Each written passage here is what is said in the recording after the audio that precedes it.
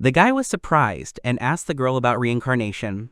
She replied that his cause of death was very pitiful. He was told that his new life would be determined by a machine. However, he did not see anything good in this situation. The hero asked the goddess how he died because he couldn't remember. She said that such things happen. The girl said they needed to get started. The guy agreed. A golden super rare ball has appeared. It said decomposition of toxins. This skill was strong against toxins and could easily destroy any bacteria and viruses. The hero said that this was a terrible skill. The goddess told him that the world where he would be reborn would be like a fantasy world, and there would be statuses, magic, and monsters. She asked him to enjoy life to the fullest. The guy said it was too sudden. The boy lay there and thought it was a dream. It's been 5 years already. He had a headache, it wasn't good.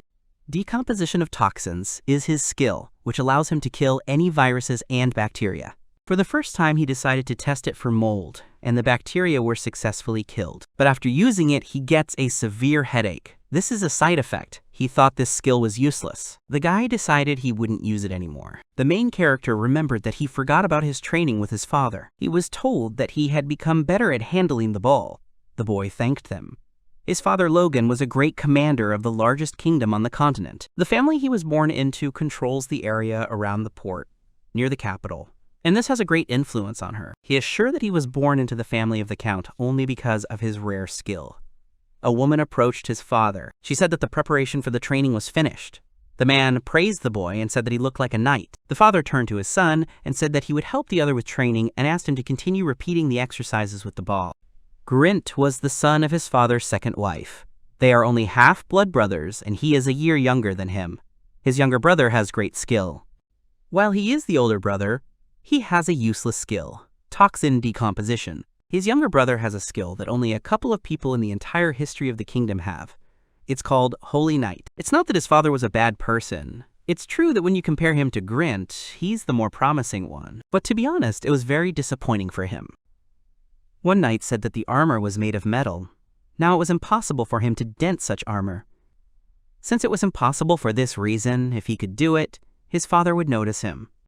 The boy couldn't understand the armor. He fell and it hurt. The knight said that he warned that it was impossible. The guy couldn't give up, just because of the difference in talent. He decided to surprise his father and mother. Therefore, the main character must try even harder than others. The man turned to the boy and said that dinner was coming soon. He was surprised by the large number of books. The boy apologized and said that he had been too busy studying. The man told him that it was commendable, because the boy not only trained every day, but also studied hard. Every butler of the estate is sure that he can easily become a scholar. Even becoming a general is no longer impossible. The protagonist thanked Dvoretsky. He said that his mother would soon be free. The boy was glad that his mother was there. He was offered to go right away. He said that he would do so. He knocked on the door. He was told to come in. The woman greeted him. Because the boy remembered his past life, she was more like an older sister to him than a mother. She said he smelled like books, and she noticed that he studied hard every day. The woman said he was a good boy. This made him very embarrassed. He said he heard that she had finished working. But because she had been working, she had a lot of things to do. She was putting away documents and wondering what to do. The guy realized that her father was not connected with her work. To deal with such a large number of documents, one must be very strong, which was expected from a girl working in a large trading company. She was very beautiful. The woman said she remembered she had something for the guy. She said he had been waiting for her for a long time and she had just arrived. He held a status card in his hands. He thanked her. She said she was glad he liked it. The guy said he didn't understand whether his status was bad or not. The woman said she heard that children his age only have 10 stamina points. He thought that his status wasn't so bad then. The guy asked her what the gift of learning meant. She replied that it was a skill that reduced his fatigue and allowed him to endure better. The woman said it proved that her son was doing everything he could to become a better person, and she knew it better than anyone. She said that she had another errand from her grandmother. She asked him how about going for a walk together, since they hadn't done that for a long time. He was surprised about the errand. The woman replied that she wanted them to buy some tea from the merchant, which they usually drink. He asked if the servants did this. The boy did not understand why his mother should do this. She assumed that his grandmother thought she had good taste. The boy began to think that it was his fault because he was not fit to be the eldest son, and because of this, his mother had to go through this. She asked if he would mind joining her and called him a great knight. He said he would go with her. They were met by a merchant. The woman said that she had come to buy tea and asked to show her several varieties. The boy saw a magic stone. The merchant said he was right and asked if he was interested in it. The boy replied that he was a little interested. Magic stones are usually located in the bodies of monsters, and their magic crystallizes in the stone. They have many uses, from using in magic rituals to creating accessories. High-quality stones can contain a huge accumulation of magic, which is harmful to the body. But this is a cheap core that is used to create tools. Nothing will happen to him even if he touches it with his bare hands. The guy thanked him. The woman asked if she could ask a question. The man answered positively. The hero thought that the stone smelled very sweet, like honey. He guessed it tasted like candy. The boy had never heard of licking magic stones. Even though he was only 5 years old in that world, he had definitely never heard of such a thing. He decided to try it once, while no one was looking. The woman asked him what had happened. The guy said nothing. He asked if he could buy the stone. The man asked if he liked it. He said he would give it as a gift, in gratitude for his patronage. The woman said she would take 3 types of tea. She suggested that the boy go for a walk. The yellow magic stone became colorless. The protagonist felt a surge of strength for some reason. The knight approached him and asked if he had decided to try to dent the armor again. He told him that the guy could twist his wrist. The boy was glad that he was not thrown back this time. However, his wooden sword was broken. The knight was surprised that the main character cut through the iron armor with a wooden sword. The boy asked his mother not to be angry. She said she couldn't accept it. His mother had a reason to be angry. Grint will be the future head of the house. He will also announce Grint's engagement to the Marquis's daughter. He believes that it is too early to announce the engagement now, when Grint is only 4 years old. The woman said she was sorry that his father cared more about the other guy than him. He said she shouldn't worry and everything was fine. To tell the truth, he was a little offended. But most of all, he is upset to see his mother so sad and lonely. For his father's recognition, he must try even harder. He still doesn't understand what happened that day. Everyone says the armor just wore out, but it was after he licked the stone that the girl said they had arrived. The estate was quite magnificent. After all, this is the estate of the kingdom's only archduke. The man turned to the woman and said they would go greet Grint's fiancée and her family, and they could wait in the lobby. She said they would do so and called the boy to come with her. His father's second wife turned to him and said that the Marquis was already tired of waiting for them. The main character's mother asked if her son had the right to be present at the meeting, and what that meant. They were told that there had been some mistake in compiling the list. Each family was only allowed to bring 1 child, and the Reinhardt family was already there with Mr. Grint. The woman said it wasn't their fault and asked to let the boy in. They told her they couldn't do that. The guy thought that it was most likely Camilla's fault. She did it so that he wouldn't get in the way. Not only they have problems because of this, but also the butler. The hero was not very interested in that meeting. The boy noticed the garden and said it was beautiful. He said it would be wonderful if they could walk in it. The man thanked him for the offer and said that he would report it to the gentleman. The woman asked if the boy was upset about the situation. He said the garden was stunning. There were so many beautiful flowers shining just like her. The boy said that he would be happier if they admired those beautiful flowers together. She said that if they were at home, she would hug him even harder. He said that she hugged him hard enough. The butler said that the Archduke had given his permission to visit the garden. The boy thanked him.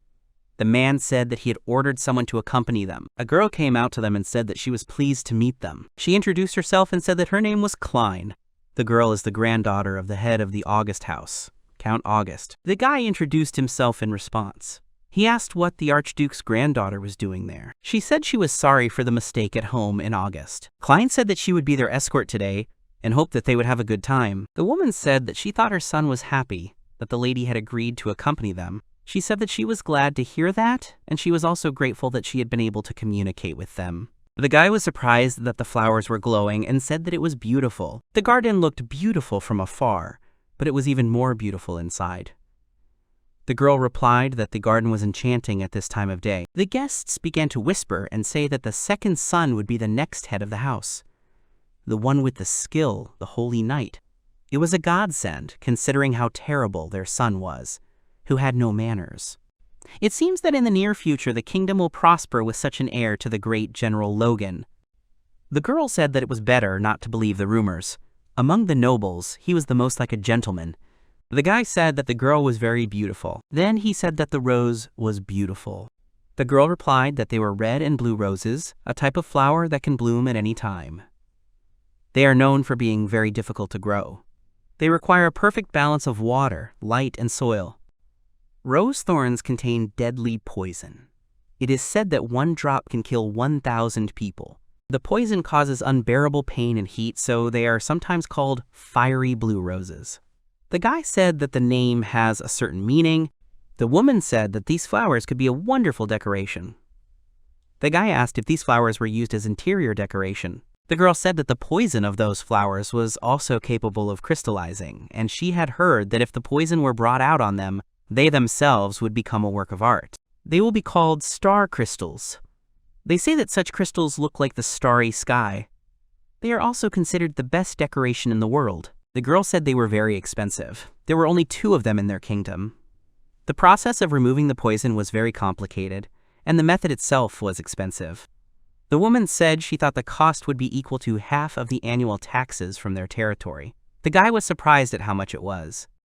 The protagonist thought about his skill, and he wanted it to have no side effect. The boy asked the lady if she would like to see that decoration. She said that it was her dream. The boy said he understood, and touched the flower. It felt like he was drinking soda. It was refreshing.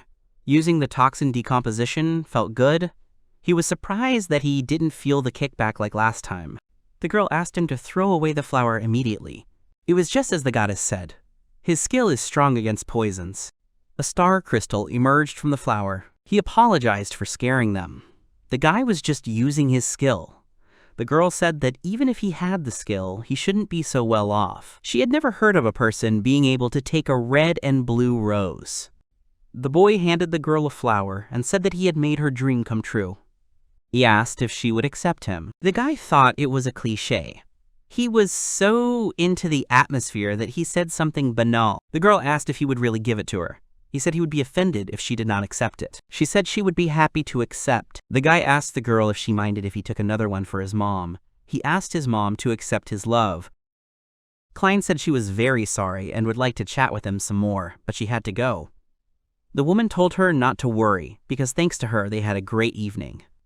The boy also thanked the girl. She said he didn't have to be formal. If he continued, he didn't have to talk to her. The guy said that his father was late, although everyone was already leaving. The woman turned to the maid and asked if she knew where her husband was.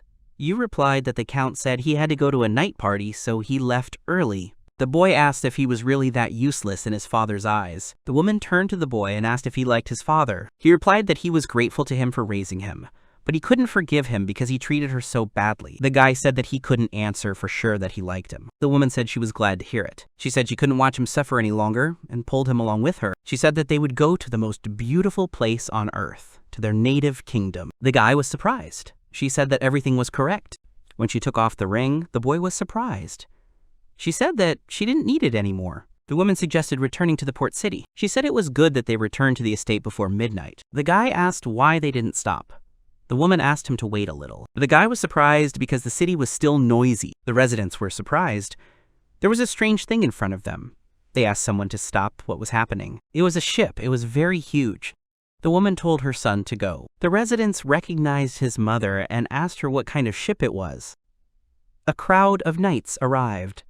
People began to say that everyone must save their lives. The boy blocked his mother. She told him that everything was fine. The girl turned to him and told him to be calm. She said it was nice to meet you, and said her name was Christina. He was surprised that they were not their enemies. He thought the girl was beautiful. The woman said they hadn't seen each other for a long time. Christina replied that the feeling was mutual, and she was glad to see her again. She rushed to them immediately after her message. Their mission is to bring Princess Olivia back home. The guy was surprised. She said that she would tell him everything when they were sailing. The woman said that they should board the ship. The man said he realized the 5-year-old had taken care of the mistake their family had made. He said that the eldest son of the Reinhard family has an extraordinary personality. The girl said that she completely agreed with her grandfather.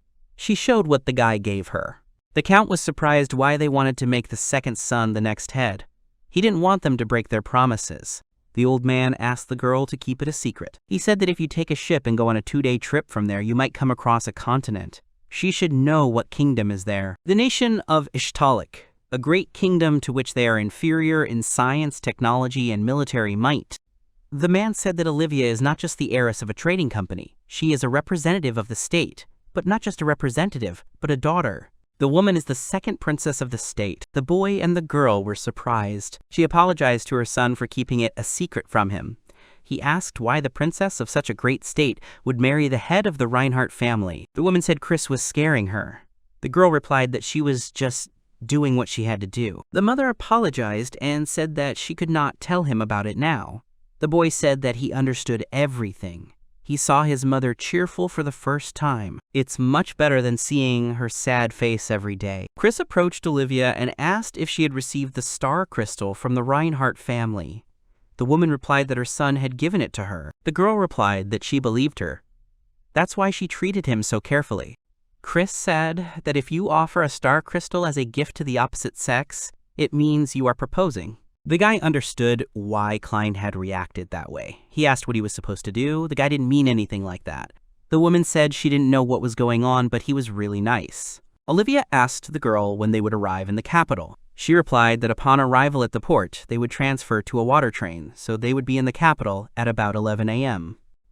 The boy was surprised that there were trains in the country. The girl replied that it was called a water train. It moved by heating water produced by water magic stones. The guy realized that the train works thanks to the steam it produces. Compared to the kingdom, Heim's development is on a completely different level. The girl said it was amazing. Since he knew how it worked, he was a great student. The boy said he just read it in a book. Olivia said he was a smart boy. The protagonist thought that he had almost revealed the knowledge that remained to him after reincarnation. Chris said that there was still some time before arriving in the country, so they should rest. There are many interesting things in the country. Not only science and technology, there were a lot of half-humans there. Ishtalika was a multicultural country, so there were both humans and other races. Chris said that they had arrived. She said that the vice captain of the Imperial Guard, Christina Wernstein, had returned. The guy thought the girl looked cool. The woman replied that she might act formal, but she was still a bit clumsy. She told the boy and Olivia to be careful and watch their step. He thought that even if she pretended that nothing happened, he still wouldn't be able to forget it. Olivia asked what the girl had told her father about her return. She replied that, in fact, due to the extreme urgency of the message, she had not had time to tell him about it. However, everyone was told to act as usual when meeting Olivia. The girl said that Marka made sure that her father did not get distracted from work. She also said that if they made noise, they would disturb the king. Olivia assumed that she was angry with her. The boy asked who they were talking about. The girl replied that it was the maid who took care of her when she was little. She may seem scary, but she is a good person and she will introduce them later. Chris said the king was in the meeting room. The guy said it would be bad if they disturbed them in the middle of the meeting. Chris offered to greet him later. Olivia went inside and told her father that she was back. The boy was surprised to see the king of the country. The aura around the king made him nervous. The man asked what was going on and why the woman was here if she had married on another continent. He turned his attention to the boy. The guy started to get very nervous. He said he was pleased to meet you. Ein introduced himself. He said he used to be a member of the Reinhardt family. The king introduced himself and said that he was his grandfather. The knight said that he and the king were looking forward to meeting him. He sweated and said his name was Lloyd. The man was the great marshal of the country. He was always ready to give his life for him. The boy said it was nice to meet you. The king said he had something on his mind. He said that apparently his hearing is not what it used to be. The woman said that she had divorced her husband and did not want to go back there. The king asked the knight to hit him in the face. He answered that he had heard everything correctly. Silverd asked her why it happened. She said she didn't think her son was happy staying there. The king said they had to postpone the meeting. They were all forbidden to talk about what happened there. He turned to Chris and asked her to call his subordinates. They had to discuss this. The man turned to the knight and said that they needed to start gathering troops. He replied that he did not need to worry and that Mr. Logan, although a veteran, was a simple knight in his eyes and he would easily defeat him. Olivia turned to her father and asked him not to worry. She said that they could not attack them because of the promise of the first king. The princess said that she couldn't imagine that they would abandon the main character just because of the skill he was born with. The woman asked if the older sister thought the same. She replied that she did, but he still wouldn't listen to her. The boy thought that the first princess was the talking cat. Olivia asked if she could explain everything to her son now. He said that she could, because they had kept their promise. The Prime Minister asked to be allowed to do this. The main reason why Olivia got married there is because the Haim have a sea crystal that their country needs. The boy asked if this crystal was a mineral residue. He was told that it could be said that way. These crystals are made from the bones of monsters that live in the sea. In their country, they use them to create magical items. The boy said that he had only seen a few of these. He was told that they were ordinary magical items. Other countries do not use sea crystals. They create items from magic stones that can damage the user's powers. But their country uses a special method of using sea crystals to control this power. With this, they can allow everyone in the country to use magic items for free. However, all the crystals around the country have already been mined, and finding them has become more and more difficult. Therefore, finding no other way out, they began to request them from other countries. The boy realized that his mother had married for the sake of the people of the country. She said that it was her duty. The man replied that in exchange for the stone they should provide protection. Mr. Ein would become the Count of the Kingdom of Haim in the future. The king said he thought it was the best solution. He wanted to get his daughter and grandson out of the way of the sea dragon. The knight turned to him and said he thought it was time for them to start looking for a new magic crystal. The woman said that there was no need for that. She said that she had already found out about possible suppliers. Even if she does as she pleases, it does not mean that she has forgotten her duties as a princess. Olivia worked with the mage and adventurer guilds to find suppliers and eventually found one. She handed the documents to the king and said that they could see more about everything she had said. It was written there about a country north of Manhwa. However, they should have checked everything by now. Sea crystals from the depths of the sea began to appear in shallow waters. The man said that a similar girl was searching, hiding her identity through an association of magicians. Her results were amazing. The boy thought that only he knew how much time and effort his mother spent on this. She played the role of the Count's wife perfectly.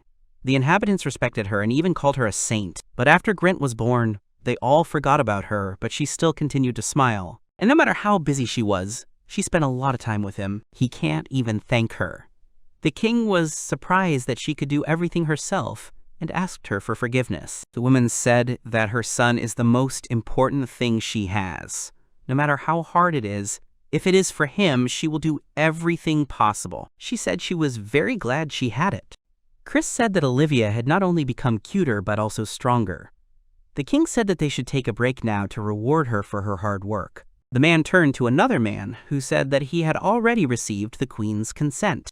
He, Warren, and Mr. Lloyd confirmed the legality of the decree. The man turned to the king. Sylvia had said that he was declaring the recognition of the protagonist as a member of the royal family. He was born into a family of a count of a kingdom much smaller than this. No matter how hard he trained, no one acknowledged him. He was even displaced from his position as heir. The king appointed him crown prince. The townspeople began to talk about rumors that Princess Olivia had returned. Her son had returned too. They thought about what kind of person the main character is. The boy fought with the knight, and he told him that he had excellent swordsmanship. He said that the main character had put a lot of effort into training. The boy thanked him. He said that he was still not worthy. Even now, his younger brother could easily defeat him, although he had only recently started training. He did everything to be accepted by his father and those around him, but in the end, he gave up and ran away to another country. The boy wondered if anyone would be able to accept such a worthless guy like him as the crown prince. The main character wanted to have a better skill. They turned to him and said that his clothes were torn. The knight asked him to stand still. He said his skill was called sewing, and asked if he thought it was absolutely not suitable for him as a soldier. The knight said that it was quite embarrassing to have such a skill, but thanks to his efforts, he was able to become a great marshal. So no matter how strong his innate skill was, without his efforts, he would not have achieved anything. With enough effort, he can become anything. If the main character continues to work on himself, he will soon understand that everything was not in vain. Kadima appeared habeni dalada habe tapi. She said that she had found a boy and asked the knight to lend him to her. The main character asked why she needed him. She replied that Olivia asked her to check it out. Chris said they got along well. The guy replied that it was easy to find a common language with the princess. Kadima asked to show him her status. She was surprised that with such a status, he was still not chosen as the heir of the family. The hero was surprised that his status had improved. He had acquired the absorption skill. Kadima said that this proves that he is Olivia's son. It is a racial skill of dryads. The guy was surprised. The girl asked if he knew about it. She said that she thought he could try to turn into a plant, like Olivia. The hero heard about it for the first time. In the royal family tree, you can find representatives of different races, and very often children are born with the genes of their distant ancestors. So until a child is born, no one can be sure of what race he or she will be. She asked if his status had increased recently. The guy said that I had been training hard, but that didn't explain such a sharp jump. The girl replied that she understood. She explained that the guy had absorbed energy from the magic stones. He asked her why she thought so. The princess replied that monsters increase their strength by eating each other's magic stones, but humans cannot use this method because it harms their bodies. But with the decomposition of toxins, this may become possible. She asked him if he had any thoughts on the matter. He replied that he had first seen the magic stones when he had gone shopping with his mother, and that it had seemed so delicious to him that he had accidentally licked it. But it was only a small stone. The boy does not think that it could affect him much. After that, he did not encounter stones. Chris said that she felt that Mr. Ein was absorbing the energy of the magic stone inside her. He said that it couldn't be. The girl replied that she was actually an elf and every half-human had a magic stone. The guy realized that he should have one too. She said she felt it when they were heading to the capital. Later, the girl realized that she was very tired and almost passed out. The guy said that at the time, he thought she was about to faint from clumsiness. He asked what was wrong with her magic stone and if she was badly hurt. He was told that she was fine, she just needed some rest. Now she had to test her theory. She took out several boxes of magic stones. The first box contains cheap stones, and the second box contains expensive stones. The guy decided to start with the cheap ones. The princess said he got it done quickly. The stones lost their color. He was given other stones. The boy wondered what they tasted like. They started asking him if he was okay. He replied that it tasted like walnut, which he doesn't like. He was told that the guy couldn't randomly absorb energy from magic stones. The girl said that she would explain everything to him now. There are two things to understand. The better the stone, the more it will raise his status. But each type of me has a limited amount of energy that he can absorb to improve his status. It wasn't as easy as he thought. The girl replied that he had already absorbed enough. The guy said that he had gained a new skill. She replied that it was because he had absorbed energy from a high-level monster stone. Chris approached him and asked if he was really feeling well. He replied that he was fine. However, when he first used the toxin decomposition, he had a severe headache. The guy was surprised that everything was fine now. The girl replied that it was because of his gift of learning. It strengthened his body and improved his immunity. His mother entered the room. She said she hadn't seen him for a long time. The princess said she hadn't found any problems. The woman called her son to come with her. They met the king, and she apologized for keeping him waiting. The man showed the main character, the royal treasury. The guy asked why they came there. His grandfather replied that as a reward for his achievement, Olivia asked him to give him something. It was the country's national treasure, a magical stone. More than 500 years ago, a demon king appeared on the continent, and Dullahan was one of his minions. With his ball, he could separate heaven and earth. He was a strong warrior dressed in black who made history. The woman said that their ancestor, one king, defeated all the monsters and founded a kingdom. He was recognized by everyone as a hero of the world. The protagonist felt that even if it sounded like a simple fairy tale, he still couldn't hold back his excitement. The king turned to the girl and asked if she could change her mind. She replied that maybe it was called a national treasure, but in fact, it was their family's treasure. The king stopped her and told her not to come closer, because the magical energy could harm her. The poison disappeared around the main character. The king realized how strong he was. The boy thought that the stone was different from the others, and he felt great power in it. He put his hand on it. Even without absorbing it, the energy flowed into him. The king was surprised by the power. He said that if the guy can't, then he should stop. The hero was surprised that he was full of strength. The girl looked at the sky and wondered when she would be able to meet Ein again. The girl said that he had acted dishonestly if he had disappeared immediately after giving the gift. The maid approached her and said that the master had asked her to check on her work.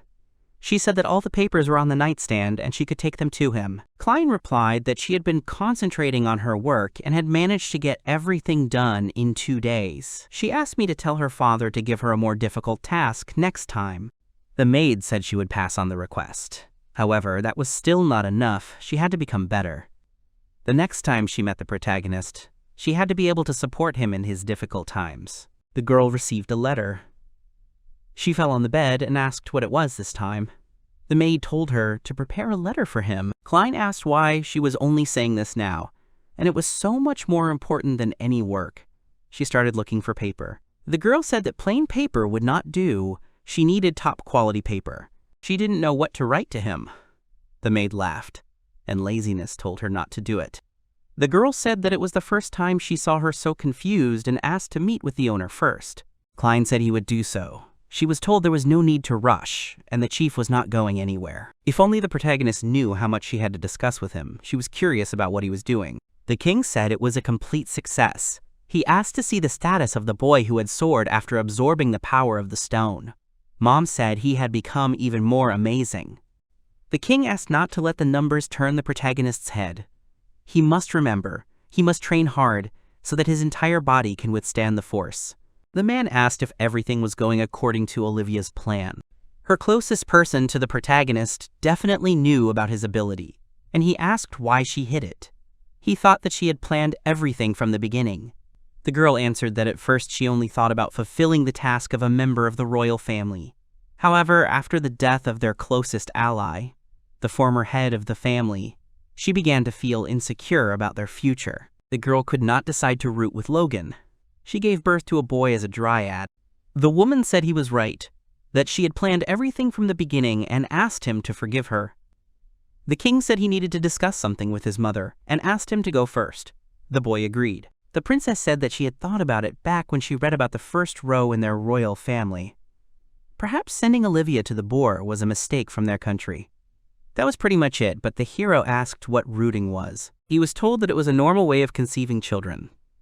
She was told that she could have said it a little differently. Unlike other times, Lidari from conception is a more serious matter. During the entire life, the Urya can only have one partner with whom she can share her life energy. This is called rooting. The guy asked if it was true. The girl asked if it was necessary to ask another man. The guy clarified that didn't his mother decide to do it then? What about him? Here one of the features from the dryads comes into play. In simple terms, a boy, son one, only Olivia, and he has no father. He was born from her branch. When the time came, she hesitated, but as a member of the royal family, she had to have a descendant. The man is sure that Olivia had a hard time making this decision.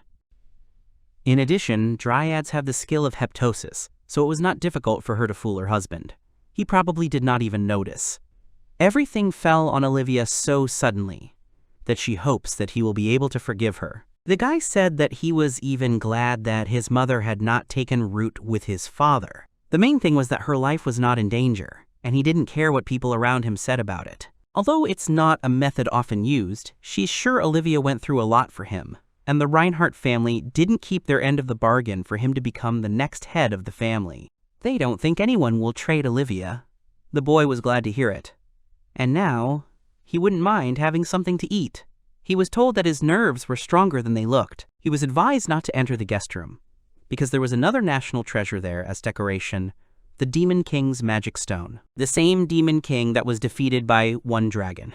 The girl said that there is a theory that when he is hungry, he can accidentally absorb the energy of the stones near him, therefore he cannot even go near there. Speaking of the first king, his mother told him that he was so strong that he was known as a hero. They answered that you in the country loved him not only for his strength, but also for his big heart. He was a truly strong man. This means that someone as strong as one king will be known in other kingdoms, such as Chayem. He was known all over the world. The boy has been thinking for a long time about how his mother sacrificed herself for him so many times, but he has not yet justified even a fraction of her efforts. He wants to show everyone, show his former family, that he is worthy. The guy knows it won't be easy. He wants to become as great a king as the first king. The man approached him and asked him to let him help with this. He would do everything he could. Fencing lessons could be left to Chris and Lloyd. He offered to teach him the rest himself. The boy asked him to take care of him. The girl said that she would then be responsible for checking his power and studying it. She asked him to show what he had received. Days passed and now it was summer. He had been in another country for 8 months already. A man approached him and said that today during training he would fight forest monsters. Unlike the soldiers in the castle, they would try to kill him, so he had to be careful. There was a forest rat in front of him. She wanted to tell him how he should defeat her. However, the guy said that he would understand better himself. This was his first fight. Sharp claws and fangs that you wouldn't want to experience on yourself. He knocked down the rat and said that he could do that. After that, he defeated a huge number of rats. The knight laughed and said that there were no monsters left in the area. The girl said that the hero could fight with several soldiers from the castle. He was told that he had an excellent result, but he should never relax. It was the power of the Dullahan, the Phantom Hand. This is the skill of the Black Knight that he learned in these 8 months. He can give up length and durability by infusing magic. This allows you to absorb energy from the stones, even if the creature is still alive. He called it the Black Chain of Doom. But the taste becomes much worse. Licking stones is much more pleasant. The man said that he can't wait for his future growth. The girl said that she is already afraid of the main character with this chain. They saw a famous shop of magic stones. All the stones in the castle were bought there. The man suggested that they go there. He asked the girl to look after him because he stood out too much. He also warned the boy that he should not lick the stones. They were met by the salesperson and welcomed into the store. The guy said he wanted to visit a magic stone shop, not a shop for people with specific preferences. The girl said it was true that the shop owner had a peculiar image, but it was the most famous magic stone shop. He had nothing to worry about, and the man was very kind. He greeted them and said that he had already thought that they had come to make fun of him. The girl apologized. She said that they had not seen each other for a long time. He asked if she was looking after the boy. She said that she was, so they should leave it at that. The man said that in that case they came for the magic stones. The boy said that they came there because they wanted to look at the magic stones. The seller said that whatever wonderful hobby the heroes had in their student years, he was sure that they would be able to become friends. He said not to be shy and to examine all the stones. Well, he asked not to touch the magical stones and sea crystals, because they could harm him. Thanks to his poison absorption training, he can only smell faint odors, despite being surrounded by magic stones. Previously, even the cheapest magic stone smelled so tempting that it gave him a headache. The boy saw a magic stone. It was called the Magic Stone of the White Wyvern, a monster whose meat is usually used to make prime steak. He asked if he was interested. The boy said yes, but he couldn't say, he just wanted to eat it. The man said that since he knew Chris, he would sell it for 30,000. The protagonist said that he had recently received some money from his grandfather. The girl replied that in that case it would be good if he spent it on something he really needed. However, she asked him to keep the fact that he is a crown principal a secret, as well as his magic of absorbing magic stones. The boy started collecting different stones. The man said that he would then wrap everything up for him and asked him to wait a little. The main character saw a stone that is known as the Cursed Gem. Rumor has it that it haunts its owners in their dreams, and that display case was made specifically to seal its power. The boy thought that he really felt some strange energy coming from him, but he thought that it was not evil. He wondered if the princess could learn more about the magic stone. The boy asked if he could sell him this magic stone along with the display case. The girl asked him to stop, and it was not too late to refuse before something bad happened. The man said it didn't look like he had subdued it. He said he would sell it and the display case for 300,000. If something happens, they'll just put it back. The girl said she realized there was nothing she could do about it. She thought the king would approve, since the merchant was the one who sealed it. The man said he would give it to them then. The boy said he would look at the other magic stones then. The seller said he thought I was the new crown, the prince, a brave man. Chris said she didn't know what he meant. He told her that if she was going to play dumb, she should try harder. The man said she had set herself up. The girl asked him to keep it a secret. He said he wouldn't tell anyone, but she's not very good at keeping secrets. The guy asked her why her eyes were red. She replied that it was just a grain of sand. They knocked on the boy's door and asked for permission to enter. He allowed it. A woman came to him and said that she had come to help him change his clothes. The guy said he didn't know how to tell her about it, but he could change his clothes himself. She said she was Olivia's personal maid, so her duties also included taking care of her son. The guy asked if she had any other important duties. She told him not to worry about it. He said he would obey. The maid said she had something to tell him. They gave him a letter. It had no information about who sent it. This letter was sent by a nobleman from Haim through another kingdom.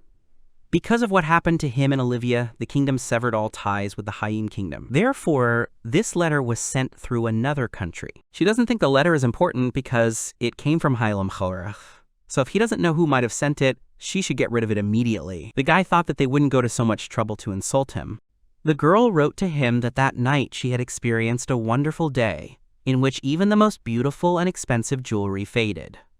The boy thought that there was only one person, besides his mother, to whom he gave a flower, and this could not be a mistake. She apologized for not being able to write her real name there. The boy realized that this meant that Klein was going to his country. The woman asked if he was going to answer her. The boy replied that yes, after all, she had treated him well. However, it must be difficult to get from her country to his. She said she thought it was possible, especially if the girl was on good terms with Olivia. The guy said he was glad to hear it. Time flew by unnoticed, and now autumn has arrived. Throughout the whole time, the wind gradually became cooler. The heroes were supported by his friends and family. The knight said that this time he would be a contender for victory. However, the guy put a sword to his throat, and he said that he admitted defeat. The boy was happy that he won. His mother told him that he tried his best, but still got scratches. He really looked cool on the battlefield. The main character thanked the knight and Chris for teaching him fencing. The girl said that she was very glad she had been watching him for a year and a half. The knight said that they are soldiers who must protect the prince, and they cannot be weaker than him. Now, before the sun sets, they must gather and run another lap around the city wall. The guy said that he won because of his ability to become stronger by absorbing magic stones, so he should not be so strict with them. He replied that one of the hero's abilities is the gift of learning, which allows the user to become stronger based on how much effort he puts into training. And it was only thanks to this skill that he was able to deal with the former decomposition of toxins. This means that Ein became stronger due to his own efforts, not skills. Based on this, he's ready at any time. So he said to start when the main character is ready. The guy was surprised,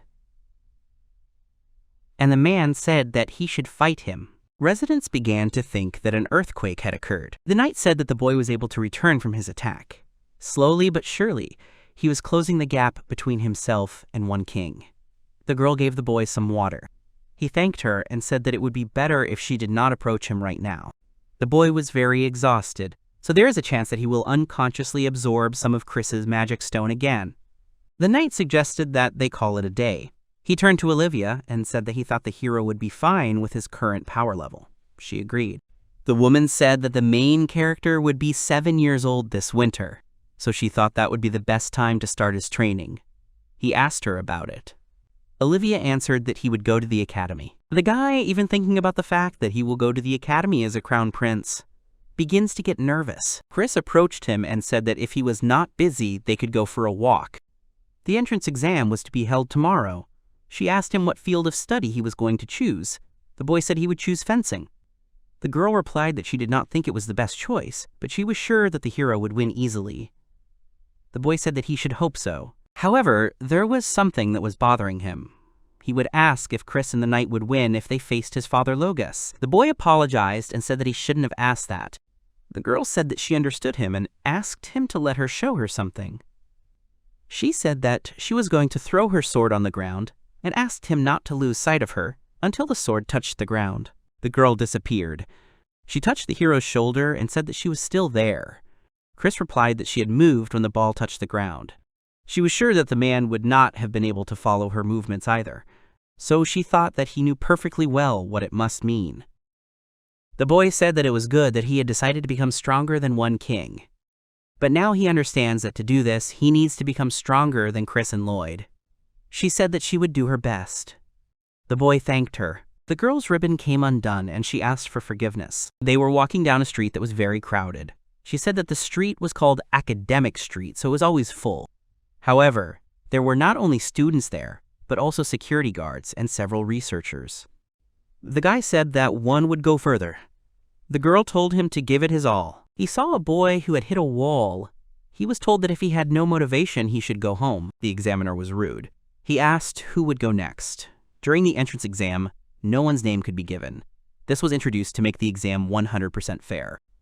During the exam, of course, you can use a sword. But no one forbids you to use martial arts. And you can also use your skills if they are not ranged attacks. However, due to the uniqueness of his skill, he is not eager to use it. The examiner told the boy to come up and try to overcome him. The guy thought about how he needed to be faster. He needed to make sure he couldn't predict his next punch. He needed to use his speed to get behind him and punch him. The examiner said that he was too conceited and did not have even a grain of the necessary technique. This man was stronger than the knights. The guy replied that it didn't mean he didn't have a chance to win. Besides, it was just an exam, and he didn't have to win. The man said that looking at his technique, he was sure that his master was just as worthless. He asked how about finishing. The guy said he wanted to continue testing. He was told that he shouldn't even think about holding back because he was an examiner. The man said that a trash like him who didn't even know how to use his powers was raised by a family of trash. He told him to come over and let him teach him a few lessons. The boy asked if it was not a magic or ranged skill he could use it. The man confirmed it. The boy thought that he could not leave it as it was. The examiner insulted everyone who taught him fencing, and even his mother. The man began to demand an explanation from the boy. The boy said that he did not remember such a rule. He said he had no idea what the skill was, but if 1 or 2 extra arms would make him stronger, then so be it. The man began to attack. The examiner easily dealt with the phantom hand. The boy began to attack again. The man answered him that it seemed he was exhausted from the charge, strengthening his hands. He asked if he thought it was okay to use his hands in his situation. The examiner wondered what was wrong with the child. This was the first time he had come face to face with such a person. The boy said he was really glad to hear that, and now they should continue. The man said there was no point in continuing the exam.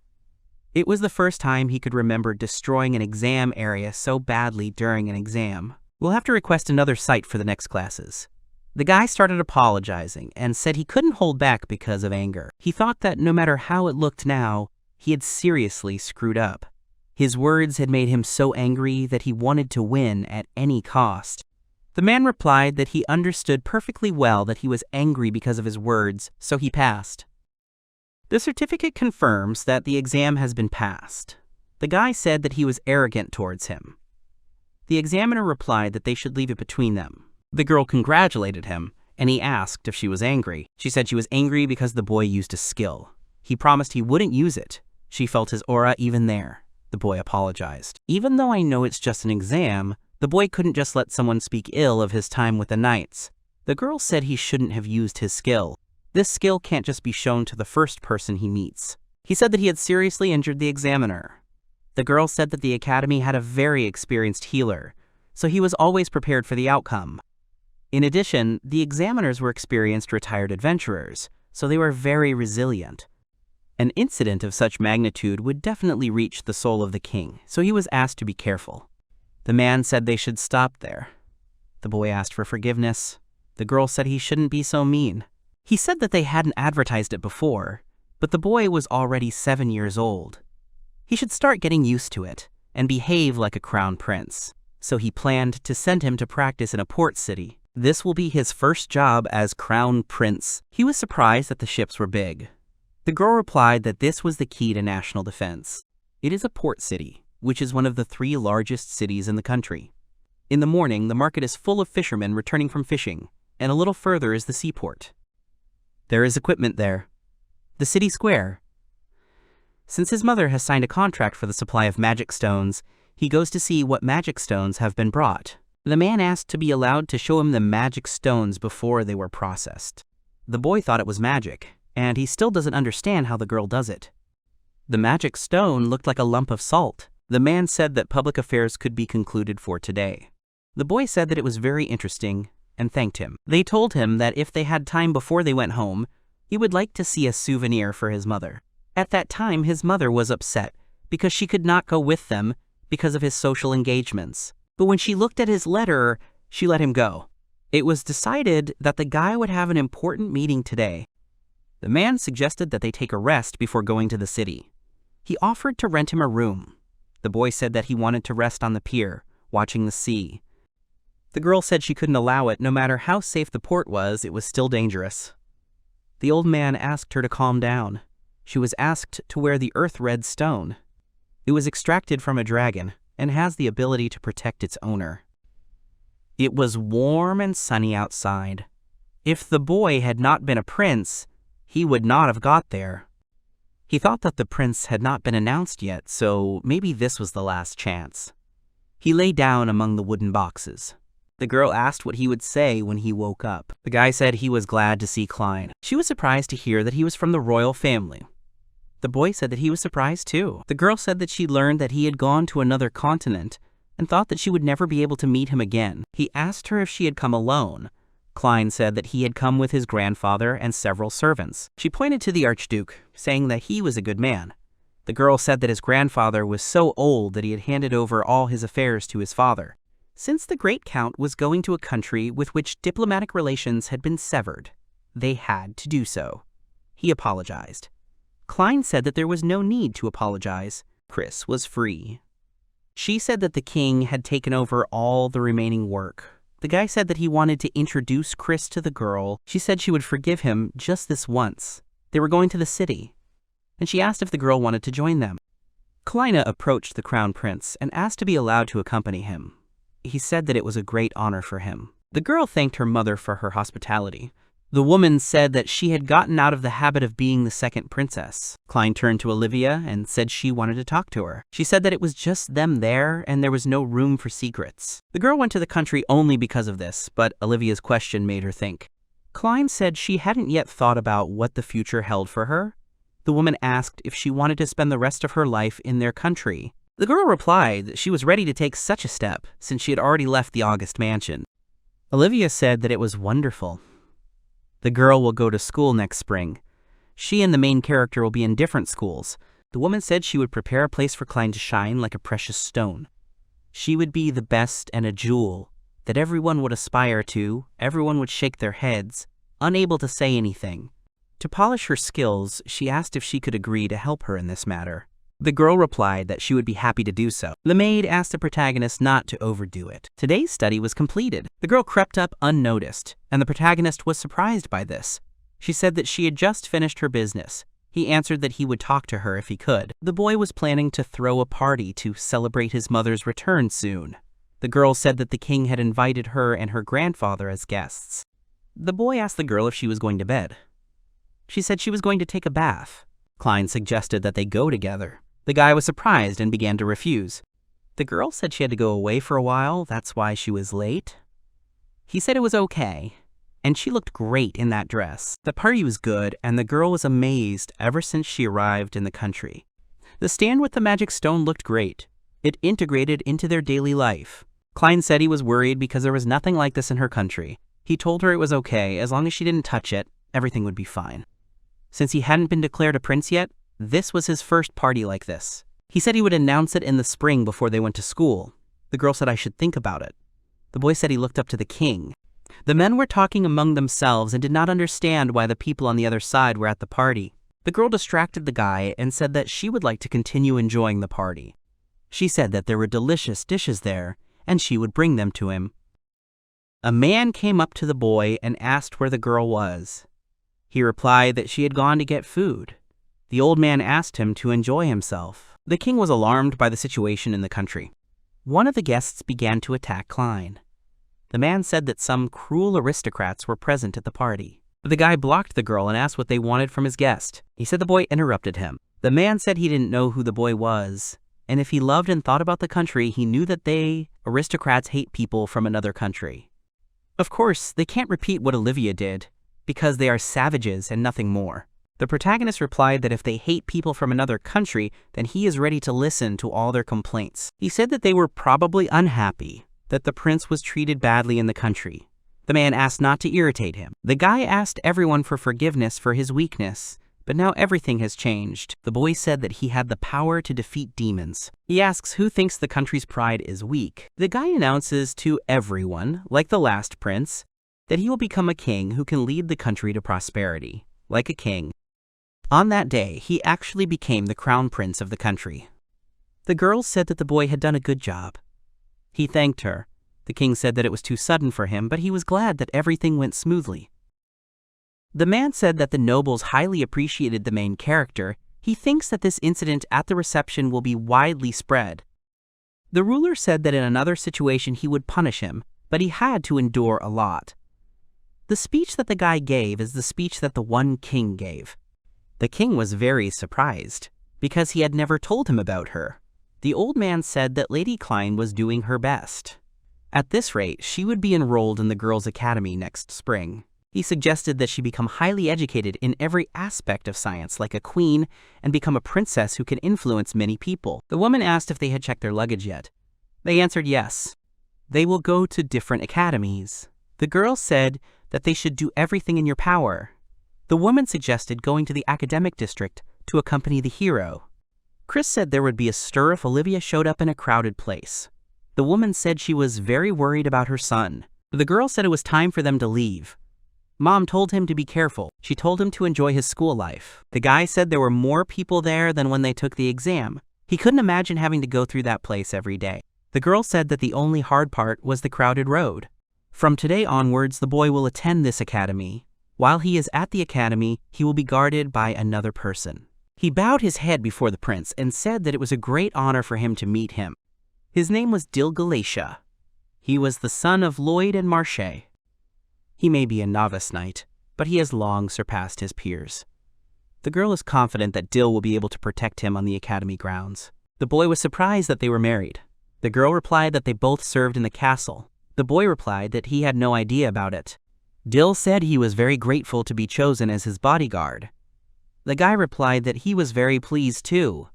The girl said that a guy should not be formal and should not be shy when communicating with Dil. The boy said that if he was always there to protect him, then he could call him by his name. The guy said he had to refuse him because he was just a bodyguard. The girl replied that she would wait for him there while he was at class. The protagonist wondered if he was really that hopeless to cause so much trouble. He asked his guard if he remembered correctly that the academy had no reception for new arrivals. He was told that the class would end at noon, so he would give him a tour after lunch. The guy said that the hero needs to go to first grade. There was a huge door in front of them. He asked why it was so different from the other classes. They told him that only the students with the best grades studied there. This is a place for those whose abilities will be used for the good of the country in the future, regardless of their origin. The guy said that in that case, he would try his best. He didn't understand how to open the door because there were no handles. Since there are very few students there, he needs to get along with everyone, otherwise everything will be lost. The professor came in and introduced himself. He said that he worked there as a magical engineer and would also be their class teacher. He was not originally supposed to be the class teacher, but since one of the teachers retired, he agreed. Since the class was special, he expected something from them. The man said that they should show the best results, and with that they can be free. He said that as long as they were producing results, they could skip classes, but they would still need to take tests every 6 months. If they needed anything, they should just ask the teachers or the academy staff. The boy asked if it was okay that they were given so much freedom. The boy said it was nice to meet you. He was taking the test to become a magical engineer. He replied that he was taking a fencing test. Werewolf was surprised by this. This examiner of the Festival test may be retired, but he has a lot of experience as an adventurer, and rumor has it that the examiner defeated him and even destroyed part of the arena itself. Dude, because it's not good, now they'll think of him as a guy who can get mad when he's not in the mood. He said they might laugh at him, but then with the examiner he gave 100%. Dil entered the room. Werewolf said that he was the son of the Grand Marshal. Dil turned to the guy and said that he had forgotten that the free education system had been introduced in the year. He offered to show him the academy. The boy turned to Roland again.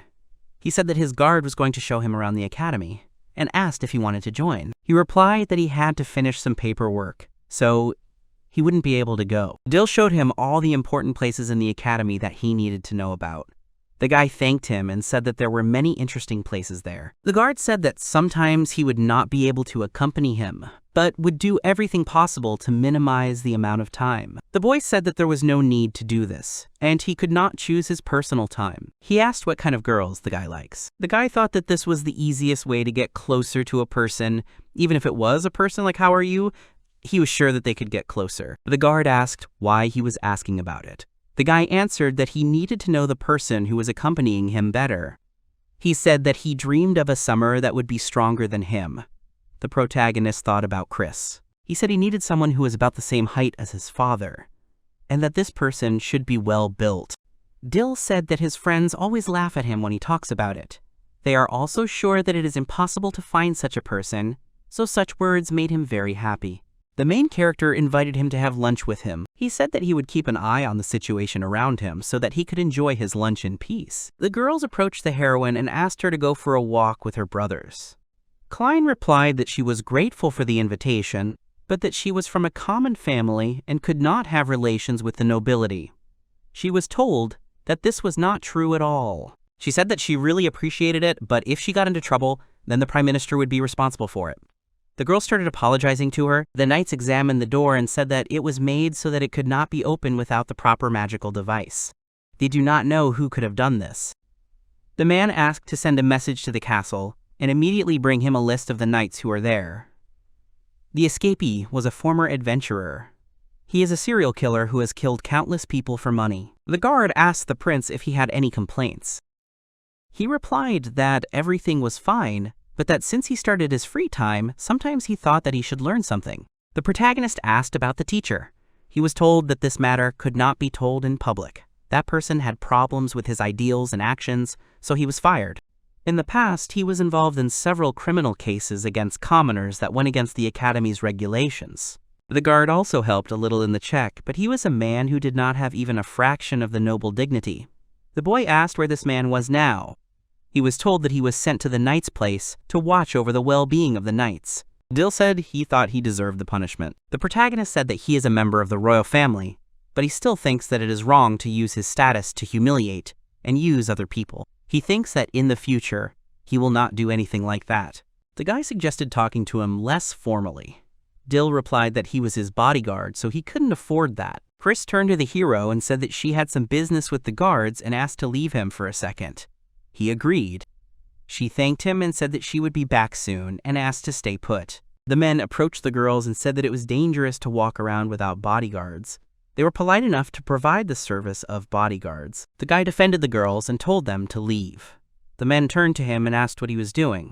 One of them decided to teach him a lesson. However, the boy dodged the attack. The men said he was wearing a Royal Academy uniform. The boy replied that he was very sorry. The protagonist defeated the men. Chris said that his actions were commendable, but he should have warned her first. She said that since he understood, then it was okay, and asked why he always created problems for her. He replied that he just couldn't stand by and watch them try to hurt her. The hero's mother said that she was very worried about his actions this time. Chris turned to the girl and asked her to scold him too. She replied that it was possible, she thought it was cool. In front of the boy was a dagger as dark as darkness. He was told that he was a crowned prince, so he should take care of his appearance. They asked him to try holding it in his hands. The boy thanked his grandmother for giving him the incredible dagger. The hero said that he got the dagger from his grandmother. The girl said that it suited him very well. The guy thanked her. They talked about the cursed magic stone that the hero bought in the store. He asked if she had found out anything about him. The princess said that she could not analyze him. The guy suggested checking the royal library. The girl replied that she had read all the books about magic stones. She said she had a very hot-tempered nephew. He was told he couldn't resort to bad action. He said he was sorry. The girl suggested trying to suck the stone. The boy asked if she had called him for this. He was told that it would be fine if he just touched it a little. If something happened, they could just seal the room completely and destroy the magic stone. The boy said that he was the one who brought the stone, so he could at least try it. The magic stone turned to him, looking for what it found. The girls were surprised by the voice. They asked to put it back in the magic stone. The princess said that he didn't need to use phantom hands and just put the stone back. The hero's body was heavy. He was told that it was because he was using phantom hands. The guy was very surprised. The girl was outraged that he had absorbed more than she had told him. He said that was not true. This generally only happens between unique stones, although even beings with magical stones inside them have a connection with other beings while they are alive. In the past, people have witnessed a surge of power that erupted when two stones were placed close to each other. The cursed magic stone that the prince bought was not just a coincidence. The princess said that Chris would get angry. The girl tried to stop her and said that the room was a little messy. She said they were making noise again. The princess asked what she had in the box. The girl said that it had a gorgeous cover and it must be worth a lot. Klein asked what kind of book it might be. This book is written by a famous elf who has dedicated his life to writing about subjects. It is written in an ancient elven problem language, and the most offensive thing is that few elves can read it. The princess does not think that Krisa lived in the capital and is unlikely to know. The man in the portrait may be a Dullahan.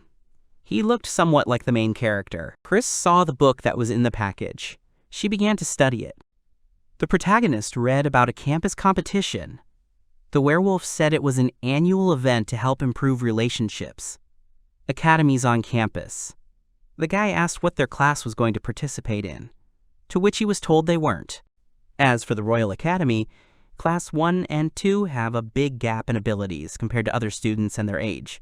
The class hour ended, and the hero decided to practice. The man asked if the protagonist had warmed up, and if he had put on his armor correctly. He said that he knew that the boy was aware of this, and although the summoned monsters were not capable of killing him, their attacks were capable of releasing a shockwave that could knock out an opponent. The man was indignant that no one should go at the red bison with bare hands. The guy said that sometimes you have to go head on. He said the training was a bit grueling. The guy said he wouldn't be able to participate in the campus competition. The girl said it looked like he would be competing in a public match against the winner of the fencing competition. The girl said that now that she thought about it, it was somewhere there. The place where she had recently been saved by the crowned prince. Chris turned to the hero. The girl was soon told that, since Kleina visited the palace quite often, could she tell them stories about the prince? She replied that the guy can be quite problematic, but he is the type of person who takes care of everyone. The girl cannot express how happy she is that she can stay with the prince. They replied that, as expected of a prince, he was indeed noble. Chris asked if he was so embarrassed that she could stop it. The guy replied that he needed to have the courage to deal with it. He approached the girl and asked her to stop. Everyone was surprised that the prince was there. The girl asked him to let her express her gratitude for saving her. The boy replied that he had not done much. The protagonist asked the girl if she was going to the castle. She said she had homework to do. There. The guy suggested she should go together. In the center of the field is a huge coliseum, over which a roar is heard. The host announces the participants. The knights fight each other. The dark-haired boy marvels at the size of the arena. He wonders if a castle could fit in there. The prince's companion bows and tells him that he must leave. The prince replies that he will cheer for his servant at the fencing competition. The prince asks Dill how he got nervous. Dill is surprised. The prince smiles and says it's obvious. The servant is ashamed. The prince says he feels better when he sees his bodyguard is agitated. When Dill asks, he says he doesn't mind being called by his first name. The bodyguard refuses, because he is just a servant. The prince says he will try to persuade the bodyguard next time, but he says his answer will not change, and leaves. The prince is surprised to see the servant so open. The girl with the sword is glad that the prince and his bodyguard are getting along. The prince is dejected that the servant does not want to call him by name. The girl offers to take the prince to his place. The boy asks if they can go to the academy first. The prince says that he forgot his grandfather's pen in the classroom. The girl says that there is still a lot of time before the performance and she can go with him. The guy refuses and leaves, promising to return soon. The prince heads for the doors. He thinks he's taken the long way to class and that the academy seems big when there's no one inside. Suddenly he becomes wary and stops. He looks towards the fountain. The prince is surprised by the strange smell, which seems to combine many different ones. He assumes that the smell comes from the cafe. Someone rustles in the bushes, attracting the prince's attention. The vampire pins the tied-up werewolf to the ground and asks if he has the day off. The vampire sighs, calling him a pain in the ass. The werewolf is scared. He says that he forgot his things in the classroom and does not understand why he is tied up. The vampire promises to let him go, and the werewolf breathes a sigh of relief. The vampire smirks. The vampire says he has changed his mind and is going to take the werewolf with him as loot from the mission. He grabs the werewolf by the neck. The vampire says he is a vampire, says he hasn't drunk blood in a long time, but now he will definitely be full. He is interested in what werewolf blood tastes like. He asks if the werewolf himself is interested in this. The vampire says that he can drink all the blood of the werewolf and kill him with it. He continues to hold the tied-up werewolf and starts laughing loudly. The prince enters and asks if the vampire is the reason for the atmosphere at the academy. He turns to the vampire, frowns, and asks menacingly what he is doing to his friend. The man frowns, still squeezing the werewolf's neck, and asks what happened to the guys outside. The prince replies that they tried to attack him, and he knocked them out. He demands that his friend be released immediately. The vampire is surprised that his minions were knocked out by a child. He sighs, still holding the werewolf by the neck, and says that he does not like trouble. The vampire is furious. His eyes are wide with anger. He clenches his clawed hand. He screams that the prince is causing him problems, and it really pisses him off. The prince frowns and says there will be no problem if the vampire surrenders. The man asks if the prince thinks he is an and says he will not return to prison. The prince grips the hilt of the dagger. The prince jumps up and shouts that he will catch the vampire himself in that case. The prince wounds the vampire, who releases the werewolf from his hands. The prince catches his frightened friend. The vampire lands on the pedestal, exhales, and says that the prince is fast. The prince looks at him. The prince frowns and asks the vampire what exactly he was planning to do at the academy. The werewolf lies tied up on the floor, breathing in fear. The man replies that he was hired by a noble gentleman and given a task. When the prince asks about the gentleman, the vampire replies that it is time for him to leave. The vampire screams that it will be bad if he gets caught after all this. He throws his bandaged hand up. A spherical object appears in his hand. The vampire throws a bomb. Smoke fills the room. The vampire says that he used to be a traveler and learned not to care who his opponent is. The vampire kicks the prince hard in the stomach. He doesn't care that his opponent is just a child. The prince cringes in pain. The prince jumps aside. The vampire is completely surrounded by a smokescreen. The prince says that he is used to fighting, he can't see anything, and he will simply lose if this is not stopped. The boy remembers the girl's words about not showing off his power thoughtlessly. The prince mentally agrees that it could be dangerous, but the vampire hurt his friend. The vampire rushes at the prince with a sword, promising to cut off his head and drink his blood. Suddenly he gets hit in the face and is surprised. A long black phantom arm emerges from the enraged prince's back. The prince strikes again, shattering the wall into pieces. The wall collapses, the debris falls to the floor. The hall is covered in dust. The vampire, who jumped far away from the prince, looks at him in amazement. The prince frowns and approaches the vampire, saying that he did terrible things to Ronaldo, and now the prince must catch him. The vampire says that there is no need to be overconfident, just because the prince was able to hit him. The vampire grabs a huge boulder and throws it at the prince. The man, sarcastically, asks if it is okay to talk so rudely to adults. The prince repels the attack, smashing the stone into pieces. The boulder shatters into pieces. Suddenly, a vampire appears and screams that he does not need the prince's blood. The vampire is furious and about to kill the prince. Suddenly, something stops the man. A second phantom hand grabs the vampire's hand holding the sword. The vampire is surprised. Phantom hands deal the vampire many strong blows. The man screams in pain. The vampire asks himself in confusion, surprised by the boy's strength. He says that everything is problematic.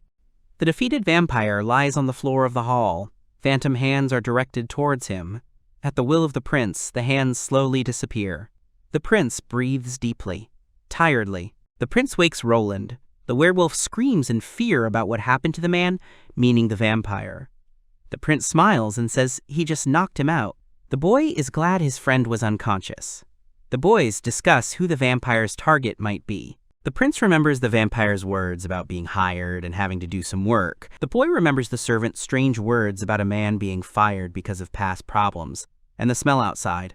He begins to guess. The prince asks the werewolf to get out and bring a girl named Chris to the cafe. Roland doesn't understand anything he calls the prince, but the boy is already running away. The prince runs to the river.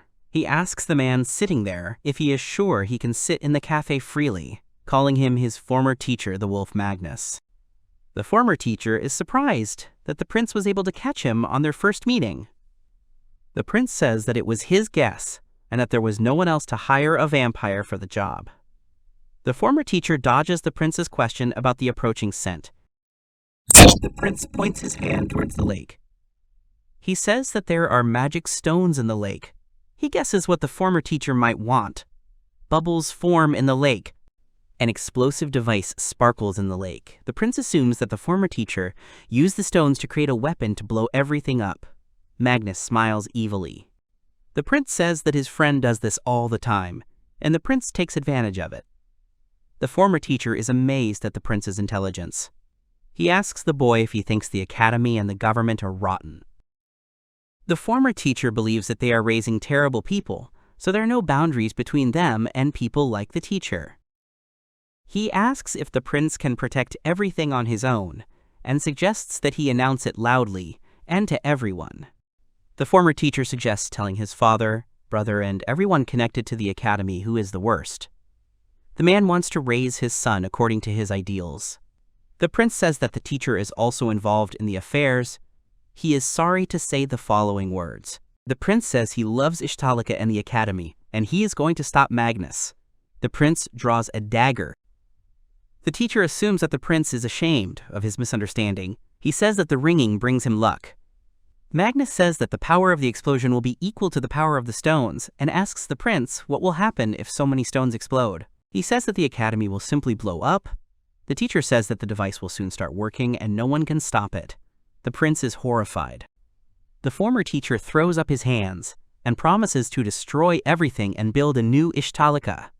He shouts that this will be a historic moment. The prince realizes that Magnus is planning a coup, and that the explosion must be prevented to save the townspeople.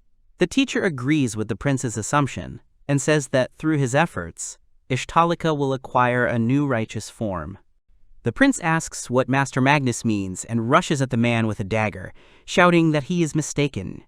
The former teacher smiles madly, dodges the blow, and throws small balls. There are multiple explosions. The prince covers his face and jumps back.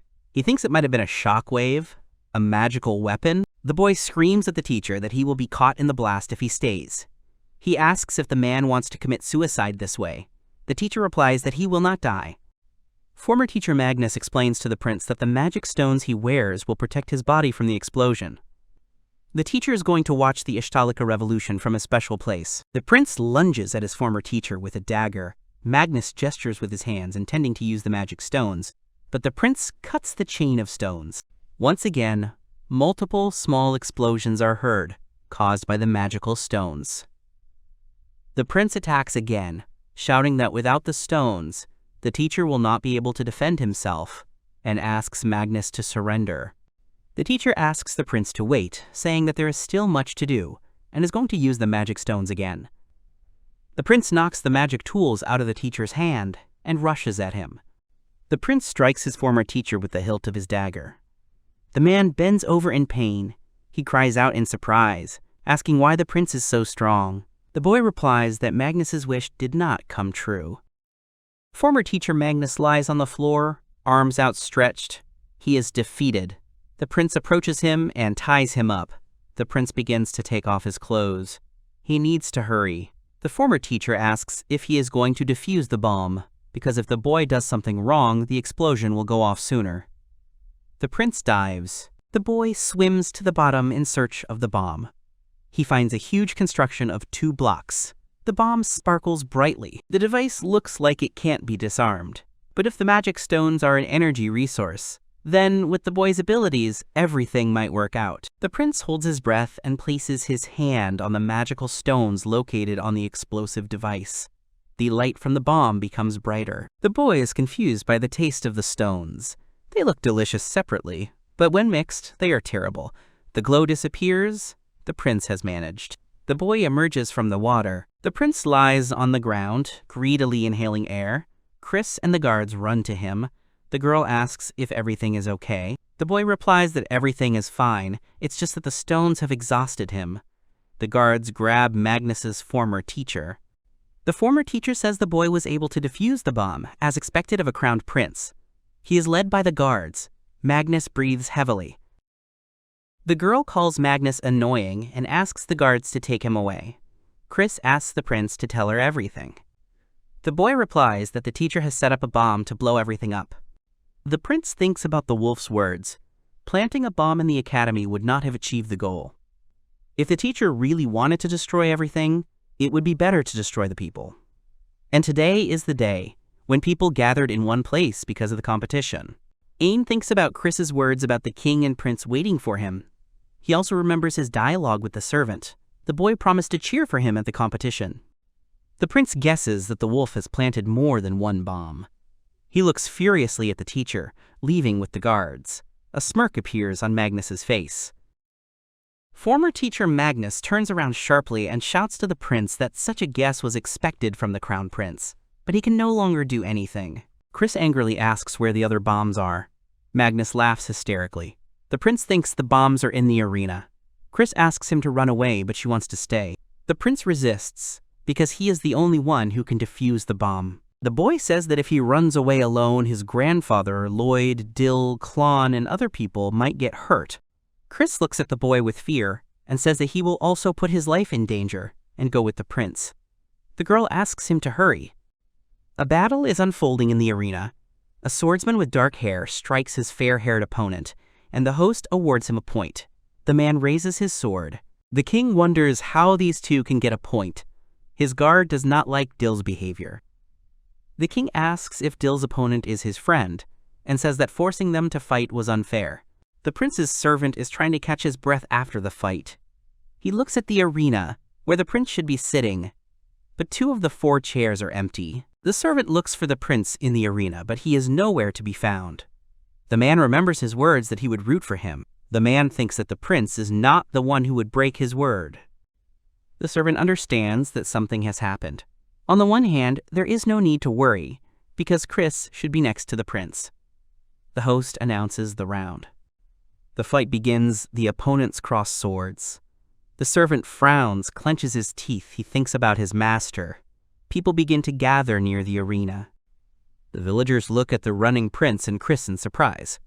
There are too many people at the main gate. They need to move to the back. The prince doesn't know where they are. The boy asks about the back gate. Chris explains that the gate is no longer used because the station was built. There is a park by the gate and a bronze statue of the first king. Hearing this, the prince knows that this is the right place. The prince smells a strong odor and tells the girl that it comes from the bushes behind the bronze statue. There is an explosive device with huge stones. The bomb glows brightly. The prince covers his face with his hand. The bomb is about to explode. This is very bad. The explosion must not be allowed, not now. Chris strikes. Whirlwinds, rocks, and leaves fly around. The prince is thrown forward. The girl screams at the boy to do it. The boy rushes furiously towards the glowing giant stones.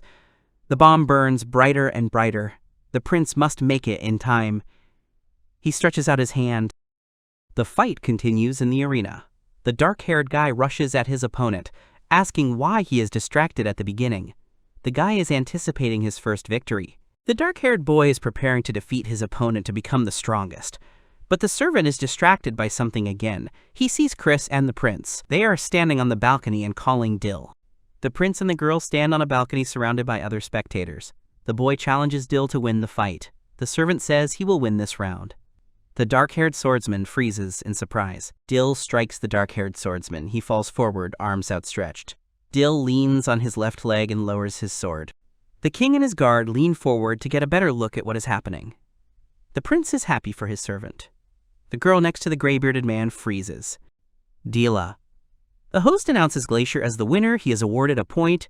The audience rejoices. Loud applause is heard. The king and the man with the long beard smile. The girl sitting next to them claps for the winner. The servant and the prince walk towards each other. Dill is worried about the prince's appearance. Because he is covered in bruises, his clothes are wrinkled. The boy smiles. The river is surrounded by mountains. A long black shadow floats in the water. Inistalik, Geestmlek, the palace, the roads, the houses of the residents are covered with snow. The light is on in the store. Some clothes are hanging on hangers, others are neatly folded. The prince and two girls go shopping. As a reward for the events that happened with the wolf Magnus, the grandfather allowed the boy to leave. The boy and his companions are walking along the pavement. The prince is smiling contentedly, and the girl is looking at the winter city, walking alongside him. The prince is surprised by the amount of clothes he bought. Chris says that all the clothes suit him, but the boy is confused by the price. Ain is the crown prince. It is strange for him to wear cheap clothes. The boy shudders from the cold. The girls are worried that the prince is cold. The wind is quite strong. The girl in the dress asks if he has a scarf, and the boy replies that it would be nice to have one. Chris makes a note. The boys discuss how beautiful their town's harbor is, which is shaped like a crescent. Chris notices many reefs towards the open sea. Chris explains that when the country was found, the continent reached the reefs in the open sea, and the shape of the harbor was caused by monsters attacking. Ain and the girl look at Chris in fear. One must have a huge rank to do this. But only one monster that has a large size and the power to control the waves, the Sea King, could do this. Thunder and lightning surround the body of the giant sea dragon. The monster bares its teeth. The prince and the girl in the dress swallow nervously. The sea dragon is so huge that it was able to change the shape of the continent. Tens of thousands of people became its victims. This monster is second only to the demon lord in terms of the number of victims. The girl asks if the dragon was suppressed. Chris replies that it was, but once every 100 or 200 years it reappears. Chris looks into the distance and says that it would not be surprising if the sea monster appeared again in the near future. The girl clenches her fist in fear. Chris tries to calm the boys down, saying that they will be able to protect them, because research and technical capabilities have grown significantly since then. Chris apologizes for such a scary story, but the guys answer that it was important and nothing terrible happened. The prince asks where they would like to go, and the girl answers that she would go to the store. The girl winks at Chris, saying that she is also looking for something. Chris shyly replies that she is, and the boys go to the store. There are many pieces of jewelry on the shop windows, and new shoes are sparkling. The girl sighs in admiration. The prince's grandmother loves the shop. It has a wonderful atmosphere. The girls are going to look at the second floor. The prince stays on the first.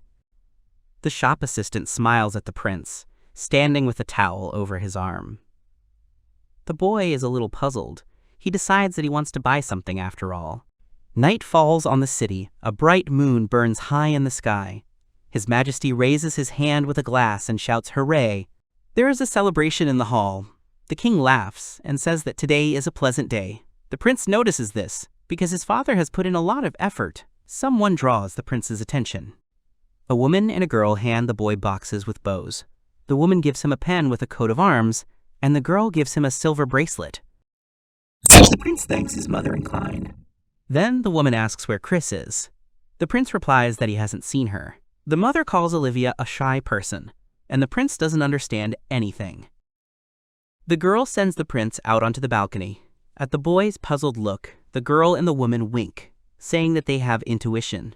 Ain goes out onto the balcony. It's snowing outside. Unexpectedly, Chris appears on the balcony.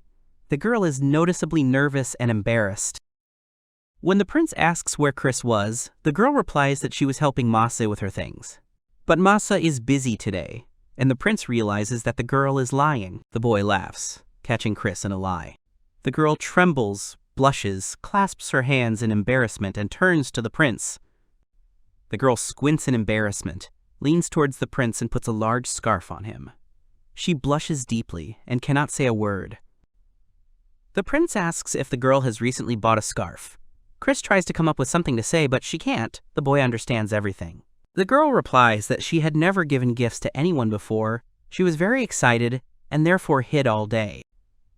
The boy laughs and says he was thinking the same thing. The girl asks him not to laugh as the boy hands her the necklace he bought in that store. The boy thanks the girl for taking care of him. He bought more jewelry for his mother and Klein, but he gave it to Chris first. The girl tries to refuse, but the prince insists that it is a gift from a crowned person, and it cannot be rejected. The girl agrees, and the boy promises to wear the scarf every day. Chris calls him dishonest, and the boy replies that he can't do otherwise around Chris.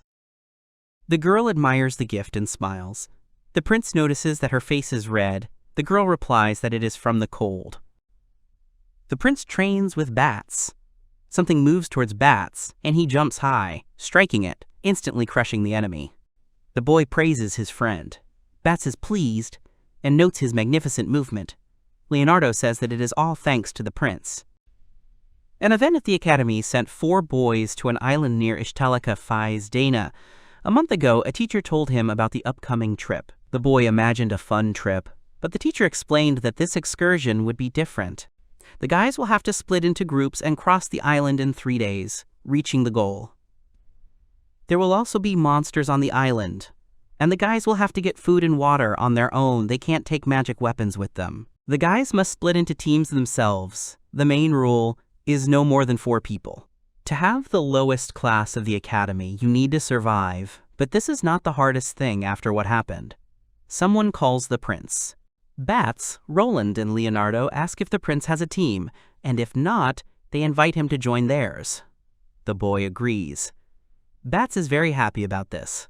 The boys are walking through the forest. Bats is sure that the professor was just scaring them, and for such a strong group as theirs, no problems are scary. Dill asks the boy not to let his guard down, because monsters are not the only threat in the forest. Leonardo is worried about the kind-hearted reaction of their escort. Leonardo notes that it is late and that they need to set up camp. The prince does not object. Leonardo raises his right hand to the side and makes a triangular gesture. The prince notes his friend's excellent barrier-making skills. The boys are going to use the rabbit they caught as food, but they couldn't find clean water. All the springs were dirty. Roland suggests purifying the water with magical tools.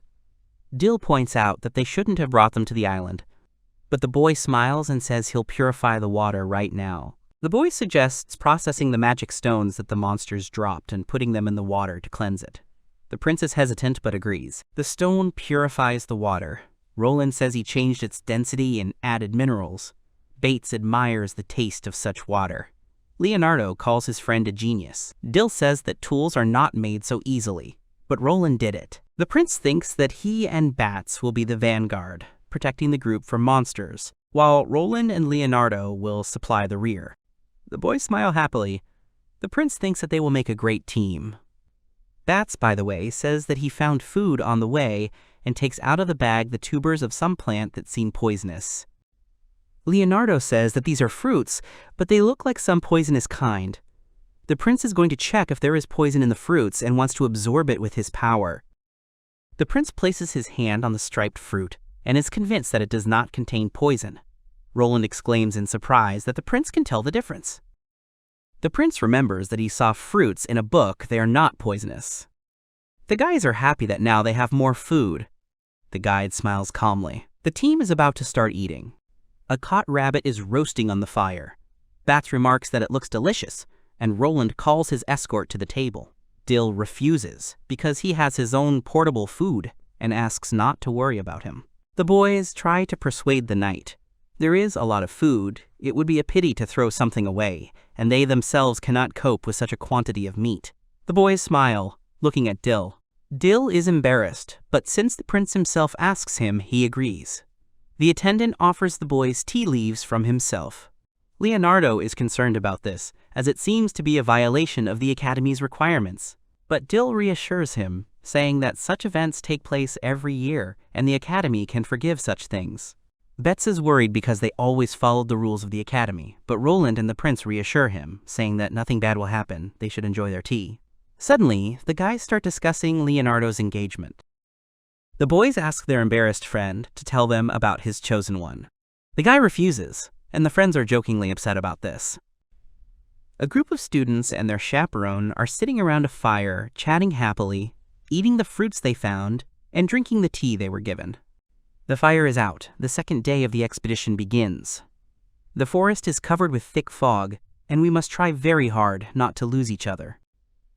The 4 students walk deeper into the forest. Roland feels as if the fog has only grown thicker. Leonardo notices that he can't even see his own feet. Bats asks the dog boy if he has any tools to clear the fog. He replies that he doesn't have the ingredients and that his friends probably have trained a lot for situations like this. Suddenly the dog boy stumbles and starts to fall down. His friend's hand catches him in time. Roland hangs over a deep abyss. The prince manages to pull his friend out.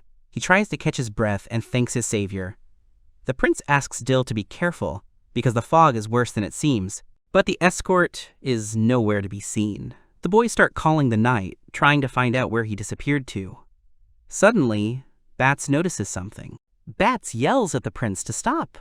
The boy suddenly understands something. The boys take out their swords. Bats worries, because they could be late. The boys ask Roland and Leonardo does not leave them. A loud roar comes from the fog. Bats screams in fear at the monster in the fog. Monsters that look like huge, creepy butterflies fly out of the fog. These monsters definitely shouldn't be on the island. Dogboy and Leonardo are scared. Bats and the prince put their swords forward, ready to defend themselves and their friends. The trip takes a new turn. The boys look at a flock of huge butterfly monsters. They flap their wings very quickly, their eyes sparkling brightly in the fog. These are crow butterflies. They are no more dangerous than the red bison that Dill has already fought, but there are many of them, and that is their advantage. Roland is scared. The prince is going to use illusionary move if the monsters get close, but it's not time yet. Bats warns his friend to beware of the monster's tail, which they use to paralyze their victims and lay eggs. He and the prince prepare to flee, covering their friends. The friends manage to escape the chase. They try to catch their breath. Bats says that it is dangerous to shout in such a situation. The prince replies that he was worried about Dill. The boys decide that Dill is fine, because he is the strongest student at the academy. They understand that there should not be monsters on the island. They also assume that Christina is somewhere on the island, but the prince replies that the girl left with his mother. The boys need to continue their journey, because the fog is the territory of monsters, and the boys risk being discovered. They are already halfway there. An adult should appear soon. The prince wants to improve his skills in the 2 remaining days and suggests setting out after a short rest. The friends do just that. They run through the forest, make their way over rocks, and the butterfly monsters follow them relentlessly. The heroes are very tired from the journey they have taken. The prince suggests stopping for a rest in a nearby cave. But Bats is confused by the gravel near the entrance. The gravel is purple and melting, which is a sign of miasma. There may be old magic or a monster in such a cave, which can be dangerous for the children. The poison of the miasma is not dangerous only for those people and monsters who are in the cave for the first time. The prince is surprised that the poison is also safe for monsters if they are in the cave for the first time. Bat's knowledge of monsters. His father constantly fights dangerous creatures and teaches Bats a lot. The boys stop to rest near a cave and set up a small camp.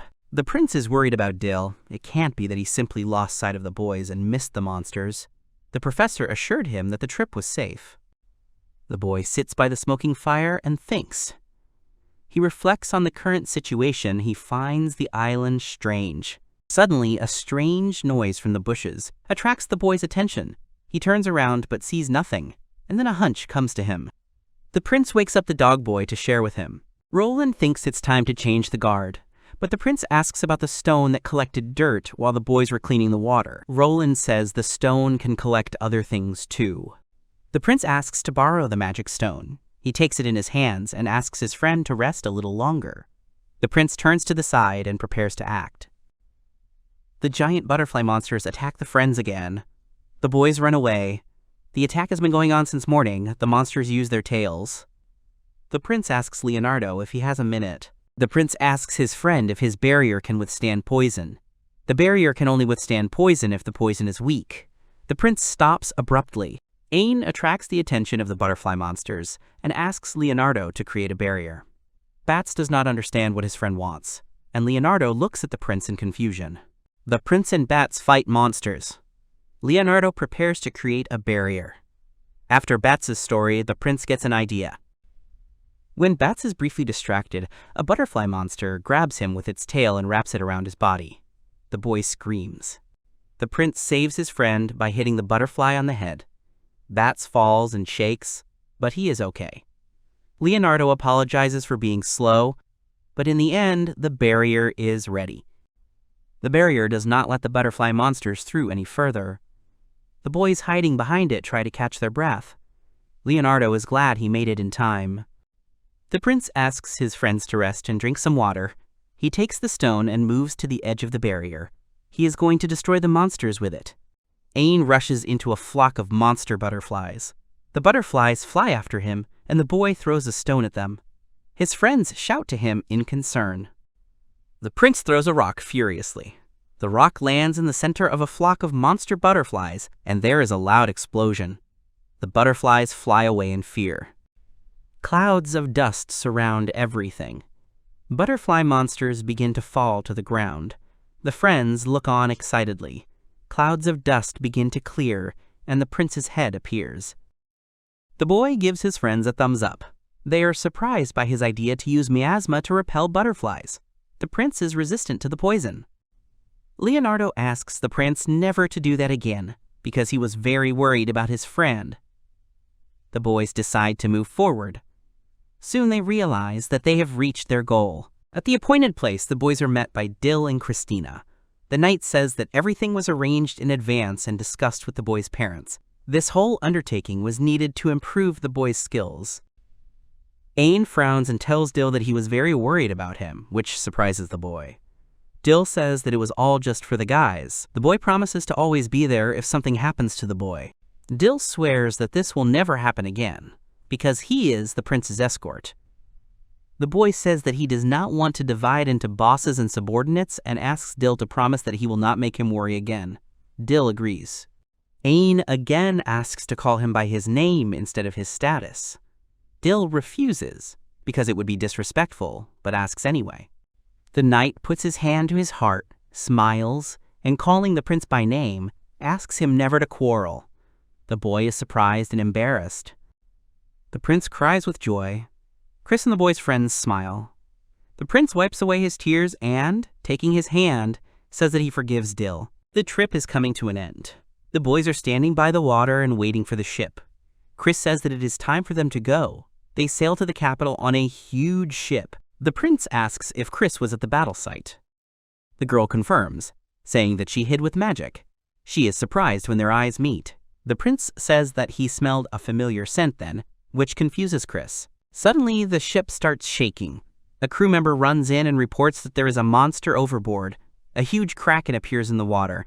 Chris orders the cannons to be loaded. The kraken gets a through blow to the head. The prince sees giant fins and a huge jaw. A large funnel appears, sucking the kraken into it. Chris is shocked. The water is seething, and a huge dragon appears from it. It holds the defeated kraken in its teeth. The dragon's body writhes. The sea dragon lets out a deafening roar. Everyone is scared. Chris hugs the prince and demands to get everyone out, while the monster is busy eating the kraken. The dragon ate the kraken. The monster was immediately reported to the capital. The dragon did not pursue the ship. The monster did not appear several months later. 6 months have passed since the appearance of the Sea King. The monster has not appeared again. The boys spent their time studying and doing official business. The boys say goodbye to the prince. Ainu is 9 years old. Chris says that Fencing and Waylon are waiting for him at the castle. The prince asks to make a short detour, but Chris refuses and asks her to forgive him. She leans over to the prince and straightens his tie, saying that it is askew. The prince is embarrassed. The girl straightens the accessory and remains pleased with her work. The boy thanks her. Guards run up to Christina, and one of them whispers something in the girl's ear. He nods and says that it's time for her to go, and the guards will see the prince out. Chris asks them not to go round and quickly runs away. The boy frowns. He doesn't understand anything. He demands answers from the girl. The guards bow to the prince. The guard explains that a monster of national disaster class has appeared and Christina is needed there. The boy begins to guess. He asks where the king is and is told that his majesty is in the great conference hall. There are a few knights in the hall, pale with fear. The boy understands that everything is serious. The prince bursts into the conference room, announcing that he has returned. The king and his advisors look at the boy. The boy asks what happened. The boy's mother is worried. The king asks not to interrupt the meeting, approaches his son, and tells him that a sea dragon has appeared in the port city of Magna. The boy is outraged. because the last time the monster appeared was 6 months ago. The protective measures should have been better. The mother starts crying. The king says that there are 2 dragons. The boy remembers the dragon attack 6 months ago. He is shocked that there are 2 such monsters. The king says that he sent Chris to the scene of the attack because she is a good commander. If no action is taken, Magna will drown. The boy shouts that Chris alone is not enough, and more forces must be sent. The king replies that most of the army has left for the place, and Lloyd and his knights have remained in the castle for protection. The boy is scared, his legs are shaking, he still remembers the attack of the sea monster. But he wants to act. He turns to his grandfather, the king. The boy remembers the moments he spent with Chris, her gifts and words. He doesn't want to lose his friend. He thinks about the girl's bright smile. The boy firmly says that he will go to Magna and fight the sea dragon. Lloyd clenches his fists. The boy's mother clutches her heart. Grandfather is furious, calls Ain a fool. The counselors present in the hall are shocked by what they hear. Lloyd tries to explain to the boy that he is the crown prince, and his body is no longer his. The boy insists on his own. He believes that in his place the first king would have done the same. The mother cannot let her son go on such a dangerous journey. The prince insistently asks to let him go with Chris to Magna. Everyone waits for the king's decision.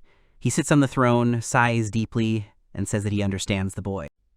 Lloyd suddenly hits the boy in the neck. His eyes close. The last thing he sees is his grandfather, who says that the boy thought they couldn't stop him. The king is embarrassed in front of the knight, but he says that it's his job. The mother snatches her son from the knight's arms and rebukes the father for using the bad action. The king orders the maid to take Olivia to her chambers and tells Lloyd to take the boy to his bedchamber. The maid takes the screaming Olivia away. Lloyd picks up the boy and carries him to the bedroom. He cannot be allowed to go on such a dangerous journey. Ain knocks on the door, calling for it to open. He is frustrated that he cannot use his phantom hands. Then the door would not be a problem. He grits his teeth, realizing that there are 2 sea dragons. Katima asks him to stop. Ketsi explains that there is a seal on the room that blocks magic. He understands the little prince's feelings, but he needs to pray for the well-being of Chris's expedition. While the prince prays for Chris to be well, a ghost appears in the room and asks him to look around the room more closely. The boy is struck by a guess. The prince remembers one of his battles. He gets up and goes to the table where the stone stands behind the glass. Ketsi screams that it is cursed. The prince regrets that he has to do this. Kadima tries to stop him, but to no avail. The prince touches the stone and phantom hands emerge from his back. Kadima is surprised that magical hands are working in the room with the seal. He says that the nature of the stone is unknown and tries to stop the prince, but he is paralyzed. The boy holding the stone is embraced by the ghost. He feels warmth and tenderness, like his mother. The ghost thanks and welcomes the prince. The prince absorbs the magic stone, which greatly shocks Kadima. The prince still feels sorry. Ketsi fears that the stone will get out of control, as it once did. The prince raises his hand, points it towards the door, and says that everything is fine. The shards fly in all directions. Kadima is very scared. Ain broke the magic seal. Kadima does not give up trying to stop the prince and gets hit on the head with a shard. He asks the prince to wait as he leaves. Ain goes out the door, where he is greeted by an unknown person. It turns out to be Klein. She asks the prince if he is leaving. He says yes. Klein asks if he will leave even if she asks him not to. The prince again agrees. The prince passes the girl by and promises to definitely return. The girl calls out to the boy, and when he turns around, she kisses him. The boy instantly and deeply blushes. The girl jumps back, and the boy holds his cheek. Klein says it is a blessing from the goddess, and wishes the boy a good trip. Klein asks the fleeing prince to return home safely. The boy runs down the corridor, but someone blocks his path. That someone turns out to be Lloyd. The man is surrounded by armed guards. He stands with his hands behind his back, looking straight at the boy. Lloyd asks where the boy is going. He says he just wants to go for a walk. There is a loud crash. The guards are scared. Lloyd looks up at the noise. The knight says he won't let the kingdom's greatest treasure go. Ain insists. Lloyd reaches for his sword. The boy lunges forward and stretches out his arms. Lloyd and the guards are unable to move. The restraining magic is strong. The knight understands that the boy has become stronger and cannot be stopped. He lets the prince go and asks him to remember the responsibility that lies on his shoulders. The boy turns and runs away. Lloyd sighs, then tenses his muscles, clenches his teeth, and growls, closing his eyes. He can move again. Lloyd tells the knights that they will be able to move when the prince is far enough away. The knight bends down. The knight admits that the prince is an exceptional man. The boy runs out into the street and wonders what to do next when he is called. Dill leads the horse and offers the boy to ride with him. He understands that he cannot stop the boy, so he tries to help him. The knight says that he serves Ishtalika, but first and foremost he is the prince's servant, and would be honored if Ain-sama were the one to fire him. They gallop forward. Dill suggests going to White Rose Station, but unless they take the water train, the journey to Magna will be long. The king has ordered that the prince not be released. And Dill suggests another option. The prince has the power to issue a royal order. This will allow the ordinary order to be rewritten. The purpose will be discussed later, but if the use is deemed incorrect, the prince will be in trouble. The boy could be banished from the kingdom. Dill does not want to use this option and asks to think of something else. The prince agrees. The prince wants to use the command option, because that's the only way they have a chance of starting the water train. Dill grits his teeth, and the boy thanks his friend for the idea. It's 5:20. The wheels start turning, the train starts moving, Dill and the prince are heading to Magna. The cannons roar loudly. The sea dragon rushes forward. The wounds do not cause him any significant damage. Chris shouts not to give up the position and says that the monster stone is in his forehead. Chris inspires the soldiers to fight. Half of the army remains, and all they have achieved is to wound the monster. The dragons must be killed. One monster emerges, and the soldiers prepare to attack. The dragon swims in the water. Suddenly, the monster emerges from the water and hangs high above the soldiers. Chris gives the order to shoot, and the cannons open fire. The shells hit the dragon in the head. The monster screams in pain. The monster is wounded in the eye, and the magic stone in its head was also hit. The sea dragon is defeated. The soldiers are happy that they were able to destroy the monster. But it is too early to relax, because there are two monsters, and they need to be ready for an attack. Suddenly the sea dragon attacks. It opens its mouth and seizes the battleship. The monster bites it in half and causes huge waves. The military ships begin to sink. Suddenly, in the middle of the sea, a strip of land appears, in the center of which lies a sea dragon. The dragon dies. The soldiers die with it. They are torn. Their Therapetes in half. Chris is amazed by the monster's abilities, and then she remembers the second dragon. Suddenly, a second dragon appears. It attacks from behind. Chris turns around. She wants to hear Ain's voice one last time. She calls the dragon to attack and activates her sword. Suddenly, a thick layer of fog covers the dragon. The girl is surprised. She does not understand where he is from. The fog clears, and the girl sees something that shocks her. Chris sees Ain and asks what he is. The boy explains that it is his skill dense fog that limits visibility. But the girl wants to know why the boy is here and asks him to return to the capital. The boy turns to Chris. The boy uses the power of the royal command, declaring that he will now fight the monster and asks for support. Chris is surprised. The boy demands that the girl obey the order, because refusal to do so is unacceptable. Chris thinks about the boy's gaze. She still resists. The prince gives Dill command of the ship, and he kneels. Suddenly, a sea dragon bursts in, and the boy screams that he is now his enemy. The sea dragon roars loudly. Numerous phantom arms grow from the prince's back. The prince points them at the monster. The hands grab the monster. The dragon attacks the ship, hitting it with its huge head. The knight on the ship groans and tries to defend himself. The boy fights the dragon. The knights try to stay on their feet. Chris says she never heard the boy plan to fight alone. The prince replies that he never said that. Phantom hands grab the dragon's jaw. The monster stopped. Chris is surprised that the prince could do this. The boy notes that the training with the red bison was not just a waste of time. A boy climbs onto the head of a sea monster using phantom hands.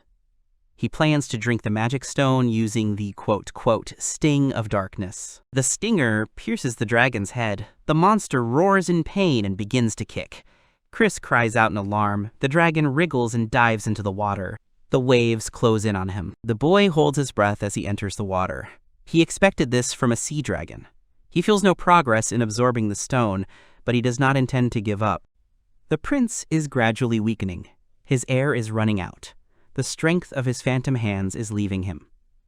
He is almost ready to give up, but he realizes that the power he needs is right in front of him, in the Dragonstone. The boy is going to turn the power of the Dragonstone he wants to absorb into his own. He absorbs more and more power. The dragon roars deafeningly. There is only a little power left to absorb.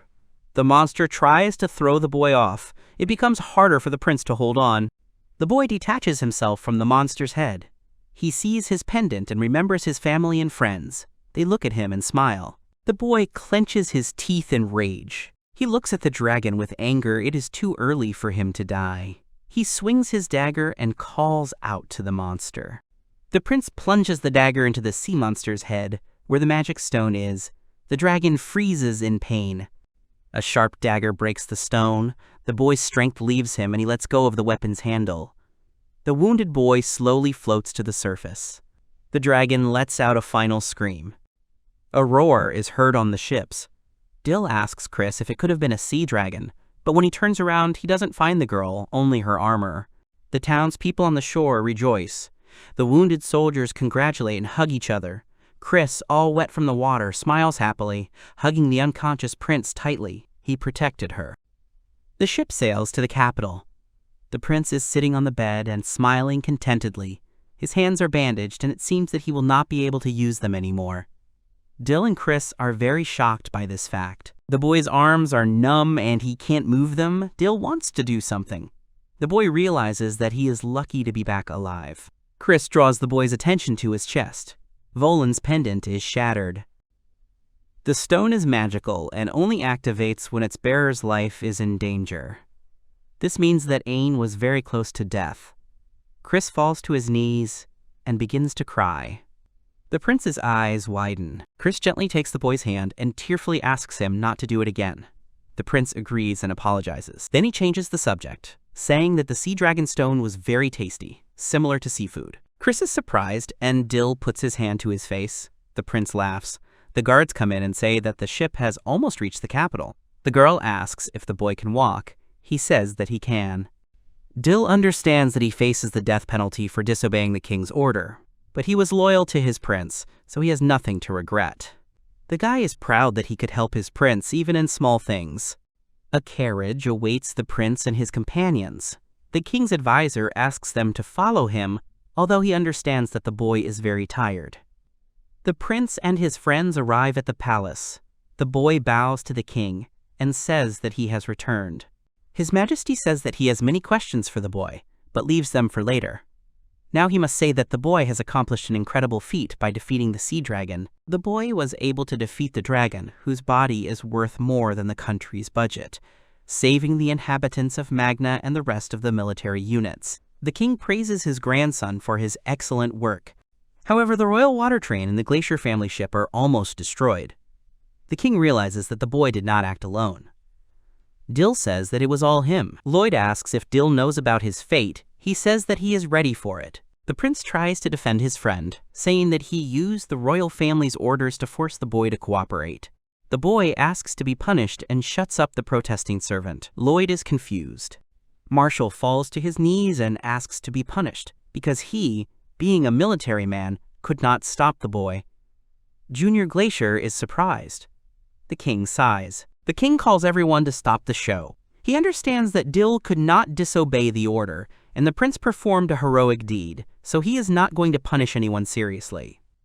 But Ain is still sentenced to house arrest for 2 months.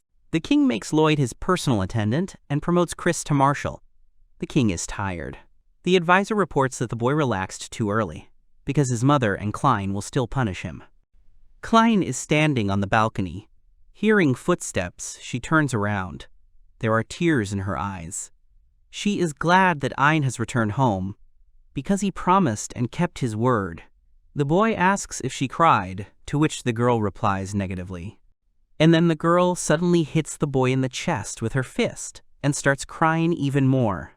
She wants him to go to Olivia immediately, because it is very important. The prince approaches the door and knocks with his phantom hand. He opens the door slightly, telling his mother that he has returned safely, but freezes on the threshold. The entire room is covered with tree trunks, stems, and flowers. The boy asks what it is, to which the mother replies that she was very worried about her son and asks not to look at him.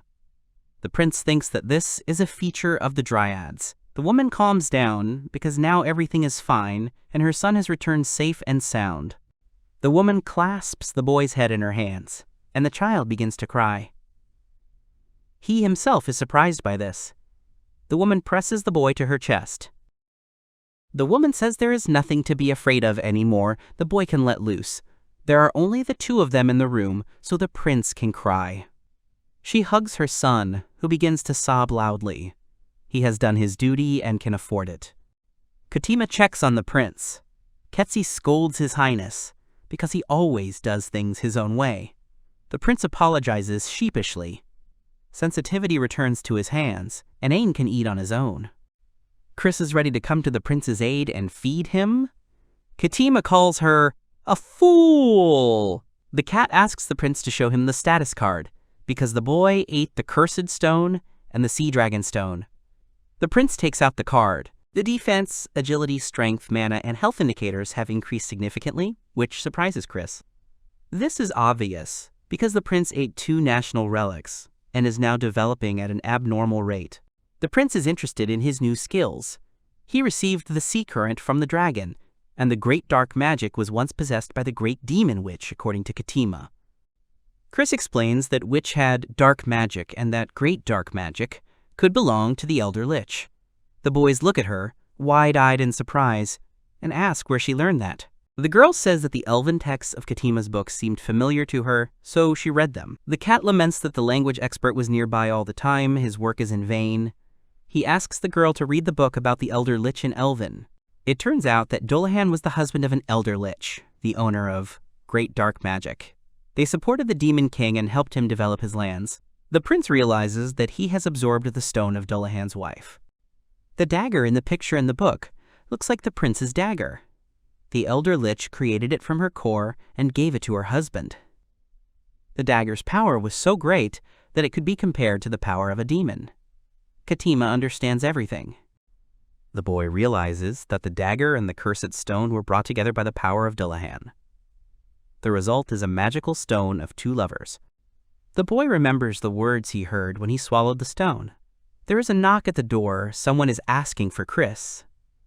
Krone enters the room and apologizes for interrupting their healing. Katima calms her down, saying that they are finished. The girl says that the boys need to go to the port with Lloyd. An envoy from the trading company has arrived there to supervise the cutting up of the dragon's carcass. An egg is found during the autopsy. The boys exclaim questioningly. The port is bustling with activity. Using special devices, body parts are being separated from the dragon. The representatives of the trading company are approached by Lloyd, the escort, Marshal Chris, and a squad of knights. The escort, marshal, and representative greet each other. The prince announces that he is here too. The merchant is not sure that what they have found are dragon eggs. He asks the military to follow him. Chris and Lloyd freeze in place. There are 2 dragon eggs. One of them begins to crack, and the marshal gives the order to take up arms. The knights raise their swords and prepare for battle. The attendant orders Chris to keep the prince away from the eggs. The girl obeys. The boy says that he knows everything. The second egg begins to crack. Instead of a shell, a small horn appears from the egg. 2 very small, cute dragons hatch from their eggs. They make a loud squeak. The marshal, the attendant, and the prince stand still in amazement. The baby dragons finally emerge from their eggs. They flounder and squeak. The prince asks if they are really going to be killed. The marshal answers in the affirmative, and the attendant takes out his sword. The dragon squeaks in his direction. The little ones tremble as Lloyd approaches. The prince disagrees. He leans toward the dragons and smiles at them. The attendant warns him to be careful. They are dragons after all. But the little ones seem happy to see him. The dragons hug the boy. He realized that since he had absorbed the magic stone, the dragons had mistaken him for their dad. The guards, Chris and Lloyd gaped. The prince asks the attendant if he can kill the dragons. He answers affirmatively. Having made sure that both Dill and even the castle guards can handle the little ones, the prince asks for time. He wants to keep the dragons for himself. The prince and Klein smile as they play with the baby dragons. Ein tries to feed the baby dragons.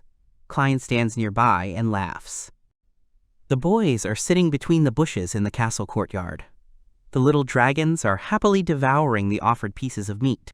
The prince is delighted that they have such a good appetite. The boy had to argue with his grandfather for a long time to get permission to keep them. The king agrees, and the prince comes up with names for them, calling his sister El and her brother Al. Klein is touched by the little dragons. Klein holds the dragons with one hand and holds out a piece of meat to them with the other. The boy looks at the girl, and when she notices, she becomes embarrassed and says that nothing happened. The girl hands the prince a magic stone, thinking that he is simply hungry from watching the dragons eat. The prince takes it and is pleased with the delicious sweet and sour stone. At night, Ein sits in the hall with his mother and grandfather. The woman combs his hair, asking about the condition of his hand. The boy assures her that everything is fine, he has already had fencing training and can comb his hair himself. The mother refuses. The woman wants to comb her son's hair herself. The king laughs, because no one can argue with Olivia. His Majesty announces that the boy's arrest will soon be over, and he will be assigned an official task. The king is going to send the prince to Euro to make a deal about sea crystals, which are needed to operate the technology. The king's visit will be big news, so he asks the crown prince. Grandfather is going to send a guard with the prince, led by Chris, Dill, and Warren as a trade representative. He is afraid that the boy will act rashly, but the prince tries to dissuade him. The woman giggles. The boy can't wait to see Euro. Katima is sitting in the office reading a book, and nearby Marshal Chris is fast asleep. Katima holds a page in his hands. He reads about a girl named Arshe. She is considered the mistress of demons and, quote, the nightmare of envy. Katima doesn't think the girl is like a heartless demon. He reads about a powerful girl and how in the end she, Dullahan, and his wife were defeated. But then two of his confidants become suspicious. Dullahan and his wife did everything to protect the people, tried to delay the battle. They were ready to face death. It is worth mentioning another close associate of the Demon Lord. It was the Red Fox. Before her appearance, the Demon Lord was not so warlike. This mysterious woman liked to transform into humans and have fun. She is believed to have provoked the Demon Lord's wrath. Ketsi remembers that someone with that name is revered in Euro. Chris suddenly wakes up and scares Katima. She apologizes, and Katima suggests that she rest at home. Ketsi asks the marshal where they are going on a business trip. The girl replies that she and Ein are going to Euro. Katima wants everything to go well. In an arena in the neutral trading city of Bardland, loud cheers are heard as spectators cheer for their favorites. The mustachioed man strikes his opponent. He raises his arms with the sword, makes a swing, but the opponent skillfully dodges. The man with the long ponytail notes that his opponent has become stronger. He notes that these words sound like mockery. Edward says that his decrepit body will have a hard time winning. Edward begins to spin his spear rapidly. It moves quickly, appearing in several places at once. The man jumps sharply and delivers a strong blow to his opponent. The mustached man starts coughing. Edward of Euro is declared the winner. He extends his hand to his opponent, and his opponent says that he always wonders how to beat him. The son of the defeated knight screams in anger as he watches the fight from the balcony. He promises his mother that he will one day avenge his father. The woman says she will wait for this. The woman tells her enraged son that he is chosen and has the power of a holy knight. His bride Shannon will help him. At night, a man runs into the castle, punches the door, and says that he has not found the girl. The man in the tailcoat asks the prince to calm down, because the report should arrive soon. The prince does not calm down. He is agitated, because he knows nothing about Kron. He asks why his interlocutor is calm, because it is about his father and daughter. The minister kneels and says that he must hold on and show strength. He remembers a conversation with his father about how it would be better for Krone to stay in Ishtalik. He is surprised that the girl became attached to the prince after one meeting. The minister remembers how Krone asked him and his father to let her go to Ain. He mentally apologizes to Prince Tiger's feelings. A guard bursts into the room and announces that they have tracked down a carriage that may contain the minister's father and daughter. The prince urges him to rejoice, because the man will soon meet his loved ones. The minister kneels again and promises to make the father and daughter thank Prince Tiger when they return. Prince Tiger laughs and says he wants to marry Crone. The minister says he will. A pleased Prince Tiger demands to see Grint, saying that he will become his personal guard. He thinks dreamily about how beautiful Crone is and how much he wants to talk to her again. Prince Ain sits on the sofa and smiles enthusiastically. The son of the knight who lost in the arena frowns. Prince Tiger sits on the throne and smiles. A giant destroyer called the White King, which was created for the personal needs of King Ishtaliki, arrives in the Duchy of Uro. The king is worried about his appearance, but the advisor reassures him. Guards line up around the gangway to the ship. The king and advisor are confused by who is leaving the ship. Ain introduces himself as the representative of the king of Ishtalika and greets King Uro. They become acquainted, and the king invites the boy and his companions to follow him to the palace. Advisor Ed looks at the prince warily.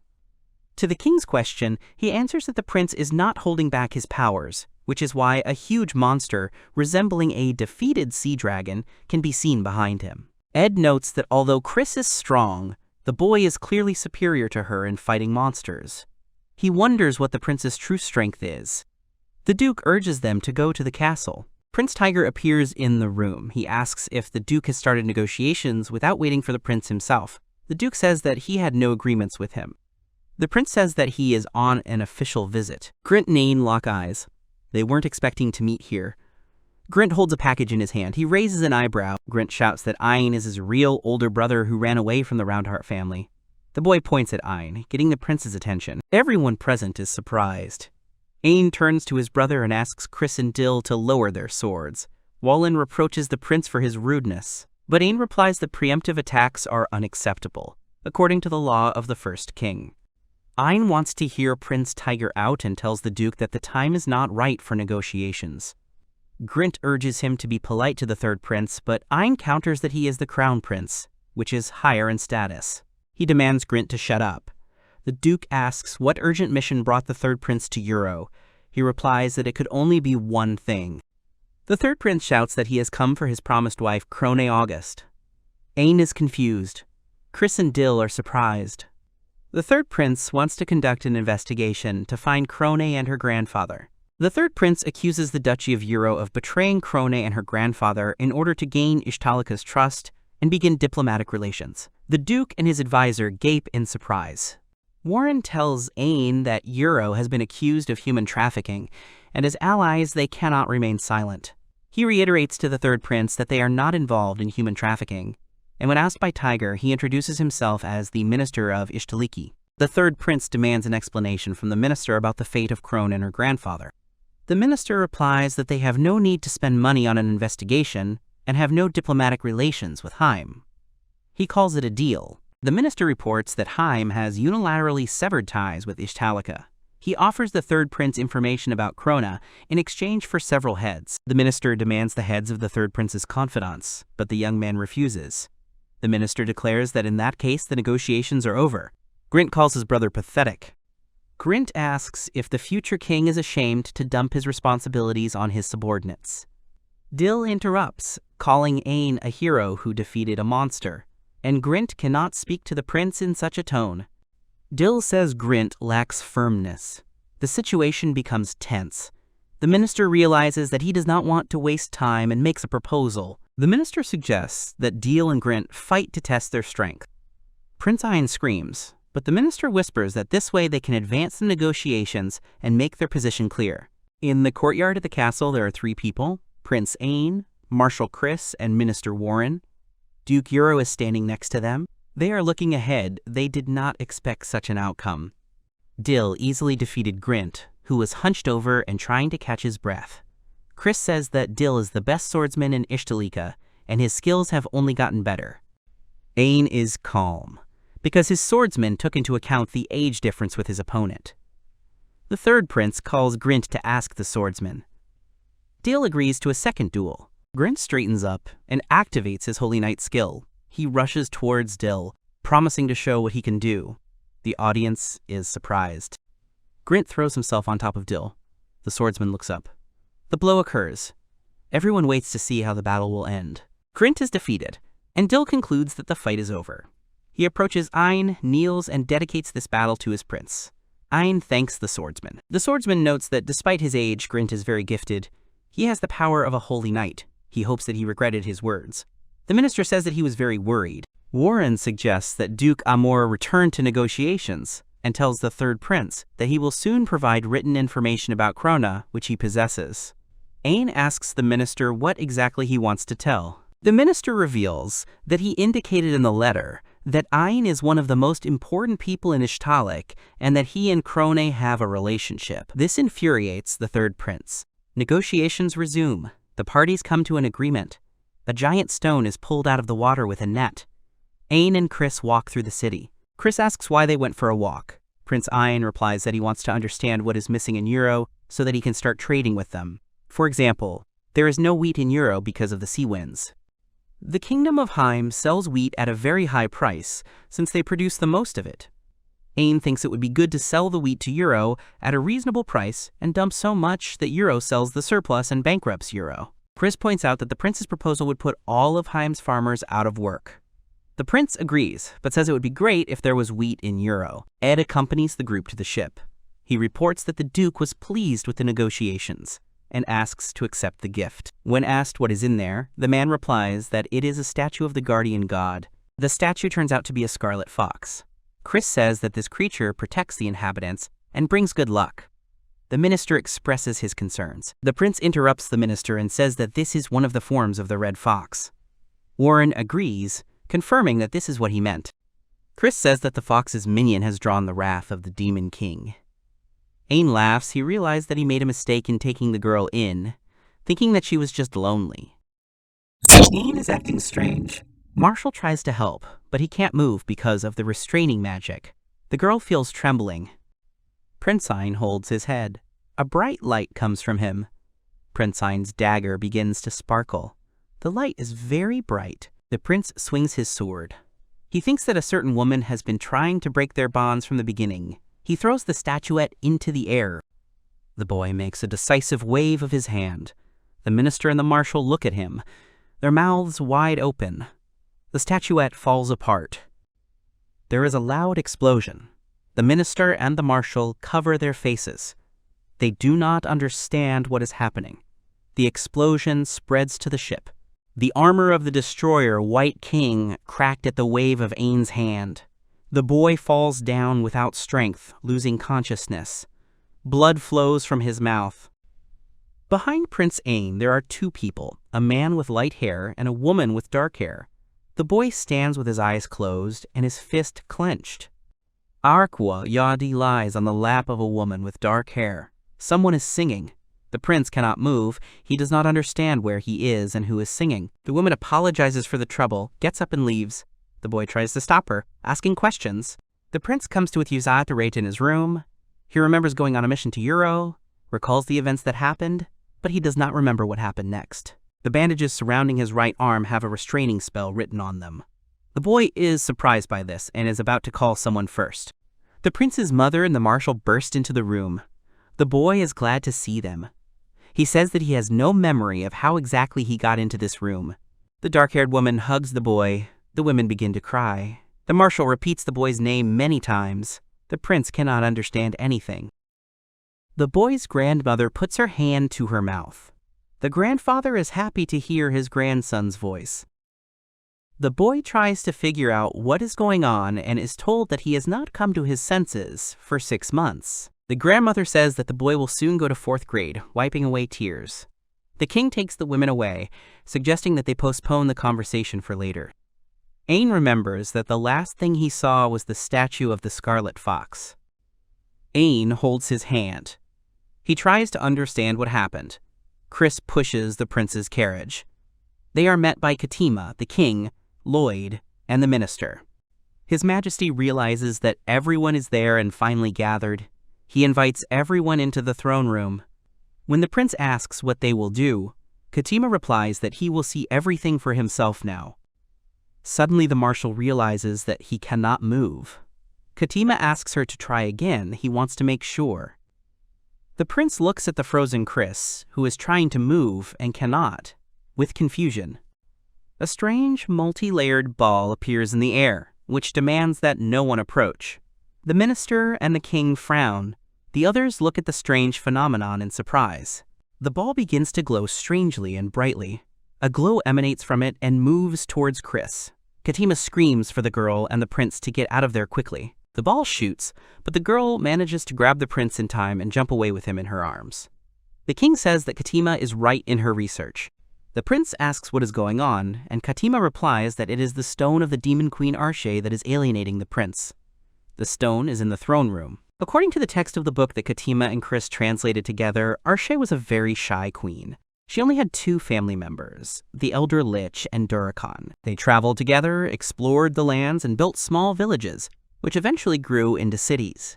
The girl became a queen. Ain understands that she did not become a queen right away. When Dullahan saw the fox, he lost his power. The queen began to reject the prince after absorbing the cursed stone. The attack on the demon queen was due to the red fox. The voice heard earlier also repulsed the prince. Katima also checked the young prince's status card without asking, and noticed that some letters were distorted. Prince Ain asks if he could have been cursed in Euro. The minister replies that in that case, the duchy would have damaged relations with Ishtalika. Katima says that the signs indicate that the prince is turning into a monster. Katima needs to do some research, which requires her to examine the prince. The king says they will ask the guild, the Kaiser, and the adventurers for help. Everyone is worried about the boy. The marshal congratulates the prince on passing the exam, but he will have to make up for half a year. She is glad that the Kaiser helped them, even though he was nervous about the crown prince turning into a monster. The boy asks if they are going to the Majolica shop, to which the man answers affirmatively. They need to buy tools. The shop is empty, there is not a single customer. Majolica suddenly appears, saying that there are few customers in the evenings. The prince is frightened, and Chris condemns the woman for her strange pose. The man wants to close the store and continue the conversation. The man notes that they haven't seen each other for a long time. She assumes that he has been resting all this time, and wonders who he really is, a man or a monster. Chris is outraged by the seller's words. He replies that he understands sealing techniques and sees that the prince's aura is not that of a monster, but of a man who swallowed magic stones. The prince offers to tell Majolica everything. The seller compares the prince to the world tree from which the dryads originated and which absorbs monsters. The seller suggests going to the city of East, which is sacred to lovers of magical devices, or Bart, where a huge monster was defeated, in search of answers. Chris does not want the prince to go to Bart. She was there before and felt the presence of the monster. It is decided to go to East. The seller promises to help and write a letter of recommendation. Chris asks to sell her special concealment devices. The prince says there will be 3 of them, and the seller demands a high price, which the marshal agrees to. The prince is surprised. He realizes that Chris and Majolica have known each other for a long time. Chris explains that her older sister, Kaiser, and Majolica were in the same group. They note that her sister was troubled, but very strong, stronger than Lloyd. The boy asks to tell Chris about her sister, but she apologizes, because it is impossible for now. The boy strokes her head, and Majolica compares her to an animal. The prince is expecting a trip to East. Krona is sitting next to him. She is unhappy, because all the time the prince was unconscious, she and 2 others took turns at his bedside. And now he is leaving again, and they did not have the opportunity to meet. Krona assures the prince that she is joking. She says that their dragons have grown so much that they no longer fit in the palace canals. The prince asks the girl to take care of them. Krona gives the boy a communication stone that allows him to send voice messages. The girl's grandfather improved it, and there are now more options for sending. The prince asks his girlfriend what would happen if the boy suddenly became a monster. He wonders if the girl's attitude towards him would change. The girl says no. The prince is surprised by her answer. The girl asks the boy to promise her if he is so worried. Even if he becomes a monster, the girl asks him to promise that when he becomes a monster, Ain will give her a star crystal. Her dress flutters in the wind. The girl smiles. The boy blushes. He takes Krone's hand and says that he will do so if something like that happens. Having made his promise, the boy goes to East. People are walking around the station. They greet each other and look for the right trains. They try to wake Katima up, but she doesn't want to get up. The prince asks what she is doing here. The cat replies that she is going to use the knowledge she has gained in practice, and Dill explains that the girl snuck in through the luggage. Katima takes out her glasses, which she plans to use for disguise. She is very much looking forward to the arrival, but the prince asks her not to rejoice too soon. Katima demands that she not be treated like a child. A group of 4 people get off the train. They are dressed in camouflage robes. As they get off the train, they look at the city. First is the heart of magical research, with the most modern magical developments in all of Ishtalik, even though it is not the capital. The Tower of Wisdom is where cutting-edge research in magic is conducted. It costs a lot of money and is difficult to get into, and even the government cannot interfere with the scientists' activities. They use sea crystals. The prince thinks that his mother had to marry Haim for the sake of the crystals. He is annoyed that they are being wasted like this. Dill understands the prince's mood and suggests going to the inn. The prince decides to send a message to Krone. Ayn explains that the city is cold and the tower is huge. Dill warns that their stealth regime will be broken once the robes are removed. The boys come to the place indicated by Majolica. It is a school at the Great Academy of Magic, where the main laboratory is located. The guard at the gate asks why they have come. He asks to see the letter, saying that adventurers often bring counterfeits. The man reads it carefully. The guard demands to call the chief professor. It seems that Majolica is very influential. The guard apologizes and asks to wait a little longer. The prince is surprised. The guests are greeted by the head professor Oz. The prince apologizes for the visit, but Oz is grateful for it. He is always glad to see the honorary professor Majolica. The prince is surprised to learn this information. The man in glasses asks the guest to follow him. There are many books in the large study. Stones stand under the glass.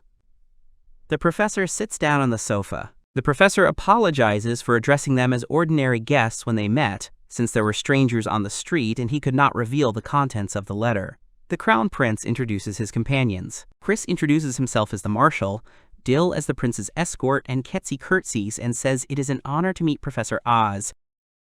The prince is surprised that Katima acts like a princess. The marshal says that the Ketsi is the first princess. The professor and Katima are happy to meet. They want to exchange knowledge. Professor Oz apologizes. He got too carried away. He wants to get back to the subject of their visit. The crown prince says it's about his body and the scarlet fox. Professor Oz is an expert in magical stones. He realizes that the prince has absorbed the Elder Lich's stone and the Dullahan. He is about to show something interesting. Oz shows the chest. He asks the children not to worry, because the room is under a strong spell cast by Majolica.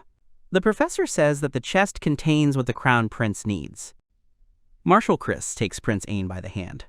Professor Oz opens the chest. He lifts the lid, and the prince sees 2 stones. These are the magical stones of the Scarlet Fox. Prince Ain and the first princess with a knight named Chris were shocked by the Red Fox's magic stone. Chris indulged in unpleasant memories from past battles, but the prince noticed her change in mood and placed his hand on hers, which surprised the knight a little. Ain smiled softly and told Cree that everything was fine. Chris replied confusedly that everything should be as the prince said.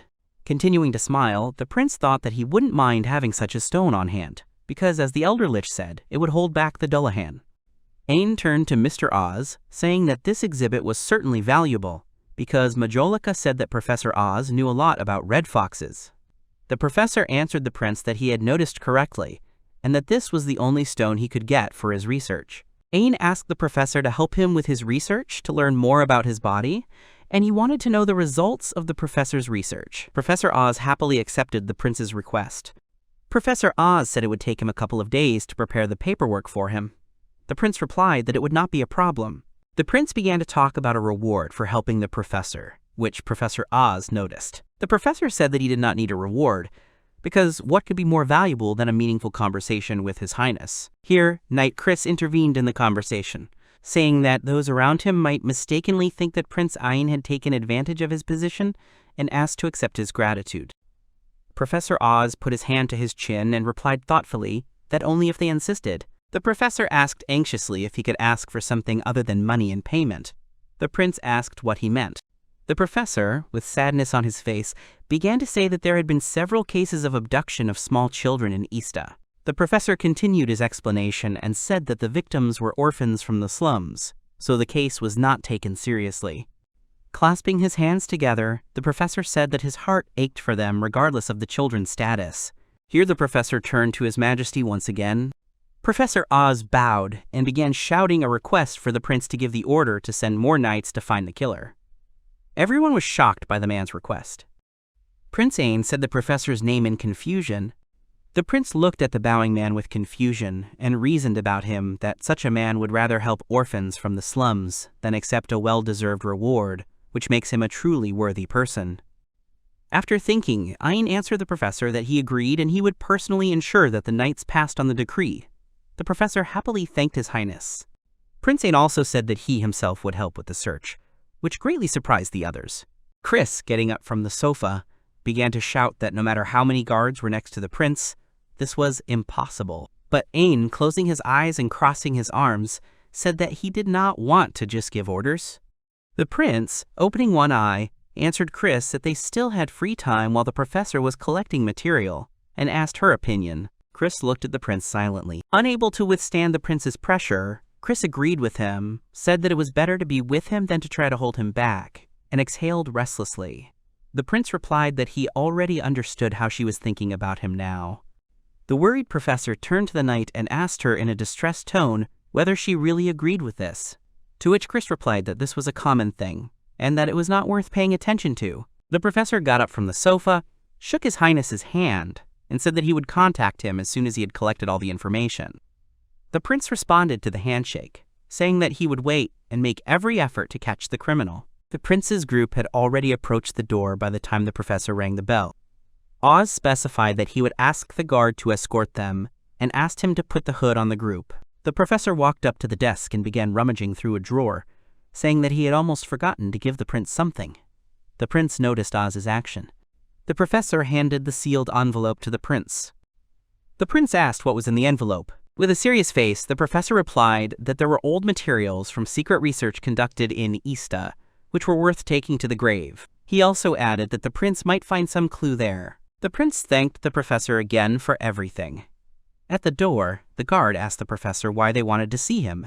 The professor told the guard to escort the distinguished guests. The guard obeyed the professor. Finally, the guard handed the letter to Oz, to which the professor thanked him.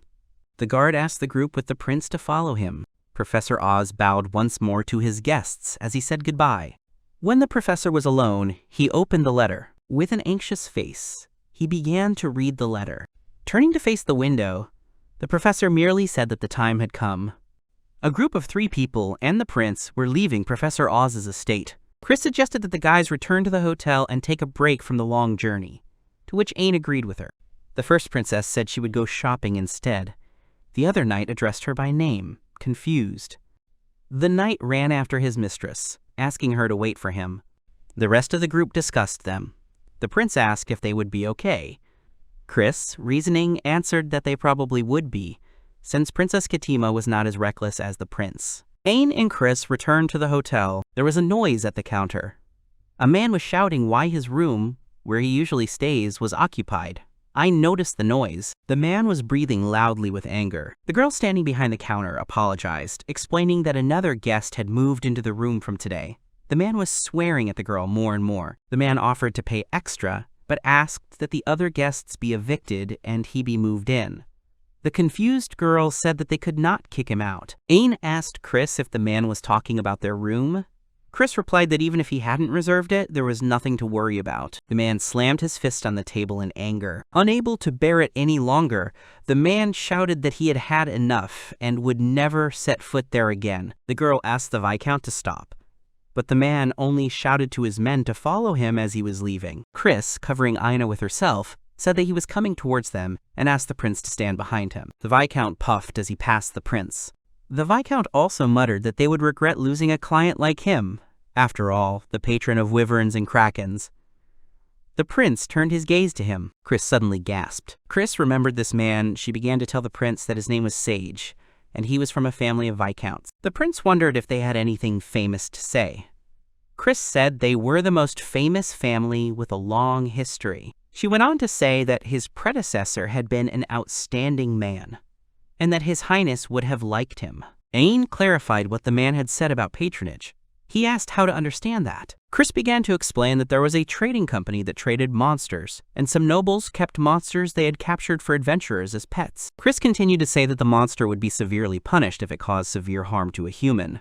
The prince accepted all the information. Chris began to reason. She said that it was strange that, since he became the head, the Viscount's finances had gone downhill. She did not think that he could afford such a hotel. The prince remained silent. Already at night in the room, the first princess did not understand one thing. The prince, sitting on the sofa and reading the document, made a guess and asked his relative if she was talking about him not sleeping late at night. But the cat answered that no, she was not talking about that, adding her NYA at the end. The princess spoke of Chris, who was sprawled on the prince's lap, adding her NYA again. Ain replied with a smile that Chris was also tired. But the princess objected that where had it ever been seen that a marshal would fall asleep on the lap of the crown prince without forgetting his particle NYA. At that time, Chris, with a satisfied smile, slept sweetly on the lap of her master. The princess changed the subject and asked the prince about the documents, to which the prince invited her to look at them. The first princess was surprised. The prince began to talk about experiments on interracial demonization, about the purpose of the research to create an artificial demon, and said that, in other words, this is a record of experiments on people, clarifying whether he was right. The first princess replied that she had heard rumors about it. The prince added that it was now clear why Professor Oz had said that the research should be kept secret. The prince will continue to say that the experiment is very simple. You just need to dissolve the energy of the stone in the body of another race and artificially make it grow. The princess replied that there were times when other races were considered demons. Adding her NYA to the answer, she said that people believed that if demons could become stronger by eating a magic stone, then other races could do the same too. Suddenly the prince addressed the princess by name. The princess shuddered. The prince, upset, said that he was doing exactly that, absorbing the energy of the stones in the same way and becoming stronger.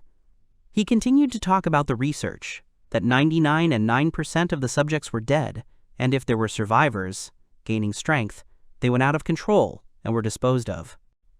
The prince said that if demonization continues to progress, one day he will kill people dear to him with his own hands. The prince was upset and dropped his head, while the princess watched him silently. The cat told him not to let that happen, so they set about this research. The princess asked Ain what he thought were the disadvantages of becoming a monster. The prince asked her for clarification. Ain imagined a cat monster in his head and was confused that it wouldn't be able to speak. The cat said that he had guessed wrong. She explained that if he suddenly evolved, he would not be able to turn into a brainless fish that did not even know the language. The princess reminded about Dullahan and the Elder Lich. She said that it was impossible to tell whether they were demons or not when they were wearing normal clothes. The prince thought about it and said that she was right. The cat sneered that if it came to that, they would simply register the prince as a new race when he evolved. The prince was stunned by the suggestion. Ain cursed his relative while shaking. Ain started to cry from laughing and said that she was going too far. The relative consoled him and said that it wouldn't hurt to have a backup plan, but he shouldn't dwell on it. The prince replied that he was feeling much better now. Ain stood up and put a pillow under Chris, warning her that he would go to the restroom. Katima calmly sipped her tea. Suddenly the cat began to tell Chris not to say a word to anyone about what she had just heard, and added that she herself wanted to tell her father about it if necessary. Chris slowly rose from the pillow. Chris was confused by the princess's notice that she had woken up. Suddenly, Chris grabbed her red face with her hands and began to say that she felt ashamed. When she realized that she was lying on the lap of the crown prince, she did not know how to get out of this awkward situation. Returning to her normal state, Chris said that she was not in the right position and would not be able to keep silent about the secret if His Majesty asked her. The princess started waving her paw and said that she was sure that this would be the case, so she would make it easier for her. Chris didn't understand what she was talking about, but she kept quiet. The first princess stood up from the sofa and turned to Christina Wernstein, mentioning that she, Princess Katima von Ishtarika, was issuing a new royal decree. The princess continued to order she forbade the disclosure of any information obtained during their stay in Ista concerning the demonization of Ain. In the end, Katima added that no one should find out, not even members of the royal family. At that very moment, Chris dropped to one knee and obediently accepted the order. Katima looked at Chris with a serious look for a while. As Chris raised her head, Katima assumed her usual expression. The princess added that it was tiring to be serious. Chris said she had not expected to use the royal decree. Katima replied with a partial NYA at the end that all this was for the sake of her impudent nephew. At this time, the prince was in the restroom, amazed by the magic tap with water. The prince, returning to the girls' room, noticed Chris, who had woken up. The knight, confused, asked for forgiveness for her behavior, and Katima was sipping her tea on the sofa. The second day of the search began. The prince stood in front of the mirror and was almost ready to go out. He went out into the dining room, wished good morning, and apologized for being late. Chris, carrying breakfast, wished Aina good morning in return. The girl began to justify the prince that he sat until the morning with the documents and recommended not to exhaust himself like that. But the prince objected he needed to try harder to catch the criminal. The prince looked around the room and asked Chris where Dilla and Katima were. The knight replied that they had gone to the store for groceries, to which the prince expressed his sympathy for Dill. Ain warned Chris that he would then get straight to business, and the girl said that she would cook something. Suddenly the prince was distracted by a message he received. The magical message came from the girl, in which she said that she was glad for his well-being. The girl was glad that the prince was doing well. She wished him health and not to catch a cold. The girl reminded that it seemed her grandfather was there too, to which the prince spoke out loud about him. The girl suggested talking to her grandfather if he met him. Finally, the girl said to call her as soon as he heard this message. She would be waiting. Ain smiled and squeezed the magic item that the letter came from and thanked her for the message, promising that he would try his best. Chris and the prince, wearing hoods, went out into the city on investigation matters. Ain noted that there were a lot of people around, to which Chris replied that East had a lot of tourists. The prince thought about it and said that it would be difficult to find information, because many people were kidnapped there. Chris agreed with him. Chris began to lecture the prince that even this would not stop him, and therefore asked him to be more careful. The prince, resigned, agreed with her. When they reached the alley, the couple realized that they were lost. Ain specified that there were many alleys. Chris, in desperation, suggested going straight ahead, in case they would get out. The prince assumed that somewhere nearby there must have been a Tower of Wisdom. In the distance, shouts were heard. A man shouted at the thief to stop. The prince looked in the direction of the sounds and saw a crowd of men running after a little girl in a tattered dress. The men shouted at the girl to stop and threatened that she would no longer be able to escape from them. The girl shouted at them that she was not guilty of anything. Suddenly, one of them grabbed her by the hair. The frightened girl asked to be let go, but the man was happy about his capture and threatened that she would answer for what she had done. Another guy came up and said that they needed the girl alive. The guy who grabbed her agreed with the other one. The guy with the girl in his arms said that they should go back. Suddenly the guys running after the girl froze from the attack. Chris walked past them with a sword in her hand. The girl was crying in fright. The prince asked what was going on here. Ain approached the girl and asked about her condition. She answered that everything was fine. Ain supplemented his words with a request not to be afraid of him. Suddenly, the girl lost consciousness, and the prince managed to catch her. Chris assumed that the girl was very tired and fainted. The prince added that it was good that he had made it in time. Ain confusedly told Chris about the girl's clothes and asked if she was an orphan, to which Chris was not exactly sure. They were still in the alley, so the prince offered to take her with him to their room. Chris agreed. It was already evening. The girl was lying in bed.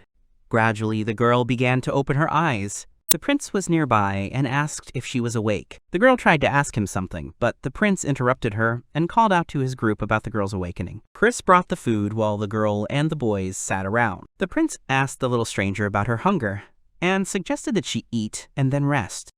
There were 2 sandwiches, an egg, and a salad on the table. The girl hesitated and said that she didn't have money to pay them for the food. Ain just laughed and told the girl that all the food was prepared especially for her. The little stranger burst into tears.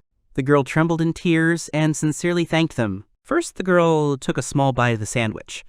The girl thanked the prince again and chewed her sandwich. The stranger sat down on the floor and bowed her head, saying that they had given her such food that now she was indebted to them. Ain jumped up from his chair and began to reassure the little girl that the food was free, asking her to sit back down on the table. The girl sat back down. The prince asked why those guys were chasing her. She didn't know the reason, because when she came home, those guys were already there. The girl continued her story, saying that they apparently captured her sister, and she ran away. The stranger began to shake and cry again. The prince was saddened by this story. Under the table, he clenched his fist in anger. The girl turned to the prince, asking the Lord to save her sister. The stranger said that even after receiving so much mercy from him, she understood that her request was impudence. The prince gently grabbed her hands. Ain told her to calm down because he was ready to save her sister. Chris smiled at the young prince's responsiveness. The stranger thanked the prince again. Ain continued to say that this room would belong to the girl for now and asked her to use it as she pleased and to rest.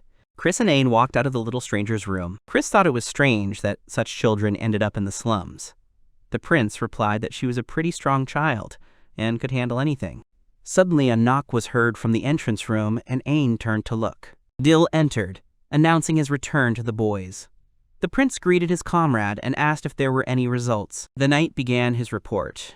He said that those guys who were chasing the little girl were hired bandits. Dill said that a witness saw those guys heading down a back street to the Tower of Wisdom, and their specialty was catching people in the alley.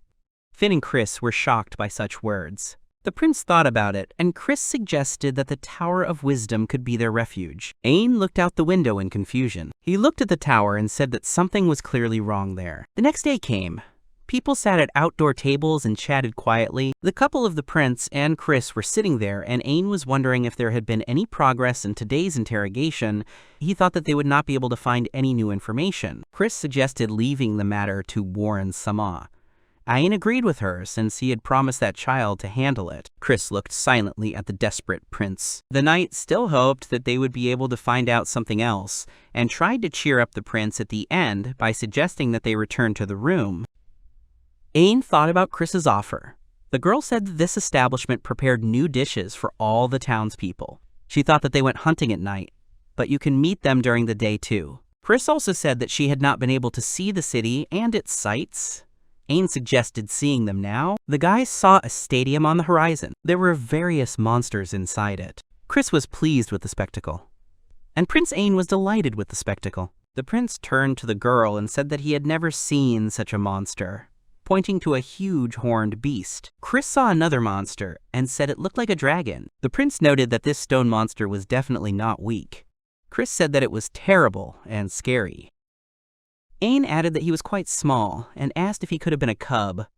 The girl replied that it depended on the environment. Suddenly the heroes noticed a monster larger than the previous one and were surprised by its size. The prince and the knight compared them. The prince said that he already looked more dangerous than that monster, to which Chris agreed, and replied that it was the first time they had seen such a wyvern. The girl suggested going down and taking a closer look at them and said that there shouldn't be any problems. They went down, and the prince noticed that it was really huge. The monster himself noticed them and was horrified. The wyvern showed its magic, and the prince was surprised by such power. The monster looked at the prince and fussed and growled at him. Suddenly the wyvern began to tremble, and Ain fell into a stupor. Other people also noticed the monster's behavior, to which the prince suggested leaving, and Chris replied that he could feel their strength. Suddenly, the unfaithful owner came up and asked how his wyvern could be frightened. The prince remembered the man's face that was in the hotel. The people walking behind said that it was Viscount Sage himself and thanked him for visiting the show. Vikan asked one of the servants for his whip. In a fit of anger, he swung it at the monster and ordered him not to stand there like a pillar. He kept ordering him to fight. The Viscount shouted at the monster that he had given so much money to him and ordered him to act without stopping beating. The wyvern shrank and tried to cover its muzzle with its wings. The master only sighed tiredly from his own movements. The Viscount asked, confused, who had given him the medicine. The man behind him remarked that he shouldn't be so afraid. It was very suspicious. Suddenly the Viscount turned his attention to the prince and his companion. The Viscount began to approach the boys and say that he saw them looking at his wyvern. The prince said that the Viscount was right and added that they had just arrived. The Viscount ordered his knight to open the boy's hood. The prince looked with displeasure at the hand coming towards him. Chris waved the Viscount's knight's hand away and said, "Don't raise your hands." The girl glanced at the Viscount. Chris covered her head with the hood and turned away. The Viscount licked his lips disgustingly. Viscount Sage said that there was no point in using brute force and asked them to leave with him. Extending his hand to the girl, he did the girl a favor that if they obediently left with him, then they would not be in any danger. Chris was surrounded by the Viscount's men. She cast her gaze at them, and suddenly the prince ordered them to stand. Ain said that she was his close person, and that is why she was with him. Chris was pleasantly surprised by her master's words. Ain, already in a fit of anger, threatened his enemies that if they repeated this with her, he would not be able to forgive them. The Viscount said in confusion, "How dare he speak to him like that?" The villain is ready to turn a blind eye to this, and ordered his wyvern to be put in a cage. The couple stood and watched the Viscount. Suddenly, the prince grabbed Chris's hand. Ain suggested that they go home, because there were some strange people there. Chris mumbled and followed him. Without letting go of the girl's hand, they walked. The girl, out of breath, spoke about the hand. The prince, not listening to her, continued walking silently with some anger on his face. Chris looked at the prince with her mouth slightly open in surprise. The girl was embarrassed and smiling because of the prince's behavior. She lowered her gaze. The couple continued walking down the street. Suddenly, the prince stopped. The prince turned and looked at Chris, and he let go of her hand. Chris looked sadly at the hand that Ain was holding. The prince turned to the girl. The prince asked Chris about Viscount Sage's finances. She said they had deteriorated. And continuing to ask, he suggested that this could have contributed to the poor condition of the wyverns. Chris began to reason that if you count food and care for them, it will come out to about 5 million, and if you count for performances, it will come out to a little more. Here, Ain thoughtfully asked where he got the money for this. The prince had an idea. Ain looked at the high tower while talking about her. Chris took out an umbrella and talked about this place. The girl said that this place automatically creates the aurora borealis and colors the whole sky when its time comes. The prince remarked how unusual it was. Ain clarified whether this building is a tower of wisdom. The prince thought again. The girl turned to Ainu. Ain asked if it was possible that the Viscount was involved with this tower. Chris replied that the creator of such a place must be a very intelligent and educated person, and that the Viscount and this tower could not be connected. The prince continued his theory. Ain said that all these kidnappings could be done, and the girl, interrupting the guy, finished his thought for him, that this was for the purpose of trading people and making money on them. The girl came to her senses and exclaimed. Continuing to speak, he combined all the evidence that the carriage always went to the tower, and that the one who could go there was involved in the kidnappings, and therefore the nobleman who could afford it was precisely the Viscount. The couple looked at the tower again, but this time with a serious look. Meanwhile, children were sitting in the tower under the castle. Little girls sat in a cage in tattered clothes. One of the girls sat with her knees pulled up to her chest and her lips pursed. The girl cried as she remembered her little sister. Meanwhile, the first princess was returning from shopping with her friend Dill. Katima cooled her tea and repeated Ain's idea, saying that he wanted to check the Tower of Wisdom because it looked suspicious. The prince sat opposite the princess and asked for royal permission to enter. Katima replied that it was not a good idea, adding NYA at the end, because he might be considered unfit to issue the decree. The princess suggested to Ainu that if he wanted to get inside, he could simply slip in unnoticed. Ainu was surprised by Katima's words. The prince thought for a moment and said that the Tower of Wisdom was very secretive, asking if he was right in his assumption. He also added that the tower was most likely guarded, and it would not be so easy to get around them. Then the princess showed him the layout of the tower in a notebook and excitedly told him that it was necessary to neutralize its security system. Katima continued to explain that the energy is used to activate all the functions of the tower, including defense, and it is all generated by a giant seal of magic stones underground. Ain happily replied that everything was clear to him now, repeating about the seal of the magic stones. The princess repeated after him, approving of his idea. The prince continued speaking, but about the destruction of this seal, and immediately Ainu was hit on the head with a paw by a relative. She corrected his words to the fact that he would simply turn it off for a while, because if he destroyed it, the number of victims would exceed an astronomical number. Katima called her nephew a fool. The beaten prince sat on the floor and asked the princess what he should do then. Katima walked up to him and began to whisper her plan in his ear. Katima, Ain, and the little stranger gathered at the table. The girl asked the prince about her sister. having learned that she might be in the tower. Ain answered her question positively, but added that this was only an assumption for now, but nevertheless, it was a chance for the girl. The little stranger burst into tears, saying that if there was even the slightest hint as to where exactly her sister was, then she would be better. Katima asked the girl her sister's name because it should greatly help the search. The girl calmed down, introducing herself as Verla and her missing sister, May, clarifying that she was only 6 years old. Verla also decided to ask who her saviors were. She understood that they were nobles, but she didn't know who they really were. The prince introduced himself as Ain and introduced his relative as the cat Katima-san. Katima got furious and said that she was not a cat, but a kite sith. The prince continued to say that they were not really nobles, but that would be difficult for him to explain to her. Ain got up from the table and headed for the exit, saying that it was time for him to leave, and Katima personally said that he would hand over the princess's protection to Dill. The cat responded positively. The girls were left alone. Unable to bear it, Verla decided to ask her question again about who they are, because they are her saviors and she needs to know. Katima answered the girl, agreeing that such things should not be hidden. Katima named her status and the status of the prince. The girl was stunned. After a while, she came to her senses and shook with surprise and put the puzzle together. Verla asked again if the man here could be the crown prince of their country. Katima burst into Dill's room. The knight stood up from the sofa, greeting the princess. Katima shouted that now was a good time to work. The knight asked what kind of work they were talking about.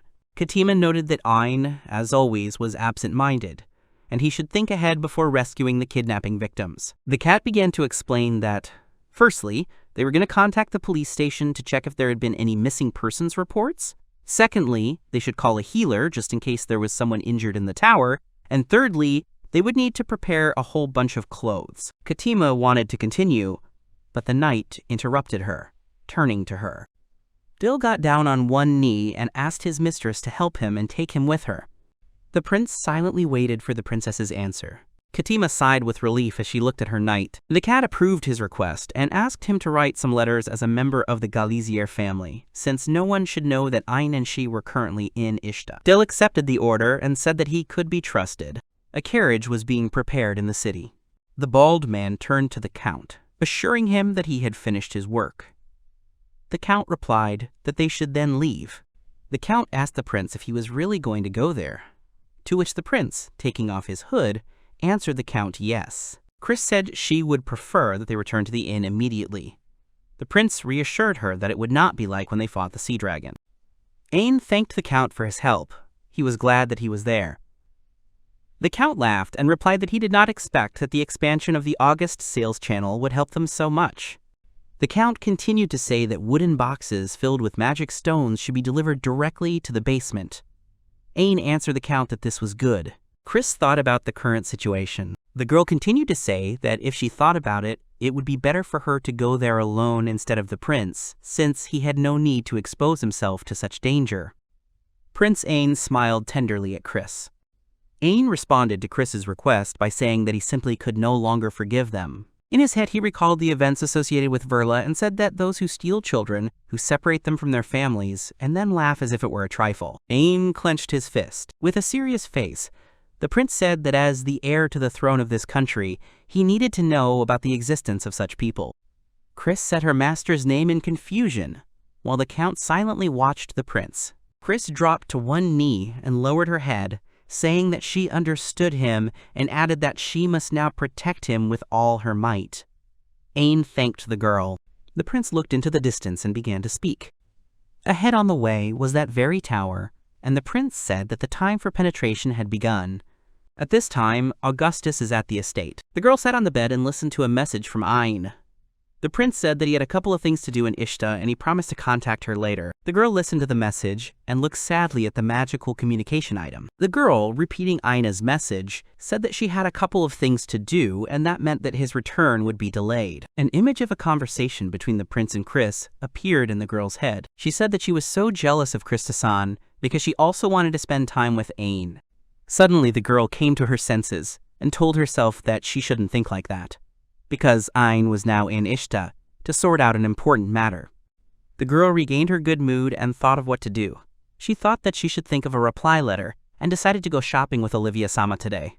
But all her thoughts did not give her peace. The girl lay back down on the bed and sighed. She stared at the ceiling in silence, speaking out loud to herself. She considered herself hopeless, and that she could no longer contain her feelings for Ain. The girl clutched the magical object and said that it made her admire her old self for putting up with it for so long. In her memories, she replayed all the moments with Ain. Reaching her hand to the ceiling, she called his name. The heroine admitted to herself how much she missed him, and it turned out that she was getting lonely, even easier than she expected. The girl, smiling, said to herself, "How can she say such a thing?" Clutching the stone in his hand, the artifact gave a sign that it was recording all her words. The girl was very surprised by this and realized what she had done. The artifact signaled that the sending was complete. The girl was very embarrassed and jumped out of bed. She paced the room, wondering what she would do when he heard her message, reasoning that everything she had said was true. The girl covered her embarrassed face with her hand. In the end, she blamed the prince for not coming home earlier and called him names. Somewhere underground, guards were passing by the magic tower. One of them turned to his comrade to find out the situation. He replied that everything was clear and he would continue. Before he could finish speaking, the guard shuddered. Ain and Chris knocked out the opponents. Chris started telling the prince that he shouldn't have come out. The prince replied that the guard was right in front of him and couldn't resist. Ain was happy about the successful start of the penetration, although he remembered that the wooden box they were in was a bit cramped. The pair of heroes moved forward. Chris asked if they would act according to Katima's plan. The prince answered positively. Ain began to explain that from the princess's plan, the energy there is created in 2 stages.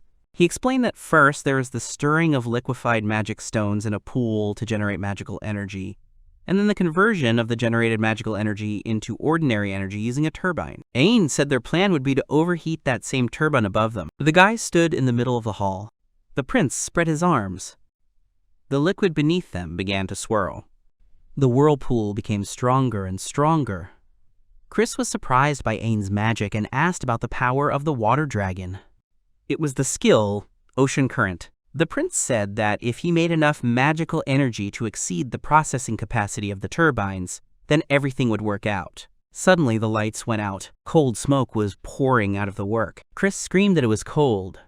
At that moment, the railings began to freeze. Ain asked if the pool was frozen, to which Chris replied that it was overheated. The boys ran forward.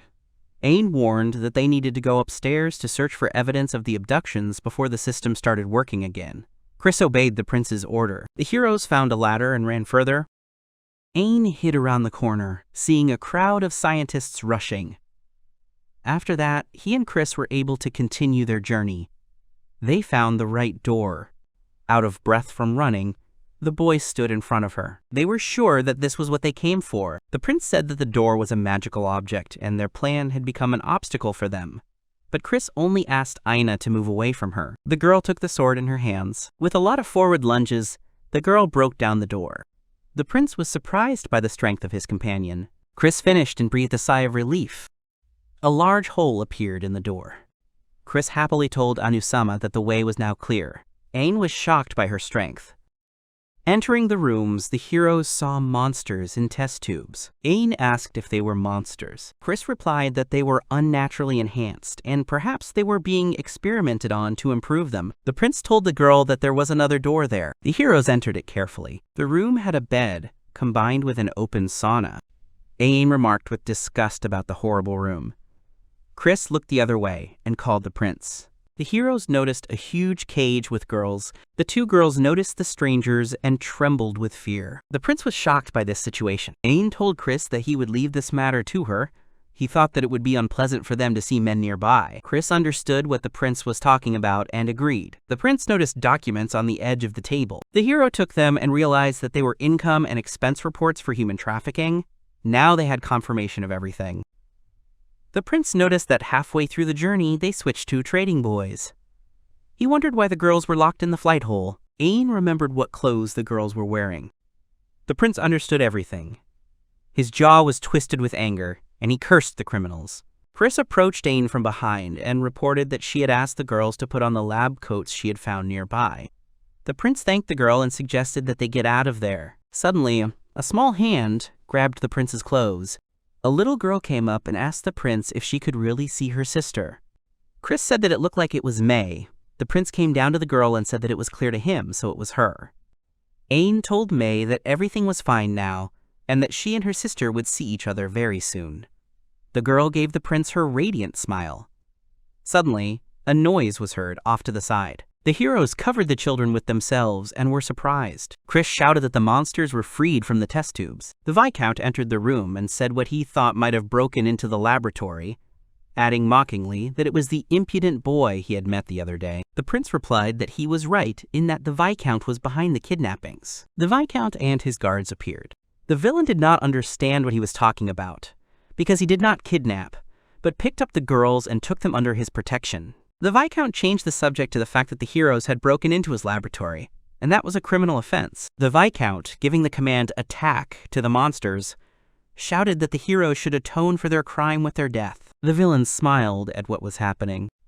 Suddenly, he looked at his hand with the liquid. The heroes dealt with the Viscount's monsters. The Viscount realized that the situation had taken a turn for the worse and asked them who they were. The villain turned to his mercenaries and ordered them to do the job, mentioning that he had paid them a lot of money. The guy said that it was impossible. The frightened men said that the heroes even cut their swords. The Viscount was furious. The sword was at a short distance from the main villain's face. Chris began to tell him that he had pointed his sword at the wrong people, and that he should be executed. Already looking from under the hood, the girl added that they had too many questions for him, which he would have to answer.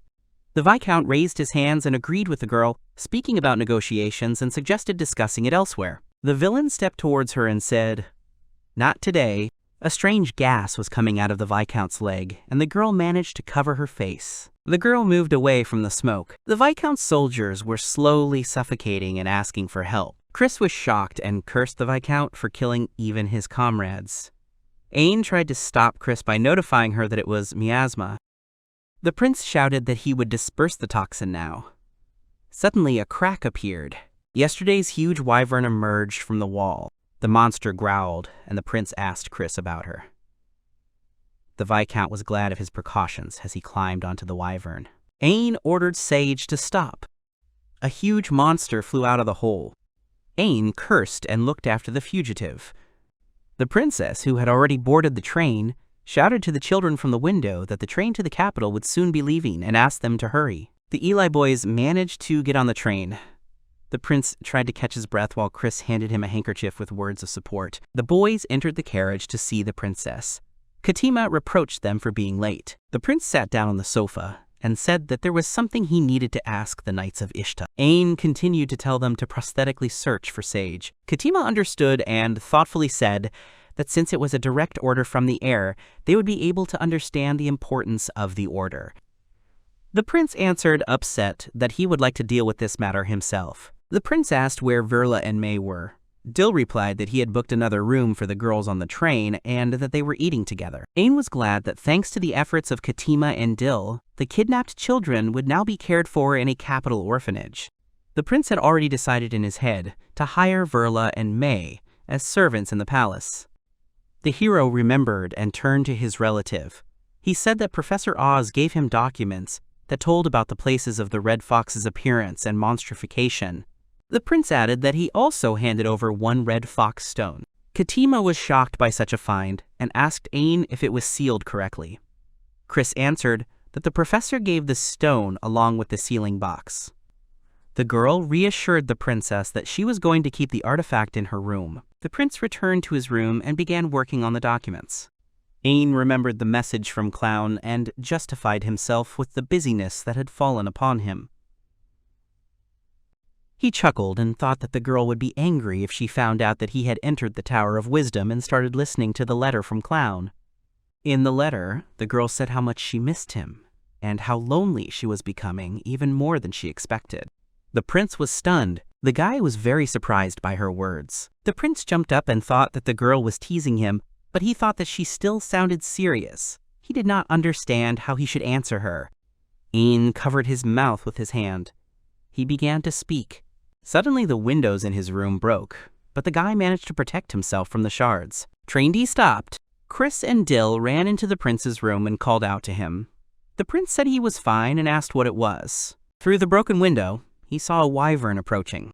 The wyvern flew in the night sky. The prince asked if she was the Viscount's wyvern, and Chris asked in return if she had come for them. The prince heard other people. People asked the train manager to continue moving. The man in uniform replied that it was impossible because the monster was flying around. People panicked.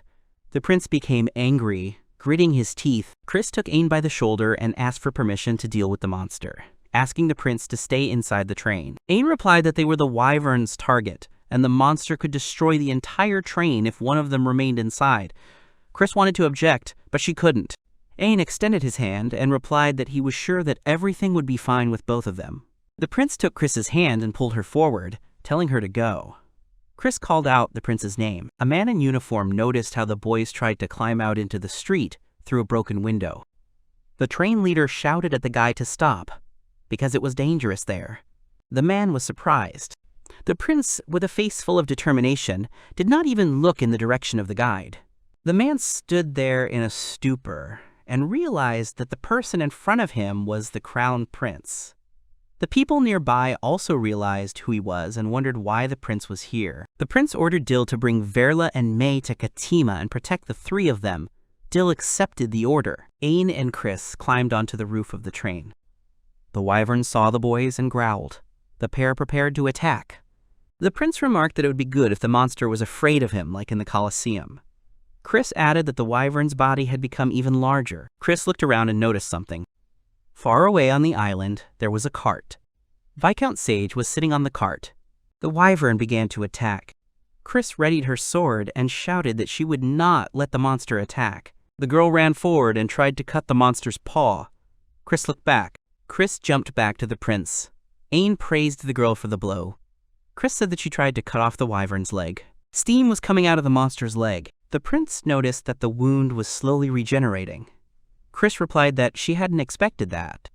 The wyvern's skin was not only tough for a girl, but it was also able to radiate, which was difficult. The wyvern flew into the sky. Chris said that if they couldn't land one precise blow on the vital point, it would be a battle of attrition. Ain replied that the vital point was her magic stone. The prince made up his mind and began to use his magic. The guy used the skill Thick Fog, shouting that he would find the location of the wyvern stone. The monster growled and tried to get a better look.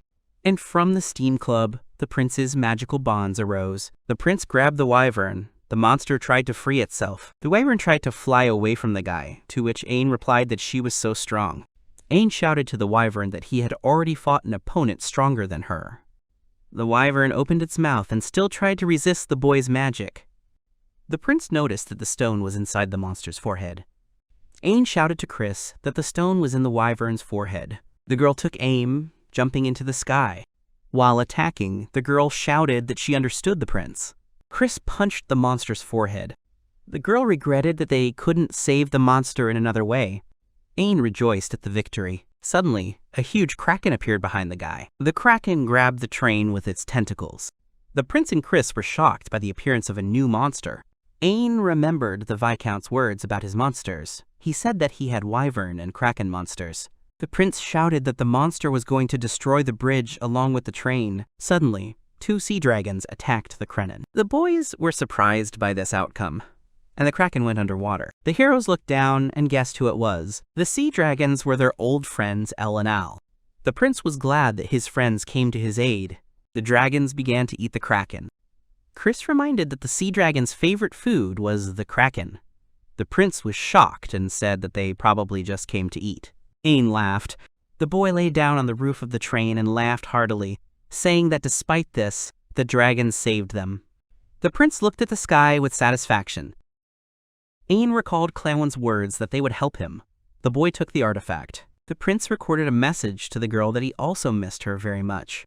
The Viscount's carriage lay overturned on the ground. Sage ran away, out of breath. He didn't understand how this could happen to him. The Viscount tripped over a stone and fell. The man looked back and was horrified. The heroes were walking behind. The prince said that he would take the Viscount to the capital and send him to prison. Chris explained to the man that he had nowhere to run. The Viscount asked the prince again. The man shouted that they were just dubious individuals in robes and that they had no authority to judge him. The prince stepped forward and showed his face. The Viscount was surprised. Ain looked down at the criminal and asked the man again if he still did not have enough power to judge the Viscount. The Viscount has already addressed His Highness. The prince clarified that if he was a nobleman, then he should have known him too.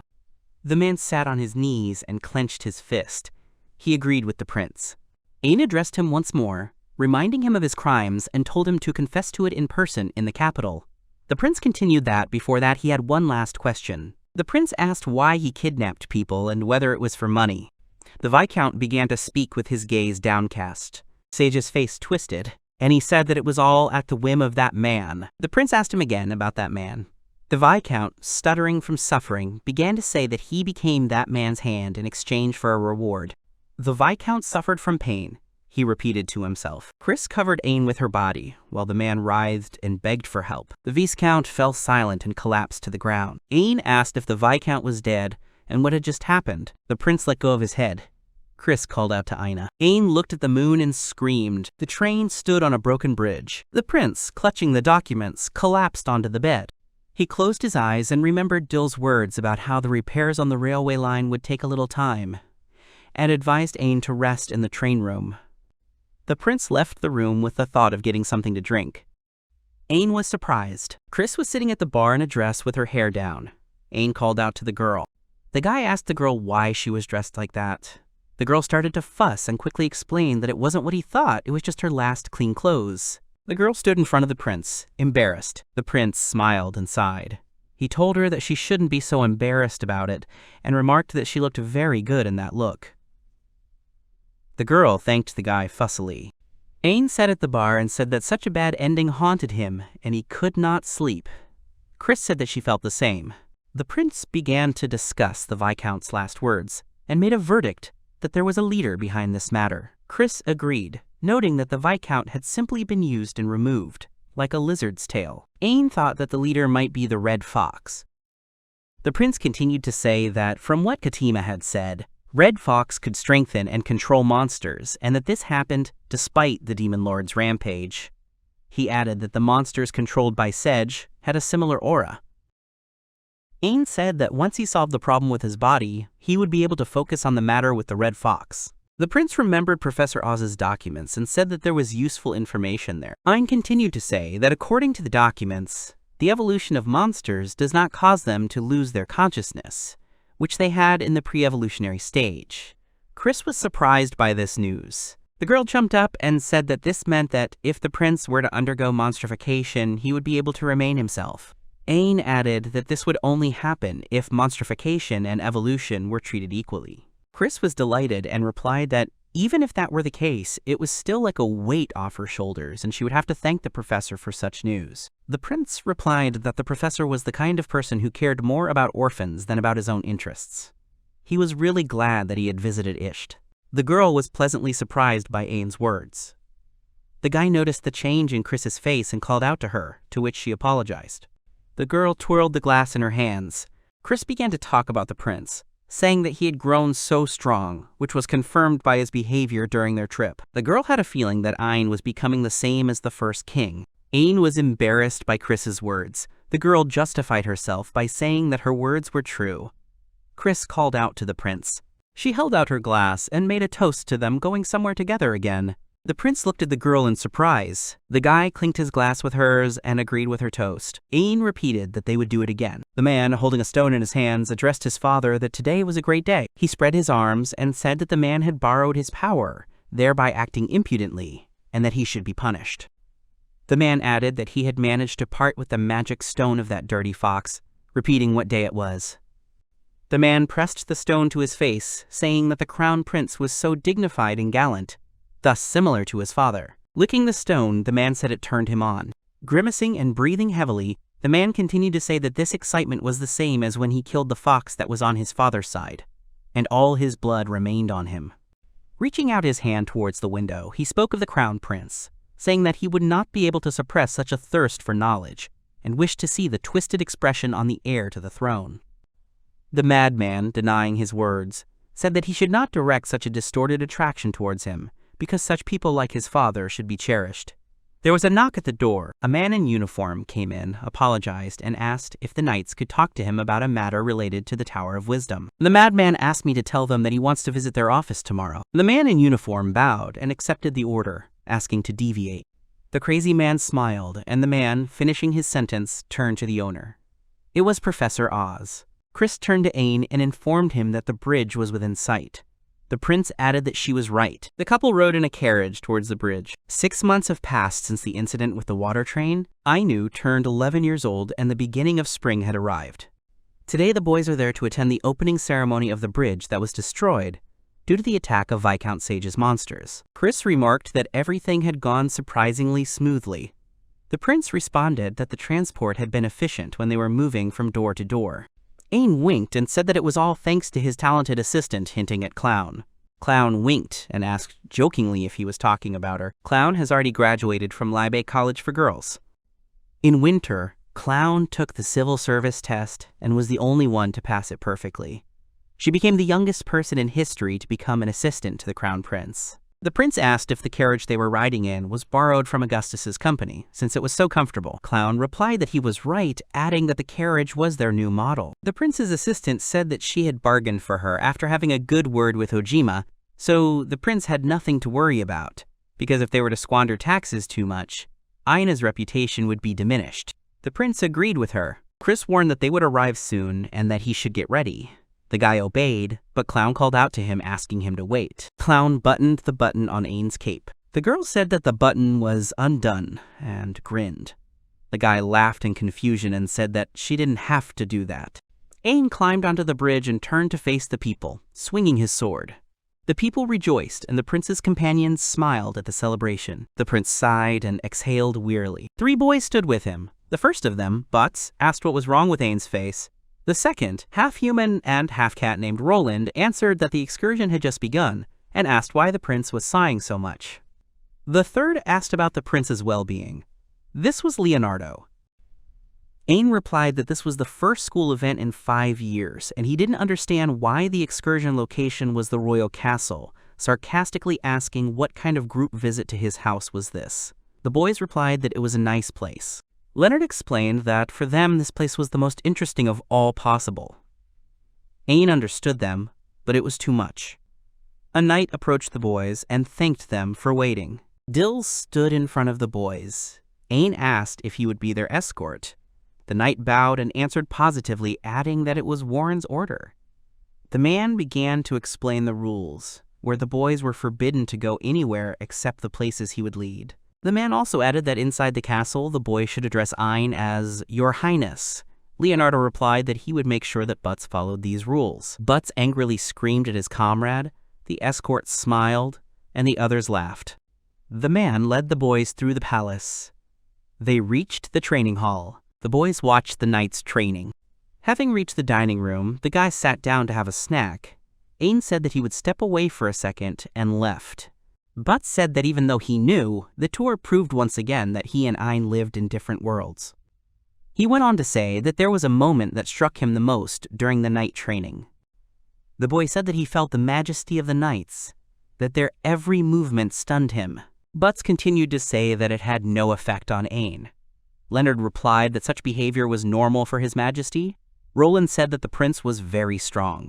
Butts rocked back in his chair and said that the 4 of them had been a band since 1st grade, and he had always been confident in his own strength, but in reality, he had never excelled at anything. Leonard called out to Butts, confused, but the boy just grinned.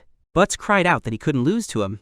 He raised his fist and said that he wouldn't let Ain get any better than he already was, and that he would work harder on himself. Butts said that as friends of the prince, they must be strong enough not to become a burden to him. Roland and Leonardo agreed with their friend. Ain returned and asked his friends what they were talking about. Butts replied that it was just a small talk. The prince brought more food to the boys, which surprised them. A servant approached the boys. She apologized for disturbing their meal and reminded the prince that it was time for an afternoon meeting. The boy was upset because he had not had time to eat. The girl said that she would bring food to his room later. Leonardo asked His Highness if he was going to leave now. The prince had already gotten up from the table and agreed with the guy, and said that he was sorry. Roland said goodbye to the prince.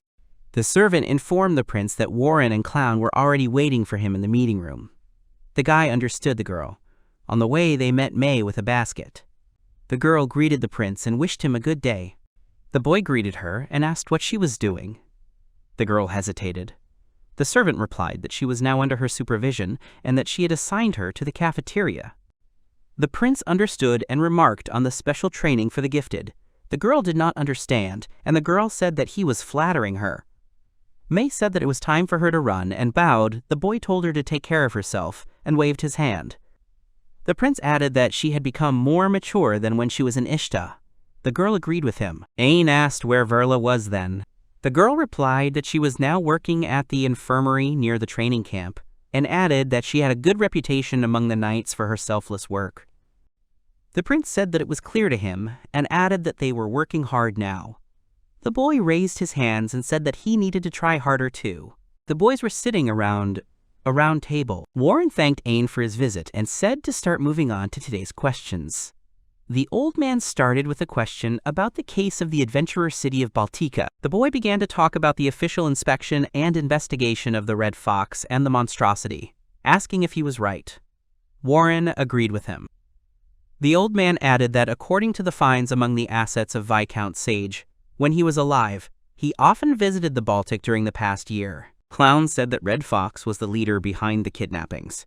The old man replied that he most likely was, and that Katima thought so too. Warren told the prince that, as Professor Oz had said, he should rely on the adventurers in Baltic, adding that they would simultaneously conduct an investigation into the Demon Lord's old territory. The prince specified whose territory to investigate. The old man replied that in the previous investigation they had discovered several unknown technologies in the form of books, and if they could find more information regarding the Red Fox, monstrosity, or any knowledge that could help them, then this investigation would be successful. Varro said that the old territory was a dangerous place, as they said about it, and their investigation would be carried out by knights led by Lloyd, and the prince should focus on performing official duties. The prince was happy with this outcome, because Lloyd would be in the same company with him, and this was encouraging. The guy also asked Clown if she would go with him, to which she agreed. The girl put her hand on his arm and began to speak. She said that she was now his assistant. The boy was embarrassed. The old man asked to take care of the prince, to which the girl said to rely on her. Ain began to list who would go with him, including Lloyd, Dila, Clowen. The prince thought for a moment and asked about Chris. Chris almost cried at being left at home. The girl sat in the corner and complained that everyone had abandoned her. The prince apologized and said that she was the country's marshal and the people of the capital could not live without her. She felt hurt. She knew she had to stay, because Lloyd was going with them. The prince wasn't happy either that she wasn't going with him. The girl grabbed the guy's hand. The girl looked at the prince with eyes filled with tears. Chris continued to look at the guy with sadness. Ain called out to the girl. Chris didn't understand why her heart hurt so much. The girl looked down and began to say that she understood and would stay this time. She promised the prince, with eyes full of determination, to protect the capital during his absence. Ain smiled and stroked the girl's head, saying that he was glad to hear it and promised to buy a lot of souvenirs in return. The girl realized that she had fallen in love with the smile of her prince. Somewhere in the mountains there was a castle, and it was snowing. A knight in armor walked, and said that in a few days someone armed would come. The knight looked into the distance. He said there was no need to hurry, because he'd been waiting for this for several hundred years, and the knight said that time was flying by so quickly. The monster roared and began to attack the knight. The man summoned the sword and said that when the time came, the beast would no longer be needed. The monster jumped on the knight. The man cut the monster in half, and the huge carcass collapsed. The knight said that he had no right to set foot on the castle's threshold. The knight said that he would fulfill his mission, but he would wait for his return, no matter how long it would take. Prince Ain waved to the crowd from the station railing. Ain got on the train and complained about the heat, while Clowen wiped the sweat from his face with a handkerchief, saying that summer had finally arrived. The prince said that in such heat he was so thirsty, waving his hand. Klaus offered the prince iced tea. Ain thanked his assistant, saying that she was spoiling him. The guy asked where Lloyd and Dill were now. The girl answered that they were in the front car and the knights were divided between the guards in the front and back cars. The guy thought about it and answered what he meant by in this car. Clown leaned towards the guy and finished his sentence that they were left alone, and clarified that they did not need anyone else. The prince answered sheepishly that she was right, and the girl quietly laughed. Ain looked out the window and saw a bird with 4 wings pointing at it. The guy excitedly asked about the bird, asking if it was a monster, to which Clown agreed with him. The girl said that fun was good, but asked not to do anything reckless when they arrived in Baltic. The guy, remembering his past antics, said confusedly that he knew about it. Clown resigned herself and sat down next to him. She began to say that she understood that he was excited, and remembered that ever since the first king blew up the demon lord's old territory, he admired him. The prince agreed with her, specifying that the first king was his idol. The girl thought about it. She was interested in the old territory of the demon lord. It was a shame that this land had secrets about the time of the founding of Ishtalika. The guy asked when Ishtalika was founded. The girl answered that either it was founded after the attack of the demon lord, or after the conquest of those lands. Clown said that the historians' opinions were divided. The boy agreed with his assistant, but he was interested in one thing. Clown spoke about children born in the royal family of Ishtaliki, and since then, they consisted of different races, clarifying Ina's question. The guy agreed, giving an example from his world, to which the girl did not quite understand what he was talking about. The girl suggested that his family had mixed with other races in the demon lord's territory. The prince replied that it was quite possible. The guy continued to say that, firstly, other races and monsters have a magic stone in their body, but more importantly, they do not harm the human carrier. The prince remembered that the first royal family was not recorded in history, and asked what race the queen was. Clown suggested that she was an elf. The prince replied that if you think about it, the royal family mixed with many races. The prince wondered what race his children would be. Ain looked at Clown and blushed. The girl asked the boy what was wrong with him. The prince replied that he was just thinking about the future, and said that Clown was still beautiful, adding that she knew more about Ishtaliki than he did, since she was the one who organized everything from schedules to inventory management in this important matter. The girl replied that the work was hard, but that was why she came there. Clown smiled and said that if she was here and doing these things, it didn't bother her. Suddenly, the train stopped. Ain grabbed Clown and asked if she was okay, to which she replied that everything was fine. Ain heard a knock at the door. Dill apologized and asked for the prince.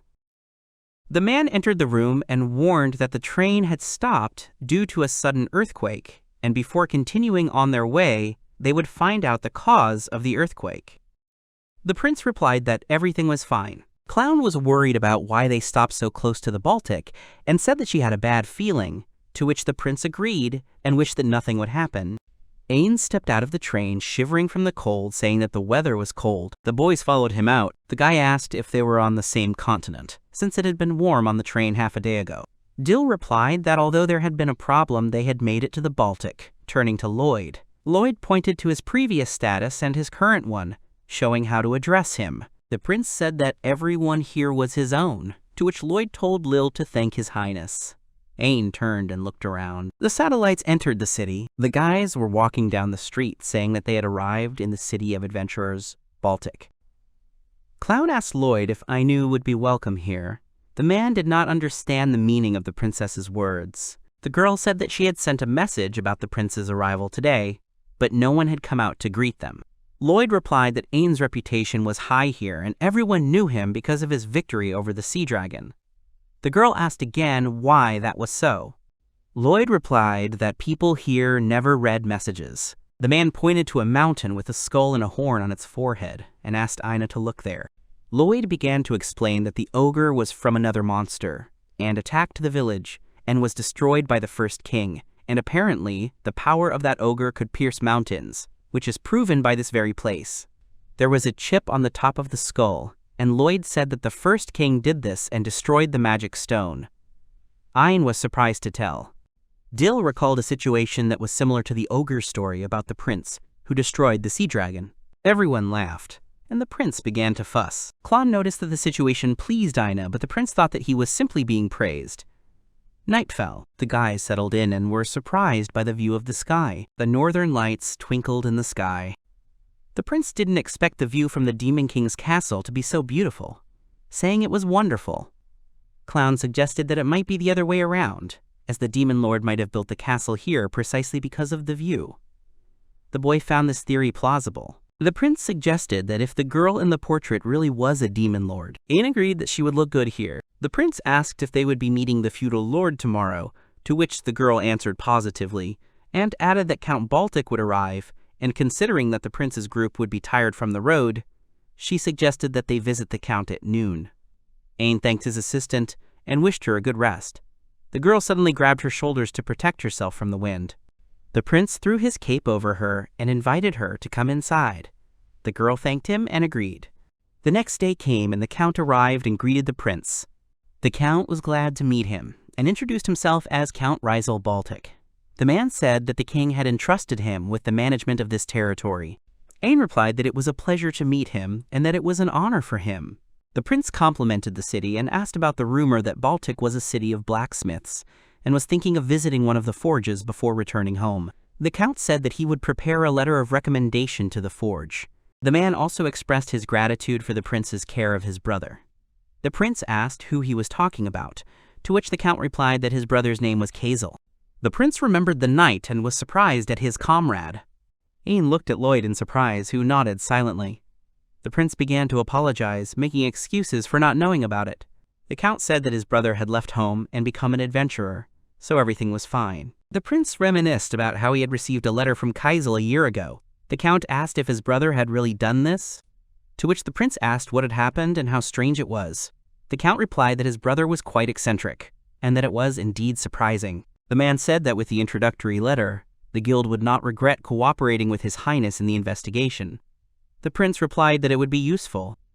The count looked away, and, already turning to Lloyd, said that he had heard that he would be investigating the old lands of the demon lord today. Count Baltic handed over the documents, saying that it should help him. Lloyd looked at them and thought. In the document, he noted that this was probably the last route to the lands of the Demon King, and also the recent weather. The prince and Lloyd thanked the count. The man was very happy, and wanted to deliver a letter from Professor Oz. The count said that the professor had come there for research a couple of days ago and regretted that he had not been able to meet with His Highness. Clown took the letter from the count. She said that the professor wrote that, if possible, the prince should personally go to the demon lord's old lands, and there was a chance that a discovery could be made. The prince thought about the reason for such a letter, and thought that there would be some kind of reaction with the Dullahan and the old lich inside him. Clown asked Lloyd if it was possible. The man replied that it would not be easy, because the research showed signs of a powerful monster. The prince asked the count about the monster again. The count guessed that the monster had been living there since the foundation. The count continued that this monster was as strong as the sea dragon. It was said that the monster had fought the first king but survived, and was hiding in the demon lord's old territory to this day. The count continued that in fact the surrounding monsters were agitated because of yesterday's earthquake, and according to rumors the adventurers saw it. Suddenly there was a noise from the street. The heroes shuddered. Lloyd ran out onto the balcony in alarm. The prince called out to the man, asking what was the matter. Ain looked at the city. Clown stood behind the prince and was surprised. The boys saw the fortress hit, and a puff of smoke rise. The chips flew in all directions. The count began to speak in fear. The head of a monster was visible behind the wall. The monster looked straight at them from afar. The guards prepared for battle. The prince sat on the bench and watched. He remembered the count's words. Clown informed the prince that they had acquired 10 magic cannons by order of His Majesty. Ain stood in the hall over the table with the map and said that this should be enough. The count asked the prince about his actions, asking if he really wanted to kill the monster alone. The man asked Lloyd if this was normal. Lloyd replied that of course it was not normal, but the prince had already decided everything for himself and forbade them to contact the capital. The prince explained his actions by saying that they had no time to wait and said that they needed to deal with it quickly. Ain asked the count to contact the adventurers, and together they defended the place. The prince was called by Clown, which brought him back to reality. The girl sat down next to him and said that the prince would soon have to leave. Clown asked a question. She said that Wapskamui was a monster that had survived a battle with the king, and reminded the prince that if the king could win, then the boy should not take risks. The prince turned to Clown. Ain asked what she thought the monster's magic stone tasted like. Ain asked the prince again, embarrassed by the question. She said that he shouldn't worry about that. The guy said he would win and come back, so she had nothing to worry about. Clown smiled and guessed that the monster tasted like chicken. She explained her argument by saying that when she first saw the monster, she thought it was a huge chicken. The guy laughed. After her words, the guy saw only a chicken in the monster. Dill came up to the couple and informed them that the guns were ready. The guy was happy with the news. Clown told Ain that she believed in him and would wait for him. The prince went into battle and ordered to go forward. The prince and his team of knights walked through the snow, sinking. The prince noted that it was a difficult task. Lloyd suggested that they include it as a practice during training at home. Suddenly, the man asked Ain if he would keep his promise. The prince replied that he would restrain him, adding that if the monster ignored him, it would return to the city. But Ain was sure that he was the monster's target, because there were too many coincidences. Ain began to tell them, because as soon as he arrived, an earthquake happened, and then the mysterious return of the ancient monster. The prince also added about the destroyed roads, as if they were not allowed to escape. Lloyd hoped that the prince was wrong. The prince noticed a large rabbit. He asked if it was strong, to which he was told that 2 court knights would overcome it. Lloyd also added that rabbit meat was very tasty, but because of the monster's speed, it was difficult to get, and the prince became interested in the furry monster. Lloyd assured the prince that upon returning home, he would tell Martha to stock up on meat.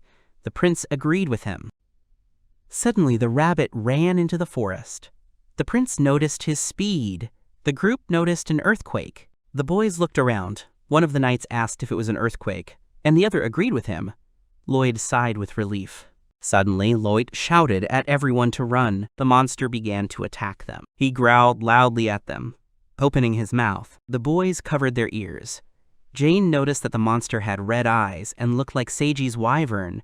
The prince told Lloyd that the monster's eyes and wing were crushed. Lloyd assumed that this was the aftermath of the battle with the first king. The prince shouted that the monster was wounded and he would not lose to him. Dill's leg got stuck in the snow, Ain shouted to his comrade. Dill shouted at the prince not to worry about him and to leave quickly while he tried to buy them some time. Looking back, the knight fell into a stupor. The monster pointed its large, clawed paw at Dill. The knight watched silently as the events unfolded until the prince called out to him. Lloyd quickly attacked the monster, thus covering Dill with himself. He held the monster back with his sword. Gathering all his strength, he pushed the giant away. The prince happily noted that he had been able to repel the attack and praised Lloyd. The trapped knight called out to his father, to which Lloyd began telling Dill to run no matter what. Lloyd shouted at his son again to run away, and he ran away. The man addressed the monster, asking if it was true that his target was Ain. Lloyd told Ippas Kamui that he would not give up so easily. The monster looked at the man. The brute growled at Lloyd. The monster began to attack the man, but he easily dodged. Swinging, the man began his attack. Having attacked the monster, the sword cracked. The sword was completely shattered. Lloyd managed to wound the monster, and the brute screamed in pain. The man looked at the rest of his sword. Lloyd said that he had only been able to cut a few cups and did not know what to do next. Suddenly, out of nowhere, a large boulder flies into the monster's face. The monster looked back in the direction of the attack. Ain stood at the edge of the cliff, using his binding magic and shouting that he was here. The monster reacted to the prince. The monster quickly headed towards Ain. The monster ran closer and closer until it was at the right distance. The prince ordered to shoot. The cannons were activated, and volleys of cannonballs were fired. The cannonballs flew not at the target, but under it, thereby destroying the monster's support structure. The monster began to fall, and the prince thrust his sword into the ground. The prince thanked everyone for luring him, and used the ability Sea Current, which wrapped around the monster in destruction. The monster, screaming, drowned in Ain's magic. The prince gave a new order to continue. The knights readied their cannons again, and Lloyd raised his hand. Lloyd began to tell the monster that they might not be as strong as the first king, but he suggested that he get over it. The man continued to say that this was the result of the hard training they had acquired over the past hundreds of years. More sparks from the cannons came from the knight's side. The monster screamed as the cannonballs hit him straight. Lloyd continued to give the order to continue, as the monster survived the battle with the first king, and the cannons continued to roar. The monster began to smoke motionlessly. Dill informed the knights that Upas Kamui was not moving, and everyone rejoiced. The prince fell to the ground in relief. Lloyd approached the prince and said that they had done it perfectly, worked together, to which Ain agreed. Lloyd, rejoicing in the victory, said that it was all Ain's idea to prepare the battle cannons and lure the monster to the frozen lake. Dill still offered to check if the monster was dead. His father agreed, but he said that it was underwater, and they would not be able to check without boats. Lloyd suggested going back. Lloyd asked what the sound was, and the prince turned around. The lake began to freeze. Dill noticed this and suggested that it was all due to the change in temperature, but the prince could not agree so easily and remained silent. He noticed that the freezing rate was too strong and ice chips appeared in the water. Ain shouted to the knights that it was still too late to return. The knights were preparing to attack. The prince informed everyone that Kappas Kamui was still alive. Chris walked through the kingdom's territories. The girl walked around fussily. The second princess was worried about the knight's behavior. She silently watched from afar. The maid turned to Chris, relaying the order to Olivia that she was being too restless and that she needed to feed the twins. Chris was horrified by the order. Chris asked if she had behaved badly, to which the maid Masa replied that the girl often went to places where Ain often went. The girl left to carry out the order, offended. Masa thought that Chris's behavior was evidenced by rumors about her feelings for the prince. The maid thought that she could never have imagined this. The girl came to the sea dragons. Chris tossed the food towards them and wondered why the twins had grown so big. The girl remembered her adventures with the prince and became dejected. The monsters consoled Chris, and the girl thanked them. The knight asked the dragons if they believed in her, and the monsters cheerfully agreed. The girl took a bucket of fish and threw the fish out to the monsters, wishing them a good appetite. The dragons splashed as they caught the food. The girl thought about it and mentally addressed the prince, saying that she missed him and hoped for his well-being. Meanwhile, Ain continued to fight the monsters in the Baltic, giving orders to the knights. The monster tried to get out of the lake. Ice shards flew at the knights. Lloyd asked the prince how he was feeling, to which he replied that everything was fine. He assumed that this was a special attack, and asked about the condition of the ionic cannons. The knight replied that he could not load them because of the cold. A monster rose from the frozen lake. Lloyd warned everyone to prepare for an attack, and ordered them to protect Ain at all costs. Upas Kamui attacked, and the knights moved forward. Lloyd and Dill attacked the monster with weapons, and the prince used magic to help. Ain summoned black bonds behind his back. The fetters whipped the monster. The prince found it difficult to control them. The knights were defeated, one of them ordered to get ready. The prince began to quickly analyze the situation. He realized that they could not win this way, but he was not ready to give up and ordered himself to think. The prince continued to analyze. They couldn't use cannons and needed a weapon that could pierce the scales. Ain looked at the mountain. The prince saw the ogre's skull and came up with a plan. Dill asked Ain what was wrong with him, and the prince pleased him by coming up with a plan. He asked the knight for help. Ain said he couldn't even take a step and needed Dill to carry him. The knight agreed to help and asked why him. The prince replied that with it, he would be able to reveal his power. Dill was pleasantly surprised by these words and said that the prince could rely on him. The prince attracted the monster's attention and ordered him to catch it. Lloyd asked, shouting to the prince what he was up to, and the monster walked forward after Ain. The ice on the lake has melted. The prince ran into the forest, using his magic to cling to tree branches. The prince rushed forward and was surprised. Ain reached the ogre's skull, but the monster did not lag behind. The prince used the technique of thick fog and aimed it at the monster. The monster screamed. The prince of the mist lured the brute to him. The monster noticed the silhouette and began to attack. Ain dodged the attack and jumped back. The boy shouted that he had won because everything had gone according to plan.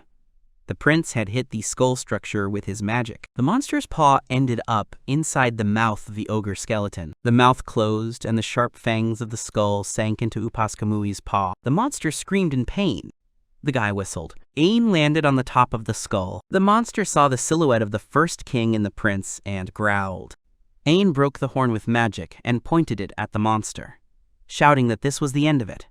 In a fit of anger, the prince wished death on the monster. Ain pierced Upas Kamui's head with the ogre's horn. Blood was pouring from the monster's mouth. The monster was defeated. The prince noticed that something was still able to move. Ain saw a magic stone in the monster. The guy jumped on the big guy to the magic stone. The prince used magic to take the stone and eat it. Ain breathed heavily and said that he would have to tell Clown what he tasted like. Exhausted, the prince fell down. He was caught. Dill held Ain in his arms, out of breath. The prince was unconscious. Dill told Ain that it was his time to rest, while the others ran to them. Ain began to open his eyes. The prince rose and asked where he was. He supposed that Dill had carried him home. A voice called out to the boy. Clown was sitting next to him, reading a book. The guy asked how long he had been sleeping. The girl answered almost the whole day. The prince asked for clarification. Clown sat down on the guy's bed and confirmed. The girl offered to help him wake up and reached out her hand to him. Ain closed his eyes. Clown kissed the prince on the cheek. Ain was surprised by the girl's actions. Clown began to say how worried she was and hugged the prince. The guy apologized and said he couldn't do anything differently. The girl understood and was glad he was okay. Clown remembered that while the prince was sleeping, he received a letter from the king and handed the envelope to the guy. Ain did not want to read it. Ain opened the envelope and said that the king considered Ain's act heroic and would not scold him for it. Clown was pleased with the news. The prince added that the king had allowed the boy to participate in reconnaissance of the demon lord's territory and asked why it had come so suddenly. Clown said she and her report were the culprits. The girl explained that she wrote about the professor's letter to the prince, that the threat of Upas Kamui had disappeared. The guy praised Clown for the work she had done. The girl asked if the guy had eaten the monster's magic stone and if he had gained powers. The guy checked. The guys looked at the guy's stats table and the stats hadn't changed, but a new ability, Ice Dragon, had appeared. The guy reminded the girl that she was right about the stone. Clown asked what the guy was talking about. The boy happily replied that the stone tasted like chicken. Clown was embarrassed and then laughed, telling the prince that he liked this kind of talk. After 2 days, the group set off for the lands of the Demon Lord. Lloyd asked the prince not to overexert himself on the journey, but Ain said that everything was fine and he was ready for battle. Dill remembered that Count Baltic was surprised that the prince had just woken up and went on a reconnaissance mission. The boy's father said that the Count's reaction at that moment was priceless and looked ahead. Lloyd looked at Ain's aura and added that his aura had become even more sophisticated. Dill said that he heard the adventurers' reactions about Ain. Dill said, they said Ain could be the first king. Lloyd thought for a while and said that although it was disrespectful, he could not help but agree with them.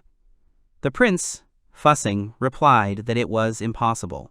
The prince turned around at the rustle and saw a monster rabbit. The prince's dinner has galloped away. Dill replied that it was not food, but usuga yatsumi, and the prince became sad, reminding that he had heard how delicious it was and would like to try it. Dill promised to catch him one. Ain perked up. Dill went on to say that he would have to write this in his report to Clown. The prince, overjoyed, told the soldiers to continue the expedition. Lloyd laughed loudly at the jokers. The prince flinched and all the soldiers reacted. Lloyd said they were being watched. The prince replied that he would hardly dare attack them. The prince felt something behind them leave and alerted the boys to it, thinking it was a monster. Lloyd reminded them that they were close to the Demon Lord's territory and advised them to be on guard. The man pointed into the distance and said that there were the territories they were looking for. Ain looked ahead. In front of the boys was a ruined city, and a little further away a castle. The prince noticed that their cities had similar buildings, and this seemed unexpected to him. Ain said it felt strange here. Lloyd replied that there were no animals, snow or wind, and that the area had been like that for hundreds of years. The prince said that time seemed to have stopped there. Ain asked if this was really the Demon Lord's castle, to which he received a positive answer. The prince asked why then this castle looked exactly like the king's. The prince raised his hand to his heart. Ain didn't understand why he felt this. He came there for the first time, but he didn't understand why he felt happiness and sadness at the same time. The guy remembered his ancestors and understood. The prince started mumbling something about feelings. Dill called out to Ain. The prince lowered his hand and sighed. Ain in front of the city and said that he returned home. The wind picked up. Birds arrived. Seedlings blossomed. Everything began to come to life. The knight called out to Lloyd. The gates to the city opened on their own. Lloyd began to say that the gates had not been opened for 100 years. The prince, smiling, looked into the distance. The prince fell onto the pillow. The prince was surprised at the comfort of his home and said that magical objects were amazing things. The guy thought about the reconnaissance that needed to be continued tomorrow and what they should do outside the gate. Something rang out on the street. Ain sat up from his bed. The prince wondered if it could have been patrolling. There was a rumble. The guy went outside asking what was going on. Ain saw 2 killed rabbit monsters. The rabbits lay motionless on the ground. Lloyd noted that the monsters were killed by a master, because there was a perfect cut on the neck of the rabbits. Dill asked who could have done it if they had guards. The prince assumed that someone had decided to greet them. Dill reminded them that now was not the time for jokes. Ain agreed and said that he checked and the carcass was not poisoned. The prince asked if Lloyd would mind cooking them for dinner, to which the man hesitantly agreed. Ain offered to share the food with the others. The knights cooked the rabbits. The boys sat down and began to eat. The prince woke up in a good mood because of dinner. Looking around, he jumped up and realized that he was not where he was supposed to be. Ain asked in confusion where he was. Lost in thought, the prince began to recall the previous evening. The door to Ain's room opened, and someone announced their arrival. In front of the prince stood a knight in armor with a tray and a mug of tea. The prince was surprised by the man as he placed the tray on the pedestal. The knight apologized for the intrusion. The knight began to introduce himself as the vice captain of the Black Knight Squad that was affiliated with the Demon Lord, and his name was Marco. The man continued to say that he was undead, living armor, or more precisely steel. The prince asked the knight again if he understood the danger of the situation. In his mind, Ain didn't even realize he'd been kidnapped until Marco walked into the room. He assumed none of his crew knew about it. The prince clutched the edge of his blanket in desperation. Ain understood that in front of him was a monster that was stronger than the previous ones. The boy realized that he was near the castle and knew that he could not escape. The knight began to approach the prince, and the boy became worried. Marco quickly set the table. The knight straightened the tablecloth, put the dinner service on the table, and pulled out a chair. Marco stood next to him and invited the prince to sit down, saying that he had prepared tea for him. Ain was surprised and thanked Marco. The boy sat down next to him while the knight undressed the tea.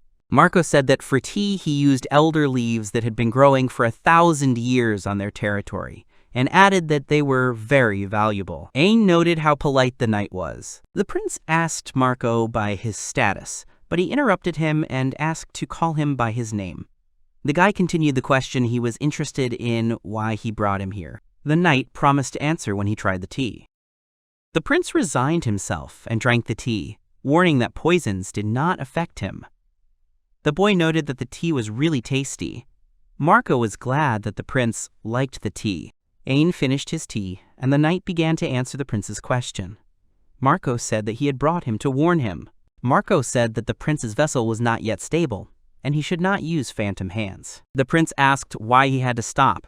The knight explained that there was a possibility that Ain's core would go out of control, just like the demon lords. Marco added that the curse of those beasts had not yet completely disappeared. The prince began to reason about the knight's words, thinking that the demon lord was Ash, and he still didn't fully understand about the beasts. He clarified the question by talking about the red foxes. Marco trembled and said that the prince was right. He apologized for not being able to pronounce their name because of the curse. Marco also said that the tea that the prince drank had the effect of suppressing the curse.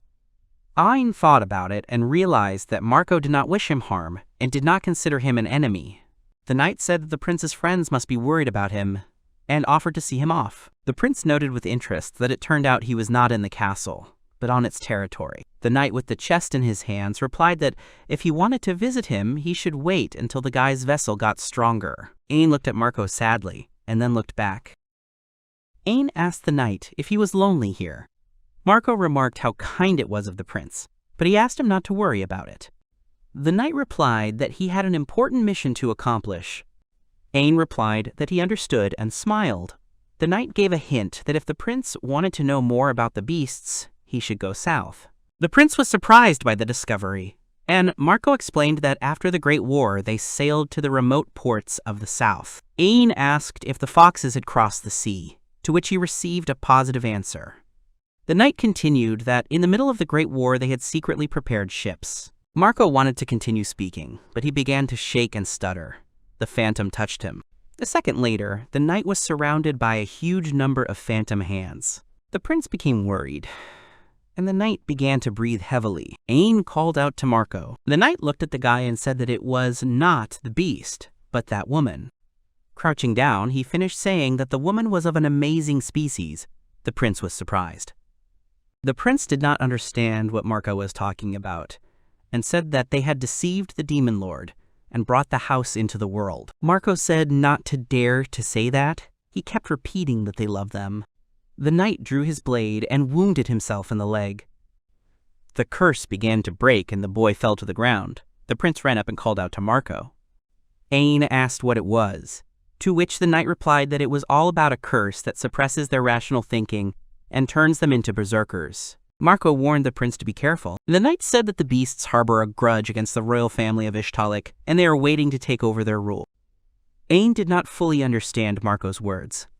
The knight said that it was inevitable, and he was hurt by the curse again. The prince asked not to say anything more. The prince looked at the castle and wondered what had happened between Ishtalika and the red foxes. The knight walked the boy to the gate and told him how to get to the camp, asking him to take the chest. Marco said that Ain could make a sword from the contents of the chest.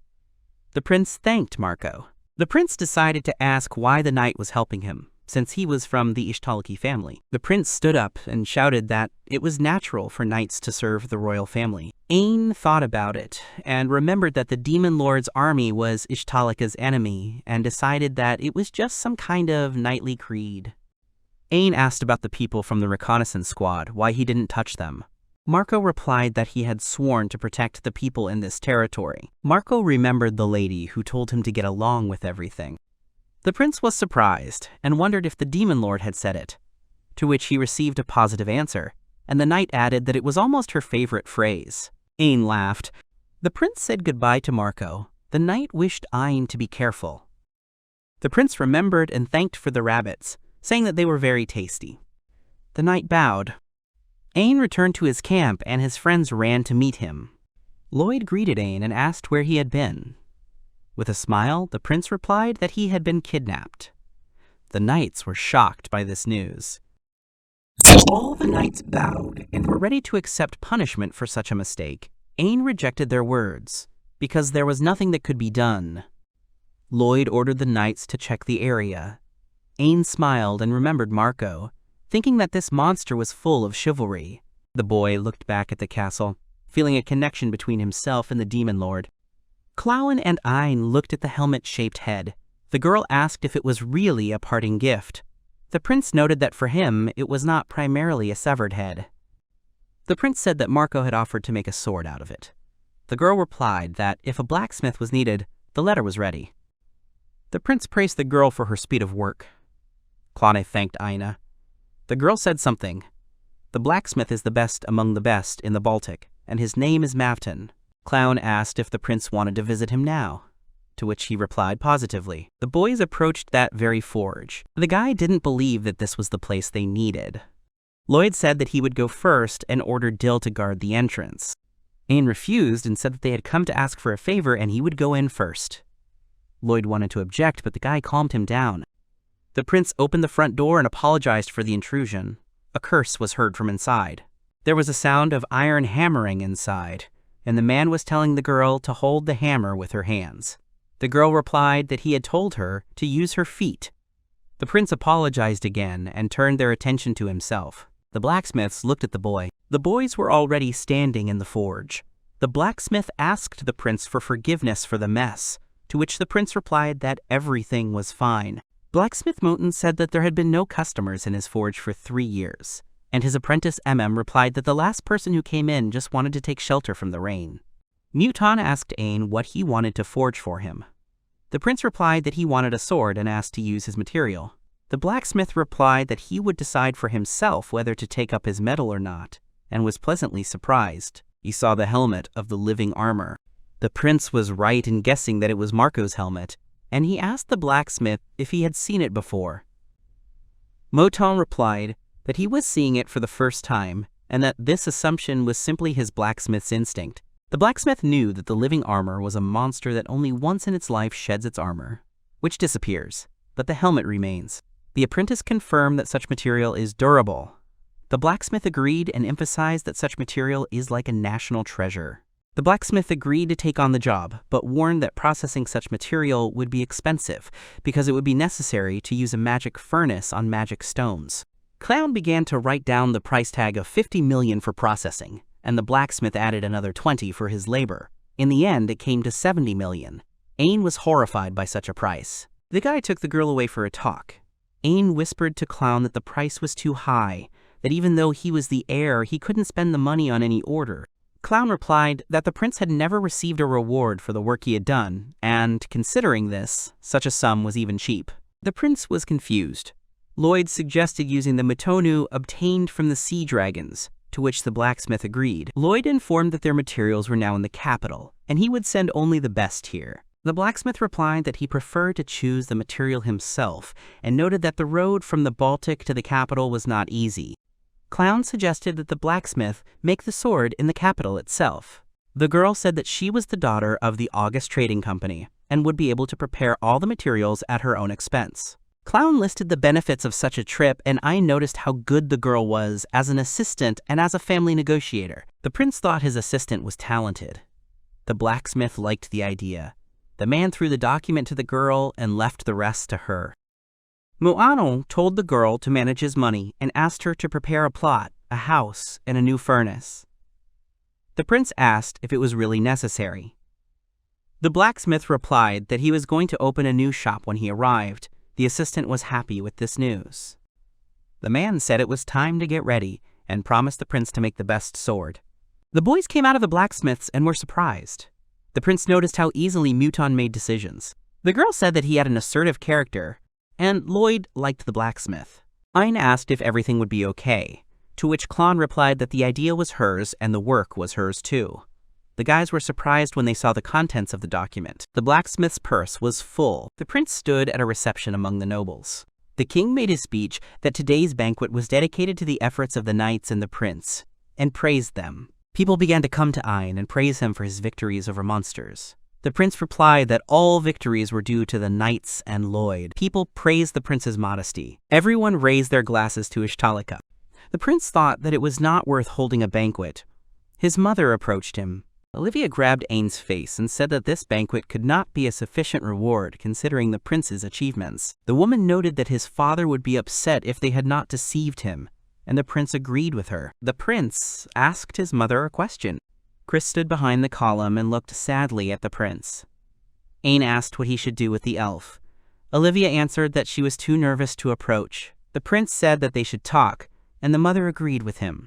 Olivia suggested that they go out onto the terrace with Chris and relax, adding that he should be the first in such matters. The guy called out to Chris and announced that he was going to go out on the track and asked him to accompany him. The couple walked out of the hall.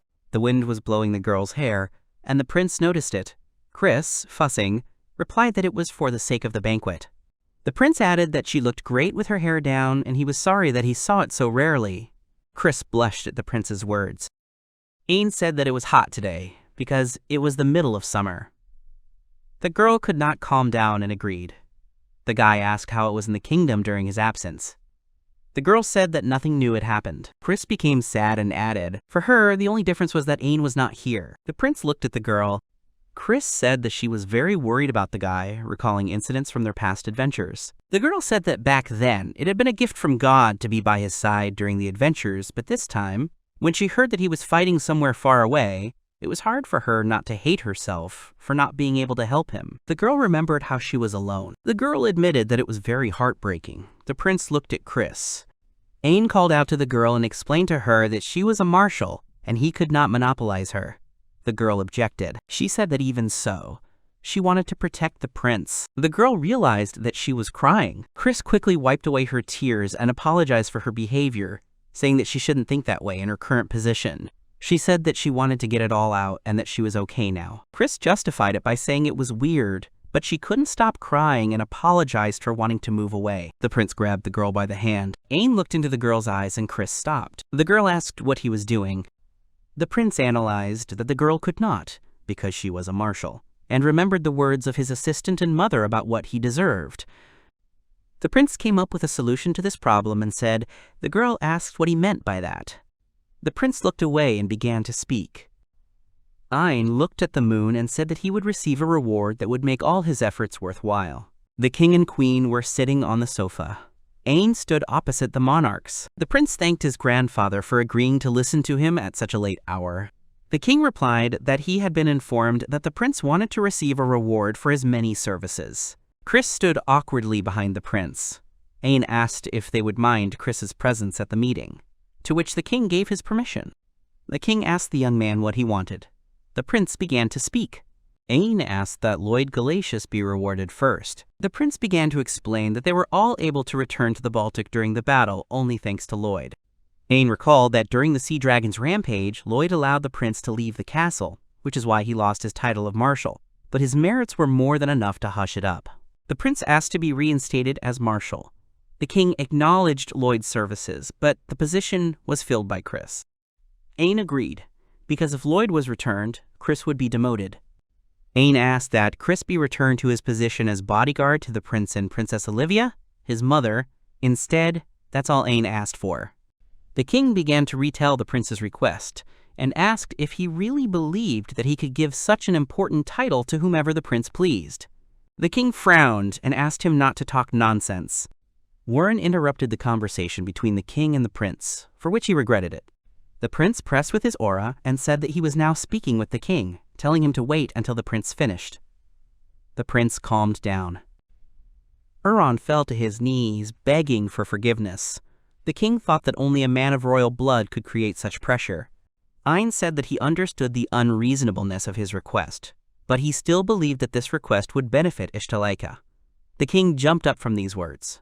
The prince continued to say that Lloyd would be able to fully reveal himself only as a marshal, and Chris, on the contrary, was suitable for escort, and only in the right positions would they be able to benefit the state. The king agreed with him, but wanted to object, but he was stopped. The queen said that although the prince was harsh, he only said reasonable things. The king resigned himself. The king ordered Warren to prepare the paperwork to reinstate Lloyd's rank and turned to Chris. The monarch gave the order that from that moment on he would relieve her of her position as marshal and appoint the girl as Ain and Olivia's bodyguard.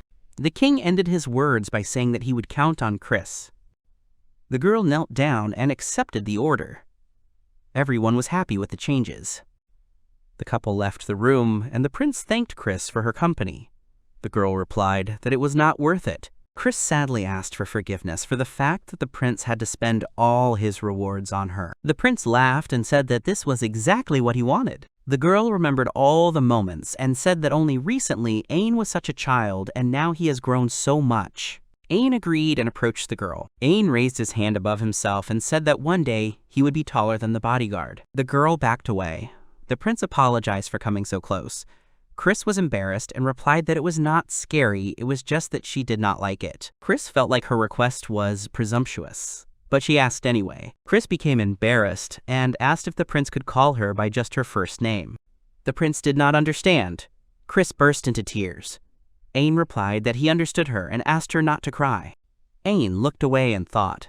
The guy said he was looking forward to working with the girl tomorrow. Chris happily reciprocated. The couple laughed. And then Chris left, and the prince watched her go. 3 months passed. It was mid-November. The boys went into the forge to see Mouton. The blacksmith apologized for the wait. The man said that without a doubt, this sword was his best creation. Ain took the sword in his hands. The prince said that now it was his new companion. The sword trembled in the prince's hands. Ain was surprised by this, Warren replied, that it was proof of loyalty. The man assumed that the helmet belonged to a proud suit of armor, and was now rightfully the prince's. The prince swung his sword, saying that the sword seemed to obey him as if it were light. Clown and Chris complimented the prince, saying that the sword suited him. The prince thanked them. The blacksmith suggested testing the sword on the spine of a sea dragon. The boy looked at the dragon's huge spine. He asked Chris how strong it was, and the girl answered that it was stronger than the spine on the prince's personal ship. The prince had no doubt about Mouton, but he did not want to break him and tried to press on his spine. The prince broke the bones. The guys around were surprised. The prince asked where so many fragments came from. Since he hadn't even made an effort to do so, the blacksmith didn't understand what was happening, but he praised himself, as did his assistant. Lloyd suggested giving the sword a name, and the prince thought about it. He thought it would be best to ask Marco about it. Marco stood on his knees in the castle, suffering from the curse. The knight kept repeating and repeating that she was amazing. He took the tea and poured the contents on himself. Marco began to smoke and breathe heavily. He addressed the beast that had been trying to take possession of him for several years. The knight clutched the scroll in his hands and said that his mission was not yet over. Marco remembered the prince and said that he had to hold out until Ein returned. He said that he was able to hold out for another day and night. The knight sat on the floor and said what a great guy he was. Marco said it was all because of that amazing woman. Marco's soul was splitting. Ein was sitting at the table and writing. The guy turned to Chris. Ein said that there was no need to be so afraid of him. The girl, in fear, asked if he was telling the truth and if he would eat her magic stone. That night, Ein took root in his sleep and grabbed Katima, who was passing by, almost swallowing her magic stone. The prince's mother happily said that when triads become adults, they become adults, that is, now the prince has become an adult. The prince told Chris that he still hadn't stroked her stone and asked her to relax. Besides, the prince wasn't interested in other people's stones. Chris sat down and said she didn't know and was unsure. A man approached the prince. Dill informed that Ainu had received a letter from the king. The letter contained an order to appear on the anniversary of the death of the previous king. The prince mentioned that this was the cemetery that his grandfather visited every year. Dill replied that this was now part of the prince's duties. Ein thought about it. The king and prince walked towards the huge memorial with bouquets of flowers. Ein asked if that meant all the kings of Italy were buried there. The king replied that the prince was right and told him to look ahead. The king replied that this tombstone belonged to the first king, Jarl von Ishtalik. The prince spoke his name. The king asked the prince to repeat after him. The man said to put his sword in front of him and bow. The prince followed the instructions. The sword lit up. The king asked what it was. The prince apologized and said that the sword reacted to human bones. The king had heard something about a sword made from the undead being able to do that. The king said that his father's remains were safely buried there and laughed. Ein asked his grandfather a question. The prince asked what it meant to be a king.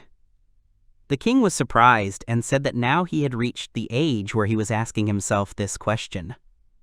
The prince, confused, agreed with the king. Ein explained that he had recently heard this and was interested. Grandfather replied that to be a king, in his opinion, was to control the life and death of his people. The king continued to say that such is the weight of the king's word, and a man who thinks only of himself is not worthy of being called king. The grandfather told his grandson to think about it, because he still had a lot of time. The king suggested going back before the prince caught a cold. Night fell. Ein approached the throne. He looked at the throne and thought. The boy remembered his grandfather's words and began to speak. The prince said that he tried to act like the first king, and he did not want to think that his decisions were wrong. Ein assumed that maybe he acted thinking only of himself then. The girl called out to the guy from behind. Chris said that even though the Demon Lord's stone had been moved to another place, it was still not good to be there. The prince apologized and explained to her that he did not know if he could become a good king. The girl became worried, but then began to approach the prince. She took the prince's hand and placed it on her heart, saying that she entrusted her magic stone to him. The guy was surprised. Ein called out to Chris. The girl asked permission to put her hand on the right side of the prince's chest. The prince allowed it, but did not understand why. Chris touched the prince and began to explain that this was an ancient elven ritual, and it had a slightly different meaning. The girl said that the elves had a magic stone in the right side of their chest, and by touching they showed their trust and affection for each other.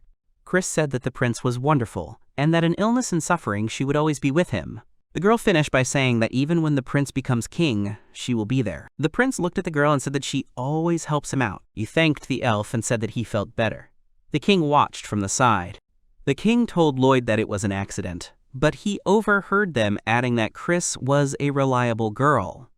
Lloyd replied that the king had made the right decision in returning her position. The king began to talk about an old elven ritual. Lloyd agreed, and added that Chris had given it a different meaning. The king calmed down and said that the crown prince was growing beyond his years. The training camp was where the knights were being trained. Lloyd watched the knights until he was called out. Aine approached the marshal. Lloyd noticed the prince's good mood and replied that he was simply surrounded by good subjects. Aine asked to join the training and asked to sparring with Lloyd as a pair. The marshal agreed. The prince and the marshal stood opposite each other. Lloyd said that with him, he could not hold back. Aine realized his full power and attacked. Aine swung at the marshal in midair. Lloyd was surprised by this aura. The boys' swords crossed. The marshal held back the attack, and the ground beneath his feet cracked. There was an explosion. The knights around began to cover themselves from the fragments of earth. The boys stood in the dust. The prince thanked Lloyd for the sparring. The marshal was glad he could be of service. The prince apologized for destroying the training ground and said it was time for him to run. The prince was in a hurry. Dill stood next to his father. Dill noticed that Lloyd was wounded and called out to his father. Lloyd trembled in horror at the prince's strength. The marshal added that the future king will become even stronger. The sound of footsteps is heard. All the courtiers are surprised. The young man, his head held high, walks through the hall. His attire looks very formal. The courtiers, in turn, bow to the prince. Aine was walking with a bouquet of flowers through a wide hall with carved columns. Suddenly he noticed his grandfather standing at the exit of the room. The king also noticed his grandson. The protagonist asks in surprise what the king is doing here, to which the man replies that he knew that Aine would go to the cemetery again. He then asks whether his grandson has reflected on what it means to be a king. The prince answers affirmatively, with full confidence that he is on the right path, and he went to the cemetery to tell the first king about it, to which the grandfather nods and notes that the boy admires Yale. Silverd continues the story, saying that he also respected and even partly envied the first king, citing the fact that it was impossible to keep up with his achievements. The king says that he is confident in his grandson, for he is capable of keeping up with the achievements of the first king. Aine looks at his grandfather in surprise. Silverd leaves, throwing out a last phrase about the prince behaving decently.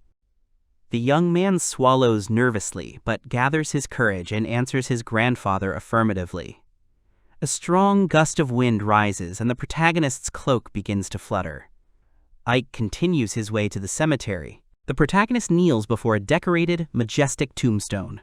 He lays flowers at the grave and asks for forgiveness for such an unexpected visit. Then he places his sword in front of his face, expressing respect. The prince rises from his knees and puts his sword back into its sheath. He says that he admired the first king, even did rash things. Ike continues, saying that many people support him. These words bring images of people dear to him into his thoughts. Now he doubts whether it was just admiration. The boy stutters. The wind blows again, carrying leaves with it. The young man looks proudly at the tombstone of the first king. His voice is full of confidence. He says that he will surpass Yael von Ishtalek. Ike apologizes again for his sudden visit, bows and says goodbye. The guy turns to leave but stops, thinking. The protagonist's face tenses, suspecting that something is wrong. He had already visited this grave once and paid his respects. The young man lists his actions and his thoughts. Ike's eyes widen as he realizes that his sword glowed last time, and he turns to the grave in surprise. The guy turns his whole body towards the tombstone, looking at it carefully. The prince is at the grave in an instant. He kneels again, hastily apologizing to the first king, and draws his sword. Ike puts the sword in front of him again, horrified to realize that it does not glow, for the remains of the king are not under this tombstone. Doubts creep into the guy's head. He raises his head to the monument, voicing his guess.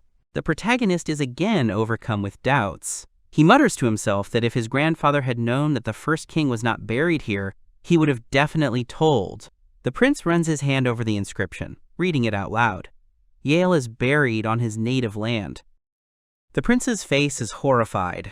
The puzzle in his head has come together. He remembers the recent visit of the mysterious knight in dark armor, and that he once felt a connection with the demon lord. The phrase that he needs to get along with everyone pops into his head. Ike's sword falls to the ground with a loud metallic clang. The wind howls again, taking the leaves with it. The protagonist quietly voices his guess that this is not the birthplace of the first king. It got dark. The prince is sitting in the library and is already nodding off while reading another tome. Clown quietly approaches Ain, causing him to become a little scared. She asks if he is tired. The prince denies being tired and asks about the business trip. The girl explains that it will be an inspection of the lands of the former Viscount Seiji. She also adds that until there is a new lord, these lands are ruled by a king. The young man asks his friend if she will go with him, to which Clown replies that she will accompany Olivia, for which he regrets. The prince mentally figures out who will go with him, and then specifies where these lands are located. Clown reports that the prince's visit is located between Ishtalika and Baltica, and that he will have to spend the night on the water train. Aina is surprised by this, and he quietly says to himself that this might come in handy, causing the girl to look at him questioningly. Noticing the expression on his girlfriend's face, the main character quickly changes the subject, saying, "Don't pay attention," trying to distract the girl.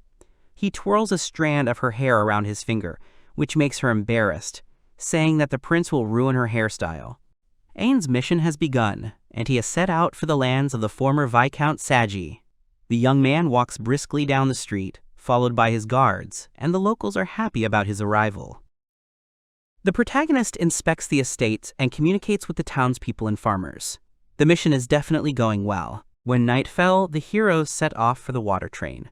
Dill reports to the prince that they will spend the night here and leave for the capital in the morning. Ain agrees and thanks the guy. Ain remembers that he had a request for Dill, which causes him to turn all his attention to the prince. The protagonist hands the soldier a letter, saying that it should be given to the engineer. Dill examines the envelope, to which the prince informs him that the letter is very important and must be delivered urgently. The soldier cheerfully says that he has accepted the information and, bowing, says goodbye. The door closes behind Dill. Ain watches him, and after a while the train begins to move with a roar and a creak of wheels, releasing clouds of thick smoke from the chimney. The sounds of quick footsteps are heard in the corridor, and a few moments later a breathless soldier flies into the room, shouting why the train started moving and what was in that letter, to which Ain calmly asks him for forgiveness. The main character, sitting in a chair, with a very serious face, declares that they are going to the Baltic. Dill, in the same excited tone, clarifies why they need to leave right now. Ain explains that he, as a prince, wants to conduct his own personal investigation. His friend wants to find out if the king knows about it, to which the prince shakes his head. The soldier sighs and in a humble voice says that the train will arrive in the Baltic in the morning, and for now they can rest. Ain is surprised by his friend's behavior, which makes him ask why he doesn't try to stop him. Dill looks at the prince with understanding and slight sadness, voicing that he would have done it his way anyway. The protagonist falls into a slight stupor and then begins to giggle, gradually turning into full-throated laughter. The prince's friend looks at him with a bit of incomprehension. Smiling broadly, Ain thanks Dill for being the one to accompany him, and the soldier in turn replies that he will be happy to try to live up to expectations. The train rushes along the rails at full speed. The prince sleeps peacefully, suspecting nothing. Through his sleep, he hears that someone is trying to wake him up. Ain lifts himself up, as it seemed to him, on the bed, but he is surrounded by grass and trees. The guy yawns, asking if they have arrived. But before he could come to his senses, someone insistently poked him in the face with a sword folded in its sheath. The prince stares in shock at the stranger, who commands him to get up and start training. Having recovered from the shock a little, Ain asks where he is and who these people are. Behind the tall blonde man who was pointing his sword at the young man stood a beautiful black-haired sorceress in a spell mania. The prince realizes who stands before him. He shouts out the names of the heroes standing before him. They were Dullahan and the Elder Lich. Ain looks at the heroes in surprise, wondering what they want. At first he thinks that he was kidnapped, but then he quietly says the name of the tall blonde man. His name is Ramza. A man and a girl introduce themselves. The prince correctly names the man, and the girl behind him, smiling affably, introduces herself as Misty. The sorceress reassures the protagonist, dispelling his fears of being kidnapped. Then she quietly whispers that this is his wish. Ramza, slightly arrogantly, says that they don't have much time, and it's time to begin. Then he snaps his fingers, and a beautiful suit of dark metal armor materializes on Aina. The prince yelps in surprise as he examines the new outfit. Continuing to arrive in sincere surprise, the protagonist breathlessly voices the name of the armor that appeared on him. Dullahan armor. The blonde says that he will lend it for the duration of training, although it is impossible to die in this world. Ain, rising with a sword in his hands, asks Rams why he is without armor, to which the man quickly cuts off his words, saying that he does not need them. The prince will not even touch him with his children's knife. The main character only grumbles discontentedly in response. The young man rises to his full height, saying that he doesn't know how strong the blonde is. He tightens his grip on the hilt of his sword, preparing to attack. Ain shouts that he shouldn't be underestimated, and quickly rushes to attack, swinging his sword to strike. At this time, Ramza calmly and even a little lazily pulls his sword out of its sheath. Meanwhile, it is deep night above Ishtalik Castle. The moon brightly illuminates the night sky. Kadima approaches the cage with the bee-like monster. She holds out a magic stone through the bars, discussing some theory of hers. The monster immediately snatches the stone offered to him and crushes it in his jaws. The surprised first princess watches the unusual metamorphoses. The bee was engulfed in a glow, and its body began to increase in size. The monster has grown to incredible sizes, and the girl looks at her test subject in surprise. Kadima cries out joyfully, pressing her paws to her chest. The creature has evolved into a bee king. The girl considers her experiment a success. But for now, she decides to put it to sleep so she can record the results in peace. In neat handwriting, the first princess writes in her notebook that a monster needs to eat a higher-level magic stone to evolve. Following her theory, Ain evolves in exactly the same way. Kadima continues to reflect that the prince has already absorbed enough stones for evolution, and if he has an incentive, he will be able to evolve again in the future. The girl imagines her nephew, embraced by shining energy. However, only one question remains in her head. No one knows what evolution will happen next. The night castle is pierced by the indignant cry of a girl. She is indignant that at the very moment of the opening, Ain left on a business trip. Meanwhile, during the training between the protagonist and Rams, the latter deflects the prince's blow with serene ease, even closing his eyes. The prince flies away like a rag doll. Ain coughs as he tries to get up. He blames himself for being overconfident. Meanwhile, Misty casts a healing spell on the boy, while telling him about Ramza's unimaginable strength. He thanks her and remarks that he has realized something. In a harsh tone, the blonde states that the prince is a lousy swordsman, to which he mumbles, confused and guilty, that he didn't expect that. Ramza continues his monologue, pointing out that the protagonist can do something thanks to his training. This is something to be proud of, but the prince is better at fighting with phantom arms than with a sword. With his head down, the blonde still hopes that one day Ain will be able to overcome problems with a sword, not brute force. The protagonist looks questioningly at the swordsman. Misty was sitting at a table not far from the boys. She was enjoying aromatic tea. The sorceress asked Rams to give some instructions to the inexperienced prince. The swordsman agrees with his partner's words and picks up the main character under his armpit as if he weighs nothing. The prince begins to get indignant, trying to persuade the blonde not to treat him like a child, but Ramza egged him on. The blonde's gaze softens. He looks down at Ain, claiming that the prince is still a child. The protagonist looks back at his teacher with displeasure, mixed with incomprehension. Ramza stands behind the boy and puts him in the correct stance, pointing out his mistakes. He gently guides him, showing him how to do it. Ain is nervous, realizing what elementary mistakes he made. You can't defeat everyone with one swing of the sword, especially Ramza. The prince is too weak for that yet. The swordsman puts the protagonist's legs in the correct position, while simultaneously telling a story about combat stances. The young man notices a strange feeling. His concentration shifts, causing him to almost stop hearing the blonde. The protagonist's thoughts paint a picture of how people feel when they spend time with their father. Ramza continues to guide the boy, telling him the rules of combat. Misty is still sitting a little further away from the guys, smiling as she watches the scene unfold before her. The swordsman praises his student as he is on all fours, trying to catch his breath. Then, in a more stern tone, Ramza announces the start of the main part of the training, which greatly surprises Ain. The blonde takes the sword in both hands and gets into a fighting stance. He instructs the prince that he first needs to study his technique and come up with a counterattack. The fight begins. In the blink of an eye, Ramza is next to the main character, already swinging his sword towards him. The young man, it seems, did not even have time to blink an eye. He notices the incredible speed of the swordsman's movement.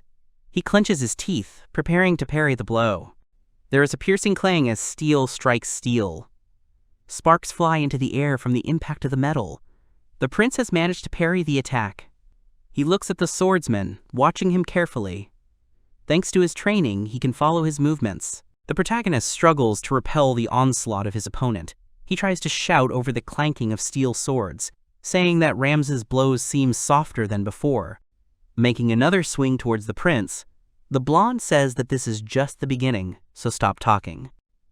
Ain notes how accurate and fast his opponent's strikes are, admiring that he fights better than the Ishtaliki knights.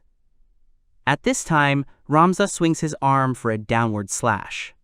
The blade of the sword cuts through the air a few centimeters from the prince's head. He jumps aside, continuing his analysis. It seems to him that each blow of his opponent is equal in strength to all his friends put together. The prince must not let his guard down. Ain attacks Rams, but he blocks the blow. The young man's thoughts literally scream that he must not stop attacking and try to turn the advantage to his advantage. The main character jumps on his opponent to strengthen his blow with inertia. Ain's consciousness tells him that he must control this duel. The swordsmen strike again, their blades whistling through the air as they clash against each other.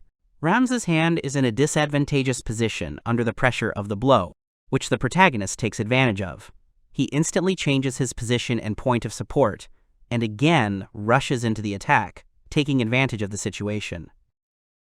In a split second, the prince finds himself in front of his opponent, determined to end this battle, the blade of his sword about to pierce Ramza. At that very moment, the training time came to an end.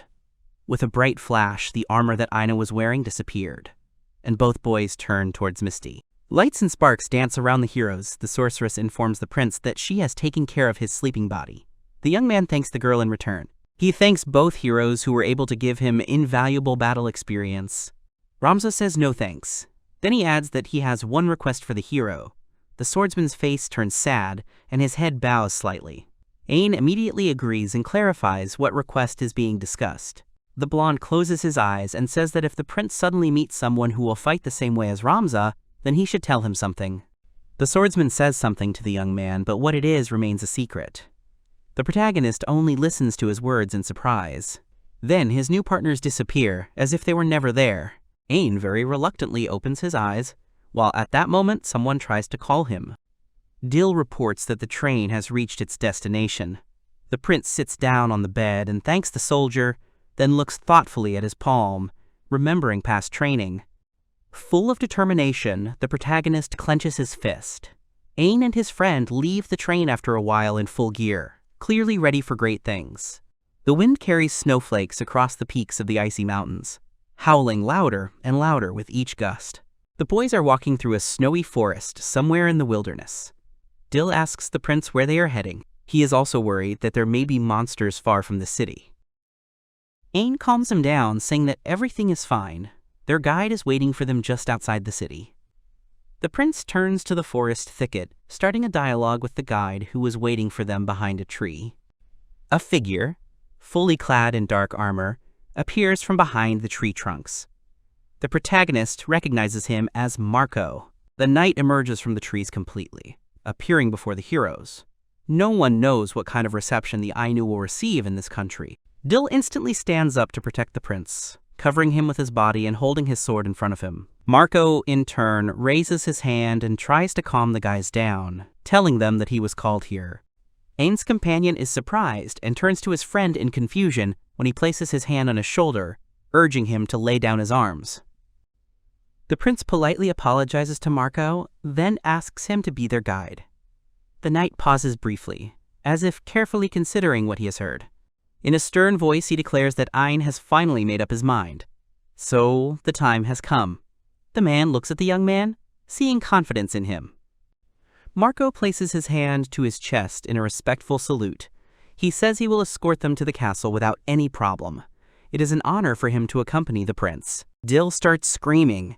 exclaiming that their path really lies in the Castle of Demons and why they should go there. Ain, with an innocent smile, calms his friend down, saying that he just needs to visit one grave. The prince turns to Marco, asking him if the tomb of the first king is located in the depths of the castle. He receives an affirmative nod. The main characters and their new companion are walking through the forest thicket. Ain asks Dill if it's really good that while Marco is with them, monsters won't attack them at all. The knight agrees, and the prince notices something in the distance. A thick column of purple smoke rises through the treetops a little way from the boys, as if from a fire. The prince asks the guide what it is. Marco explains that there is a poisonous swamp in that place where even Mistress Misty was afraid to go. Ain looks at the smoke with interest while their guide continues that there is something sparkling in the center of the swamp and they need to be careful. The protagonist analyzes the knight's words, still continuing to look at the purple clouds that rise from the swamp. The heroes approach the monumental building, passing the luxurious high arches of the castle. Marco informs the boys that they are there as they look at the majestic columns and other architecture and decoration of the Demon Lord's castle. The Dark Knight leads them to a large wooden door, indicating that it leads to a cemetery. The heroes, in turn, were wary and somewhat surprised by this situation. Marco breaks the silence by saying that behind this door is a small room made by amazing people. He puts a significant emphasis on the last two words. The knight bows and warns the prince to be careful, even though he believes that the young man will win. However, Ain suspected something was wrong with his words and doubts came over him, as if the words he had said before and now did not match. The prince thanks Marco and asks him to wait for him in the Great Hall. Dill was asked to stay where he was. Everyone agreed. The Dark Knight leaves, and Dill asks the protagonist to be careful. Ain opens the heavy oak doors and says that he will be back soon. A small, musty room appears before the prince, and through the darkness, shackles hanging on the wall gleam. The clanking of a chain is heard in the corner of the room. The hero covers his face with his hand from the nauseating smell. Turning around at the sound of chains, Ain notices something in the darkness. His eyes adjust to the darkness, and he manages to make out a girl chained to the wall. The prince was dumbfounded when he saw what was in front of him. He rushed towards the girl, who was pitifully stretching her hands towards him and whispering something inaudibly. She crawled up to Ain, who knelt down in front of her.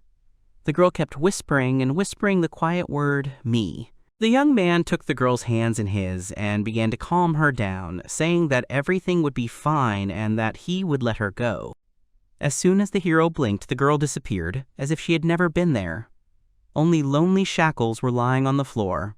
The next moment, the girl materialized behind the prince, touching his face with her thin fingers. She whispered in a sepulchral, dead voice that she needed to be loved. Ain, overcome with horror, turned around sharply, but there was no one behind him. It was as if fear had knocked all the air out of the boy's lungs, leaving him struggling to catch his breath while covered in cold sweat. He didn't understand what it was. The protagonist thought it was because of the Red Fox's curse. He found the scene very creepy, but gathering his will into a fist, the prince resolutely walked on.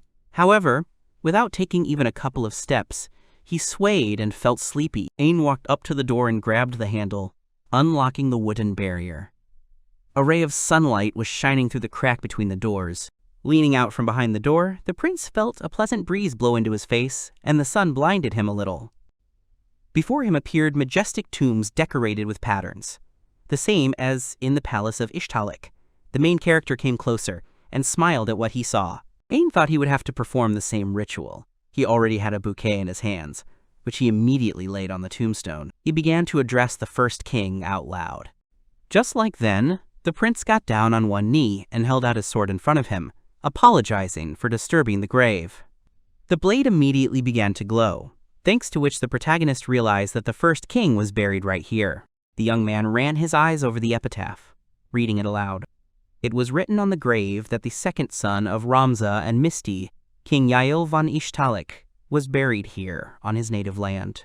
The hero realized that the first king was actually someone else. Namely, the first king was the Demon Lord herself.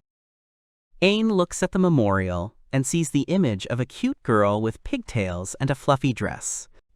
The young man's gaze slides further along the gravestones. He sees the graves of Misty and Rams. The hero continues to voice his reasoning. He noticed that all those buried had the family name of von Ishtelika. Was King Yale forced to kill his family? The protagonist wants to believe this theory. Ein imagines the royal family of that time. He understands that there was no feud between the family members, otherwise Yale would not have been buried here. However, the prince's gaze catches on one of the graves. The prince comes closer and studies the tombstone. It is the tombstone of the queen. In addition to her name, her maiden name was written there. The inscription is almost erased, but the young man manages to read it.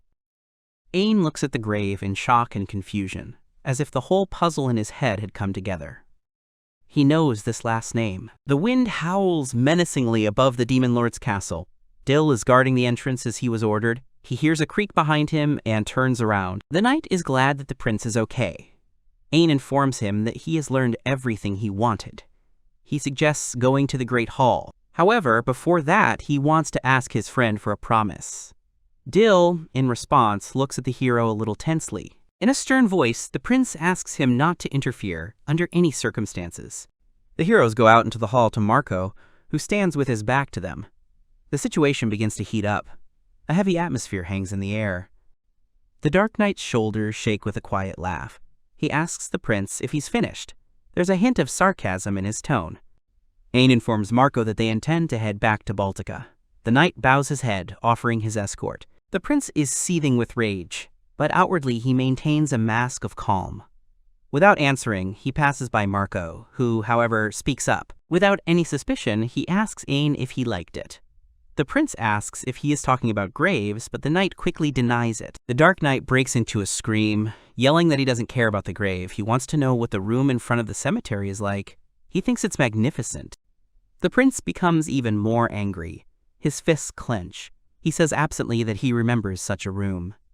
Ein turns to the knight and, with feigned sadness on her face, says that she is disgusting, and those who built her are disgusting. Marco looks at the prince very carefully.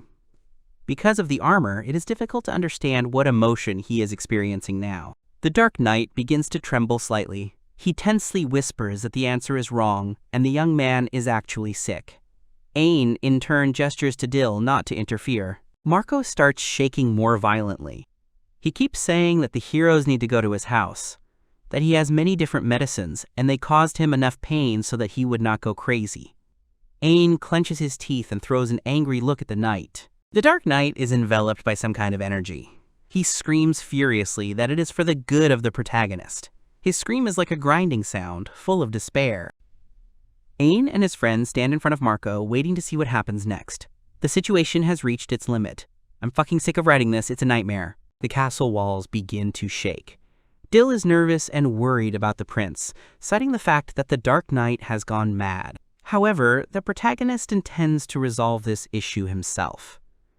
He still gestures to his friend not to interfere. Yes, and then what? Ein clutches the collar of his cloak and throws it off, revealing his sword. The boy shouts that he will fight Marco, for it is his duty. Aha! Give me back the 100 you owe me. The Dark Knight grabs the hilt of the sword and charges, yelling that he wants to show off his home. The prince takes a fighting stance, preparing for battle. The opponents clashed in a duel, swords clanged. Each of the heroes carefully watched his opponent. In an instant, many blows and repelled attacks flew by. The speed of the battle was unimaginable. Dill could not follow their movements. The opponents rushed around the battlefield so quickly that their movements raised huge clouds of dust. The swords crossed again, striking sparks. Gritting his teeth, Ein repelled Marco's attack. He had seen this fighting technique once before, namely in his dream. The prince sees that even in a fit of madness, the Dark Knight remains true to his sword and does not retreat a single step. The protagonist holds back his panic, trying to dictate to himself the same rules that Ramza told him in his dream. Let Marco's blows almost slam the prince into the floor. Ein was able to apply enough force to redirect the force of his blow and cut through the Dark Knight's armor. However, this does not bother Marco at all. The situation even seemed to amuse him, causing him to burst into hysterical laughter. The knight stopped laughing and wondered absently why he was inferior to his opponent in strength, noting that the prince's fighting style was similar to that of the captain. Marco touched the armor, concluding that he lacked faith. He howled again like a wounded animal, saying something about faith, that he lacked it. The protagonist was surprised by these words, causing him to frown. What nonsense! What nonsense! The Dark Knight suddenly cuts off his own hand with his own sword. The heroes are shocked by this development. Marco shudders again. For a second, the boys thought that the knight had come to his senses. The knight raises his head, saying how can he believe in someone like her? Ain turns to the man, calling out to him.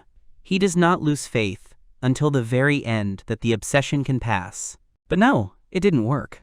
Marco screams again about his home and rushes into the attack. Reflecting a hail of blows, the prince asks the knight to come to his senses, but he does not hear him. Marco bursts into laughter again, his speech sounding like incoherent gibberish. Ain grits his teeth, not attacking but defending himself. Someone addresses the main character, he freezes. This someone asks him to stop. Ramza approaches the prince, asking him to end Marco's suffering. As a disembodied spirit, he appears behind the hero, placing his hand on his shoulder. The young man finds it hard to accept this information. He clenches his teeth, parrying the blow again. Ain steps back slightly from the laughing knight and lowers his sword. He announces that his final opponent will be the prince himself. The vaults of the castle begin to shake. Dill assumes and shouts about it to his friend. Ain doesn't hear, he's busy with the duel. He says that now Marco will see what he decided for himself.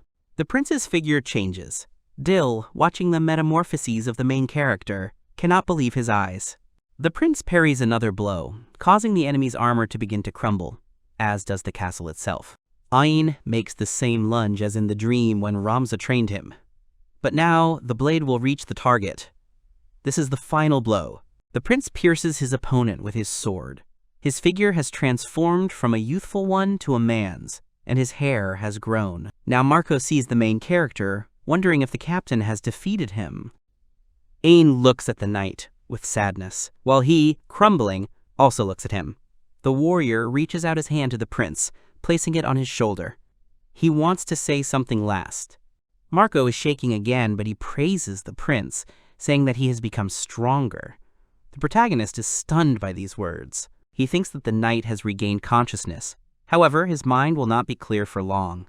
Ain begins to panic, says that he will cure his friend, but he is against it. Marco speaks quietly, his voice breaking every now and then. He says that falling to the captain's technique will be enough. The protagonist is extremely frustrated. He tries to order the knight to refuse death. Marco whispers that he can't take it anymore. His armor begins to crumble. The prince can't believe his words. In turn, the knight continues, saying that the captain is gone, he is tired, and wants peace. Ramza's words. Saksa. He remembers that he wanted to give him a message. The Dark Knight listens attentively to the prince. The protagonist takes his friend by the hand to say goodbye. He thanks the knight for remaining true to his mission all these centuries. It seemed as if Ramza was speaking with him, saying goodbye to Marco in the same way. The armor is crumbling more and more, but Marco is happy. Finally, he asks the prince to state his name, and Ain, with sadness on her face, tells him so. The knight whispers the main character's name, his voice weak, and his armor continues to crumble. It's getting light outside the castle windows. Marco reaches out to the prince, saying that everyone in the world should hear this name. The knight's body turns to dust, and with his last words he glorifies Ishtalika. The hero looks with dismay at the place where his friend lay. Marco leaves behind a magical stone. Ain carefully picks it up. He presses it to his chest, absorbing its energy. The hero's body is filled with energy. He notices a bundle on the floor and picks it up, surprised. Ain looks at the letter Ramza once left for Marco. The prince realizes that all this time his friend was carrying and protecting the royal order. Moments from the knight's life appear in the prince's memory. The protagonist warmly understands that the faithful knight Marco tirelessly carried out his orders until the very end. Dill's voice. He, not believing his eyes, asks Ain if it is him. The young man reassures his friend, confirming his suspicions. Still confused by the situation, the knight continues to ask questions regarding the prince's physical changes. The protagonist awkwardly notes that he has become taller than his friend. Ain says he has a theory about his sudden maturation, but he will tell it when the heroes return to the capital. Dill agrees, but something else catches the prince's attention. From the castle window, purple smoke could be seen coming from the poisonous swamp. The heroes went to the place, but they were met by an impenetrable veil of poison on the border with the swamp. Dill, concerned about the prince's well-being, asks him to be careful, because they were previously warned about the danger of this place. But Ain is curious, and the poison will not work on him anyway. He asks his friend to stay away. The protagonist says that Dill's body cannot cope with the poison. The prince puts his hand forward, and the poisonous fog parts before him. The knight is surprised by the pleasant aroma that he thought was coming from the poison. Ain looks around and concludes that something in the center of the swamp is producing the fumes. He steps into the water, but it turns out to be shallow and crystal clear. The prince is also surprised by what he sees. Dill shouts at him to call for help in case of danger. But the boy's attention is drawn to something that looks like a flower. And indeed, in the center of the swamp grew a pink fiery blue rose. Ain had already seen one like this in his childhood. The prince squats down next to the flower, thinking about how the plant was emitting a column of purple smoke. Fragments from the past appear in the boy's memory. He thinks he can do the trick with the flower again. Ain picks the flower, and it actually turns into a pink star crystal in his palm. The hero decides to take it with him and return to Dill. Already in the Baltic, the guys arrived on the train. The knight asks the prince to have a good rest before arriving in the capital. Dill leaves the room, closes the door behind him, and wanders down the hallway. He worries that he couldn't do anything. His body tenses, and images of the last battle come to mind. He reproaches himself for his weakness. Tears flow from his eyes. He wipes them with the sleeve of his coat. However, he has decided to make a promise to himself. A promise that he needs to become stronger. Much stronger than his father. Having gathered his strength, Dill continues walking down the hallway, but now full of confidence in his words. At this time, in her room, Ain sits in a chair and studies the stat card with puzzlement. Things start to escalate uncontrollably. The prince realizes that his metamorphoses may raise questions in people. He clutches his head in despair. The hero remembers how the first princess told him about something similar. His sudden growth is an evolution. Ain looks at the stat chart again. The card no longer displayed stats, and the skills now featured a new ability, namely Demon Lord. Night over Ishtalik Castle. The protagonist's mother is worried about her son, and that he has not returned yet, so she, Clown, and Christina went to the king. Silvered calms the girls by raising his hands in a peaceful gesture. The king remembers that Ain warned him that he wanted to stop by Bart on the way, but that it needed to be kept a secret. At that moment, a maid runs into the hall with the news that the prince has returned. Everyone turns around. Olivia grabs her by the shoulders and asks where he is and if everything is okay with him. The main character follows him into the hall. Everyone in the room is quite surprised by the guy's new appearance. He scratches his head innocently and smiles, justifying himself by saying that he has grown a little on the way. Different emotions can be seen on the characters' faces. The king and his confidants are shocked, the protagonist's friends are embarrassed, and the mother is delighted. A scream echoed through the castle, seeming to be heard even beyond its borders. Ain decided to talk to his grandfather with the evil eye, while the girls crowded at the door, because they were also interested. A conversation starts between the relatives. The protagonist asks if this interferes with the royal plans. Silvered replies that he is in the way, which makes the protagonist feel guilty. The king is serious. He immediately asks to tell about what happened in the Demon Lord's castle, and why Ain has changed so much. The prince tells everything in great detail, which horrifies his grandfather. He briefly retells part of his grandson's words for better understanding, saying that the first king was actually a demon lord, who, according to legend, was killed by the king. Silvered knew that the grave did not contain the remains of the first king, to which he replies that he does not remember such a thing. Then the king asks if the protagonist has told anyone about this. The answer is negative. The only caveat is that Dill saw the battle between the prince and Marco. Silvered replies that he will take measures in this case. The next thing he is interested in is what happened to his grandson's body. Ain is confused, not knowing what to say. He hands the grandfather a card of characteristics, indicating that the cause is here. With a bad feeling, the king takes the card in his hands and is horrified by its contents. Silvered leans back in his chair, clutching his head. Ain jumps up to him, but the king reads the map again, not believing his eyes. Confused, the protagonist's grandfather asks about the truth of what he saw. The prince stands at a loss, not knowing what to say. The old man jumps out of his chair and bombards his grandson with questions, but he only says that he doesn't feel any changes in his body, except for one. In a panic, the king asks what it is. The main character is a moron who only wants to change his clothes. With an innocent expression on his face, Ain says that the only change is that his clothes don't fit his growing body. After these words, Silvert experiences very mixed emotions. On the one hand, he is happy, but on the other hand, he is incredibly angry at his grandson, which is why he slaps him on the back of the head. The king is furious. Ain doesn't understand why he got hit on the head. Gritting his teeth, the monarch replies that it's time to come down to earth. Having cooled down a bit, Silvert says that his grandson will be able to pick out new clothes for himself tomorrow. Can we have more dialogues for the god of dialogues? What a nightmare. The protagonist consults with his grandfather about what to tell the others about his changes.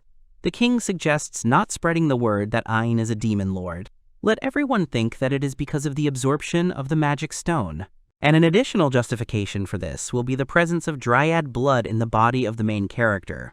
Moreover, the coming-of-age ceremony was held recently. The prince has not yet had time to figure out how to acquire new skills, so he asks to talk to Katima about it. The king agrees and leaves the room. After a while, the maid brought Ain some clothes, even though it was just a robe. The main character liked the way it fit. Marsa leaves, finally leaving the prince alone. He sits down on the sofa and finally exhales after a long time. He then raises his head and calls out to Clown and Chris, who had been waiting outside the door all this time. The girls look out warily from behind the half-open door. Then they slowly, on tiptoe, approach the prince. To Ain's surprise, they ask strange questions, addressing him too formally. The protagonist responds positively to permission to approach, and the girlfriends sit down next to him. Their further actions caused the prince great confusion. Clown and Chris approached and began to sniff him. There was no answer to the reasonable question of what they were doing. Then the girls turned to each other with incredible joy on their faces. The protagonist's friends begin to exclaim in surprise that this is indeed their prince. Ain, in turn, does not understand how they were able to verify this. All three of them are sitting on the couch. The girls are looking at the guy's hair with interest, comparing its beauty to his mother's hair. An argument begins after the words that the main character wants to cut them off. Beauty is not a worthy argument, so the friends began to think of what to do with them. Clown suggested one idea. The girls begin painstaking work on the main character's hair, while he sits and endures in slight bewilderment. It was already late at night when Olivia decided to visit her son and, after knocking on the door, looked into his chambers. She is touched by the picture she sees of the boys falling asleep in each other's arms. The prince has a simple construction of hairpins and elastic bands on his head. The mother notices the emotional closeness between the three. There was a lonely child sitting in the cave. Coming to his senses, he looked around, not understanding what he was doing there. The kid looked at his hands. His body was a skeleton. He didn't know who he was or where he was. Footsteps echoed through the cave. A woman approached the child. In her hand was a staff that illuminated everything around. She sat down next to the slave's child and assumed that he was covered in miasma, which is why he turned into a monster. The woman took off her hood, revealing her face. She greeted the young skeleton. He wanted to say something, but only sounds came out. The child could not speak. Misty assured him that everything would be fine now. The sorceress pulled stones from her pocket and handed them to the skeleton. He took the gift and looked at it carefully before eating it. As the baby crunched the stones, Misty watched him with a smile. A strange sound was heard. She looked up and saw cracks spreading across the ceiling. The woman warned that the cave could collapse at any moment. Misty extended her hand, which the little monster accepted. She told him to follow her, although she had not yet decided where exactly, but with her, the child would not be lonely. The woman introduced herself and asked the child's name. The child could not answer because he did not know his name. Misty sighed. She said that in that case the monster would be called Ramza. Sylvia added that she was glad to meet him. Now their journey together had begun. They began to live together in this world. Years passed, and the little skeleton grew. Now he did not look like a monster, but like a healthy young man. The heroes stopped near the river. Ramza was washing his face when Misty called him. When he approached his partner, he saw a dirty child who was greedily eating fruits. The guy asked Sylvia what race the child belonged to. The woman assumed that the girl was a succubus. The child herself interrupted them. She denied the assumption and said that she was an uncut gem. The girl added that she would soon be big. Misty apologized to her. Sylvia asked what she was doing in the forest. The girl shrank back and sadly replied that she had neither a tail nor wings, and that her mother had gotten rid of her because of her peculiarity. Sylvia glanced at Ramza. The young man understood and nodded. The boys invited the girl to go with them. The child was surprised. The woman asked his name, to which the gem replied that she had no name. The guy said that Misty could make it up, like in his case. Sylvia thought about it. She suggested the name Ash. The girl immediately beamed. Taking her new guardians by the hands, she said that she liked her new name. The three of them traveled around the world. The guys conquered snowy mountains, fought monsters, helped local residents. Over the years, new people joined them. The heroes stopped in one of the cities. It was winter there. While the townspeople were enjoying the day, Ash lay dissatisfied on the bed in her room. She asked why she had to do this. Sister was the one who matched her appearance and character. The woman stood not far from her. She gave off a creepy aura. She said with a smile that someone would be left without dinner today. Rasmus sighed and said that they had no choice, since Ash was the strongest of the three. As a demon, she was the best fit to be the village chief. He assured her that the monsters he had rescued thought the same. Misty added that she and Ramza would do all the necessary work for Ash. She just needed to ascend to the throne. The girl was surprised by this and asked if it was true. She didn't have much confidence in herself, because she was a demon succubus. Meanwhile, her partners were the Great Lich and the Dullahan, who was an ordinary skeleton in the past. Ash believed that she would never be able to compare to them. She was afraid that if she did something wrong as a class leader, everyone would start to hate her friends. Ash would not be able to continue living because of guilt. The unfaithful demon clutched the pillow in his hands. Misty said she shouldn't worry, they were family. She winked and suggested they come up with a family name. Rosma noted that the Lich already had one. The woman explained that her last name had no meaning, since it was taken by pure chance. She wondered what symbol they should come up with. The guy replied that he was not against the idea. The succubus raised her hand and supported it. Misty asked if they knew the name of this content. Ramza replied that it was Ishtar, and Ash confirmed it. She added that she did not know why she gave it such a strange name. The woman asked if they would combine it with the word Rikua, which meant family in the language of the gods. The girl said it would be difficult to bring, to which the young man suggested the simpler version, Rika. The heroes looked at each other and smiled. They understood that from that day on, they became a real family with their own last name. The prince put on his new clothes, and they looked perfect on him. The young man liked the new clothes. They fit like a glove. Olivia clapped her hands. The woman approached her son, saying that it suited him very well. Ain thanked his mother. Olivia giggled, but the boy did not understand the reason for her laughter. She came closer and noticed that her child had become taller than her. The young man was embarrassed and asked for forgiveness. The woman said that there was nothing wrong with that. On the contrary, she was glad to see him so handsome. Olivia said they had to visit Magna on official business. She winked and said she would find the best escort. The hero smiled and bowed to his mother. He said that he would accompany her with all responsibility. After some time, in the courtyard of the mansion, Ain was concentrating on showing his skills to Kadima, who was recording the data. The youth sighed and said that there was no reaction. The Beastman thought about it and wrote it down. The girl thought that the new skill model would be like summoning. Ain thought with a sad smile that he would be able to summon Misty and Ramza, but he was out of luck. The young man said that since he couldn't concentrate on one ability, he would use another for now. A powerful suit of armor formed on his arm, from which magic emanated. The scientist jumped up and asked in amazement if it was the hand of the Dark Knight Dullahan.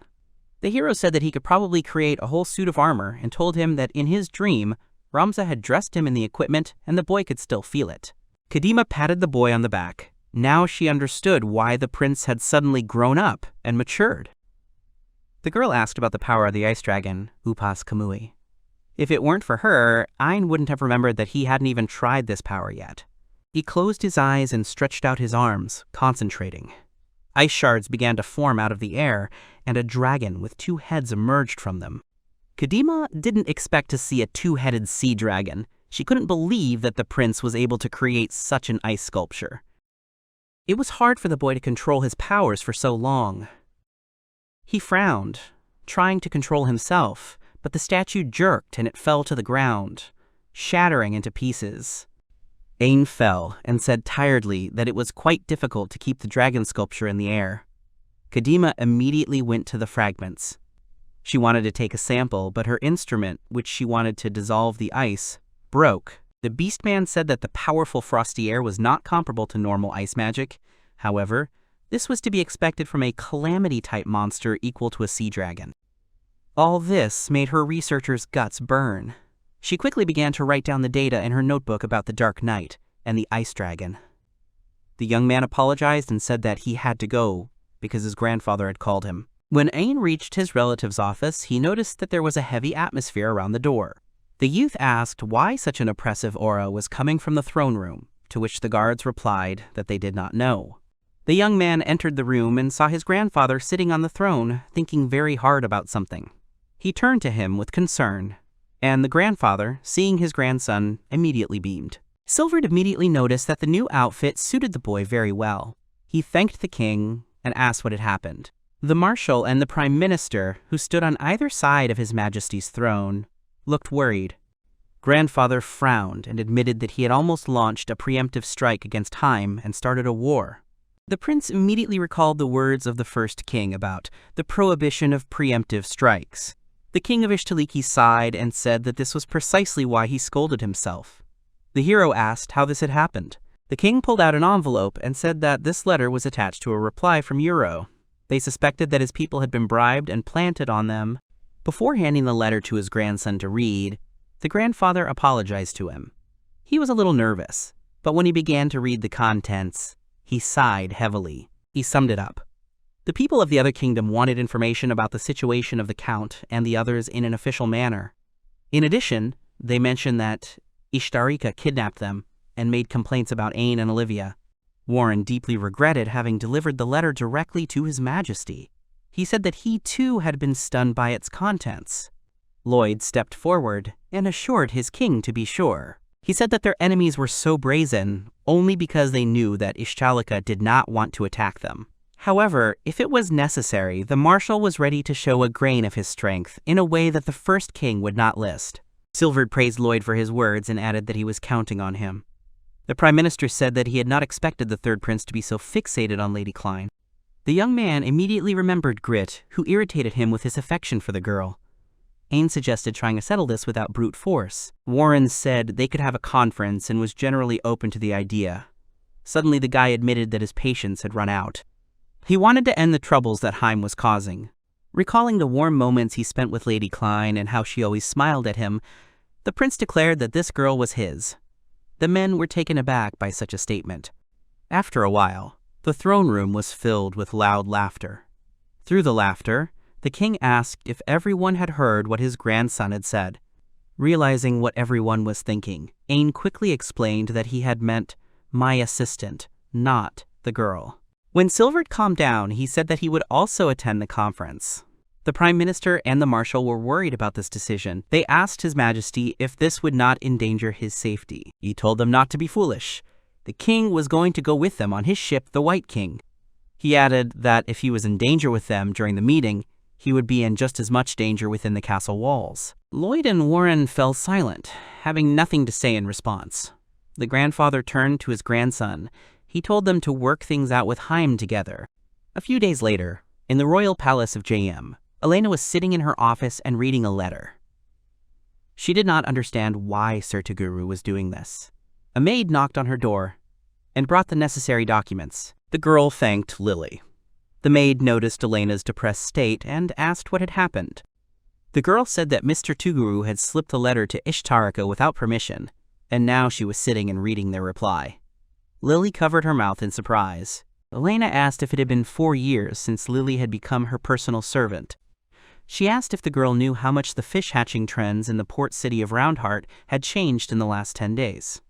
The maid thought for a moment, and then Elena handed her the documents. Lily asked what they were. The girl explained that they were details of the city's fishing trends. People had done their best to investigate this. Elena began to get nervous, which caused her to bite her nails. The researchers even pointed out tax fraud that they hadn't noticed. She was irritated by the tone in which the auditor spoke to them. The girl stood up from the table abruptly. She said that all their information, public or not, was with them. Elena could already predict the outcome in advance if they negotiated in the current state of affairs. Lily noted that the country had a rather capable chancellor. Annoyed, Elena went to the window and agreed. Suddenly the girl noticed something.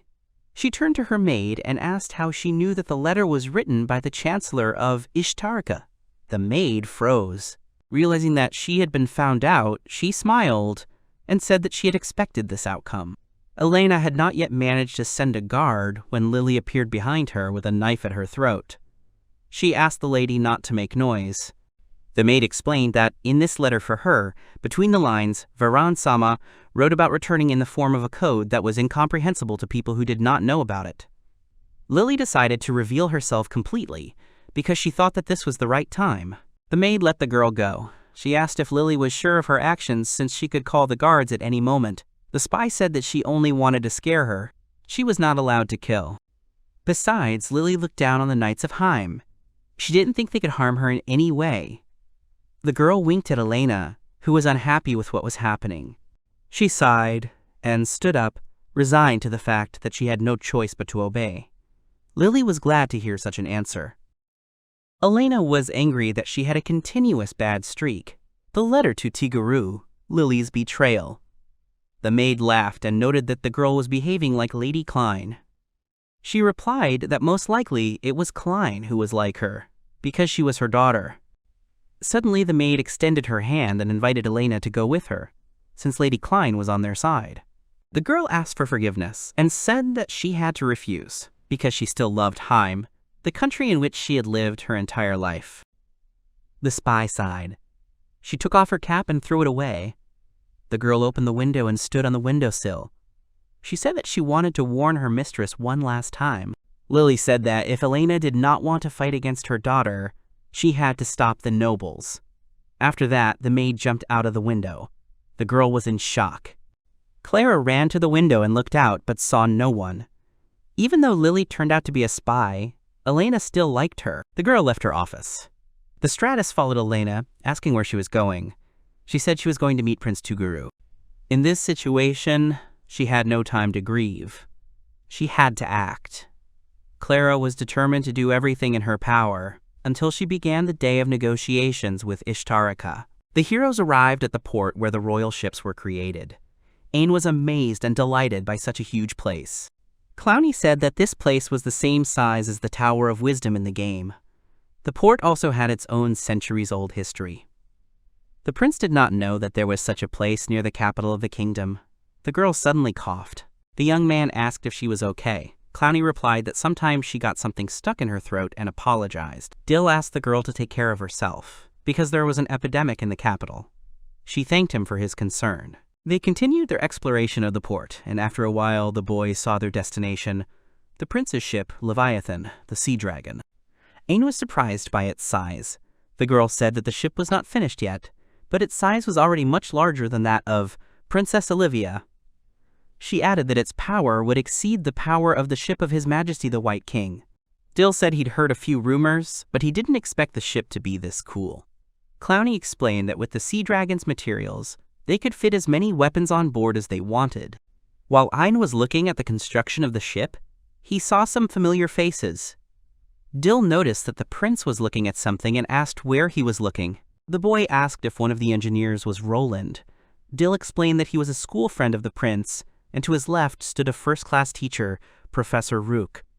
Ain asked what they were doing there. The girl said that the professor was the most famous researcher on the entire continent, and that Roland was engaged in magical engineering. In his circles, he was talented and famous. The hero was surprised by this. Ain told them to move on. Clowny was surprised and asked if the prince did not want to greet his acquaintances. The young man said that he would wait until they finished the ship, as he did not want to disturb them. When spring comes, it will be their 6th and final year at school.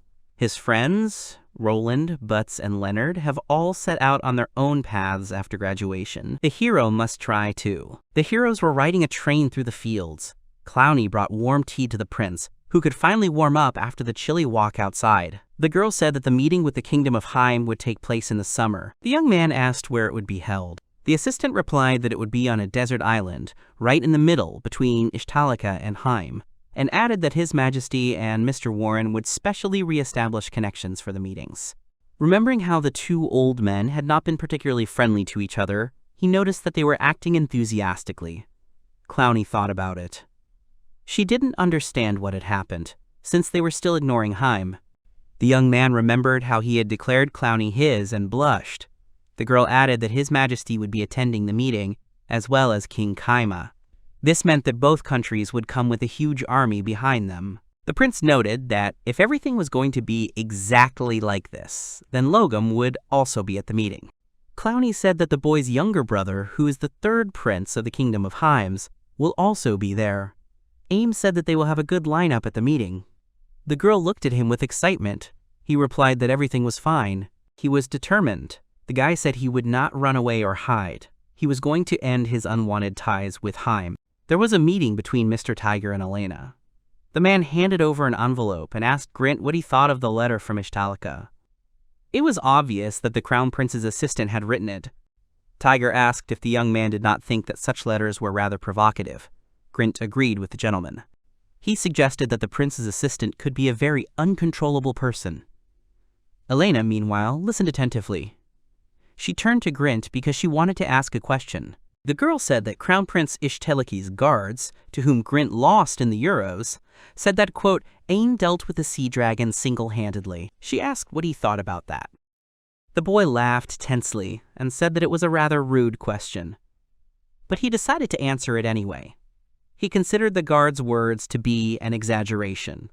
The sea dragon is a huge monster, the ruler of the sea, so it is impossible for an incompetent person like the Crown Prince to deal with it alone. The girl apologized for the question. The young man bowed and said that it was no big deal. Although it seemed that he didn't care, his fist was clenched. Mr. Tiger asked Elena what happened to the spy lily after the fight. The girl sighed and replied that she could not find him anywhere. She assumed that he had fled to Ishtalika. The man said that they couldn't let the enemy do everything any longer. He suggested sending his spies there. Elena thought that such behavior would be nothing more than an obscene joke. Tiger didn't agree with that. The girl added that even if they wanted to send spies to Ishtalika, they didn't have the right people. Initially, she was going to help as a civilian officer, but Lily knew about it. Mr. Tiger thought for a moment and said that he would need to provide Elena with a list of civilian officers. At that moment, they were interrupted. The guest asked why they had such sour faces. It was Mr. Lafon. The man walked in, greeting his brother with a wide smile. Everyone stood up from the table, and Grint's expression darkened. The young man and Elena knelt down. Mr. Tiger noticed his relative's good mood and asked where he had been. The man replied that he had picked up some women from the fortress city again, and had been having fun all day. Seeing that Tiger was not particularly pleased with his brother spending every day like this, Lafon asked if he had any objections or grievances. The man sighed and denied everything. He sat down at the table and asked what they had talked about with Elena. Moldovans looked at each other, nodded to each other and told. After listening to them, Mr. Lafon laughed at the boy's worries, as he thought that Ishtalik could easily be outwitted. Tiger, however, did not understand how exactly. Brother suggested simply buying birdlands from the Merchant Guild and sending it from Rokdam, since Ishtalika accepts ships from there. Tiger objected. He didn't think that would be enough to fool them. Lafon understood that his brother needed them to avoid being noticed by the spies from Hamish Rabidev. With a sly smile, he said that he had people for this task. In the infirmary, a nurse was helping a wounded soldier. When she finished bandaging his hand, she said that everything was ready. The young man thanked her for her help. The guy, unsure, began to invite the girl to go on a date, but he was interrupted. Someone knocked on the door, and Mrs. Barra went to open it. The soldier was confused. When the girl opened the door, she was surprised to see His Highness. He had come to talk to her about the epidemic. The young man was told that Crony and Chris had fallen ill with an unknown illness. The nurse confirmed this and said that the girls were resting in the private rooms of the hospital. They needed peace, at least for a few days. Ayn assumed that with a situation like this, they would have to put off official business in Magna. He asked if he could see the sick girls. Mrs. Barra immediately ordered with her hands. She replied that she could not allow the crown prince to be brought down by illness. The guy said that everything was fine, because his skill would not allow this to happen. He hoped that his abilities would help Chris and Crone and would be able to heal them. However, despite this, the girl still did not advise this. She believed that Ayn's treatment would only be a temporary measure. There was a possibility that many people would catch the infection during the epidemic, but if a person developed immunity, the infection would no longer bother him in the future. Dill approached the prince and asked him to work for the girls during their stay in Magna. The young man agreed. The hero stood up and said that in that case he would visit them another day. The nurse promised to pass on his words to the patients. He stretched tiredly, which the lady noticed. He replied that the situation with Haim did not allow him to rest. Ayn expressed regret that his father had failed to restrain his younger brother and the prince. Barra did not understand who he was talking about. The young man explained that he was talking about Logan. The girl noticed that she wasn't the only one who had trouble communicating with the commander. The guy asked in surprise if she had any problems too. The nurse nodded and added that both May and her mother had the same problems. Ms. Barra said that when she was little, Logan left, saying he had lost interest in them. Ayn noted with regret that her problem was much more serious than his. At least he didn't have to worry about food and shelter. The nurse added with a smile that despite the past, it was Kronrince Ishtaliki rescued them and brought them to safety. This already brought him and May a lot of happiness. The young man was pleased to hear such words. He said that the girl had given him the gift of understanding that the work done in Ista had not been in vain. Meanwhile, in the port city of the Kingdom of Haim, Roundheart, Elena examined the ship from Bardland. She learned that things in the city had been going badly lately and had been growing for a long time. The girl noticed that Leifon really knew a lot about this. The boy believed that he was willing to do anything for his own benefit. Elena asked if their target was really so beautiful that Leifon was interested in her. The guy replied that he didn't know exactly what the man wanted to achieve, but at least aristocrats from all over the world were chasing her. The girl didn't like the exchange of her daughter for help. She noticed a crowd walking across the bridge towards the ship. These were the convenient people Leifon had spoken of. The assistant provided similar information about each of them. The girl took the documents and began to leaf through them, studying them. They were vagabonds who had lost their citizenship and were being pursued by usurers. As far as was known, the first prince had taken their wives and daughters away from them for debts. They were promised their release for completing the current work. Elena was not sure that His Highness would keep his word. A hooded girl approached the gentleman.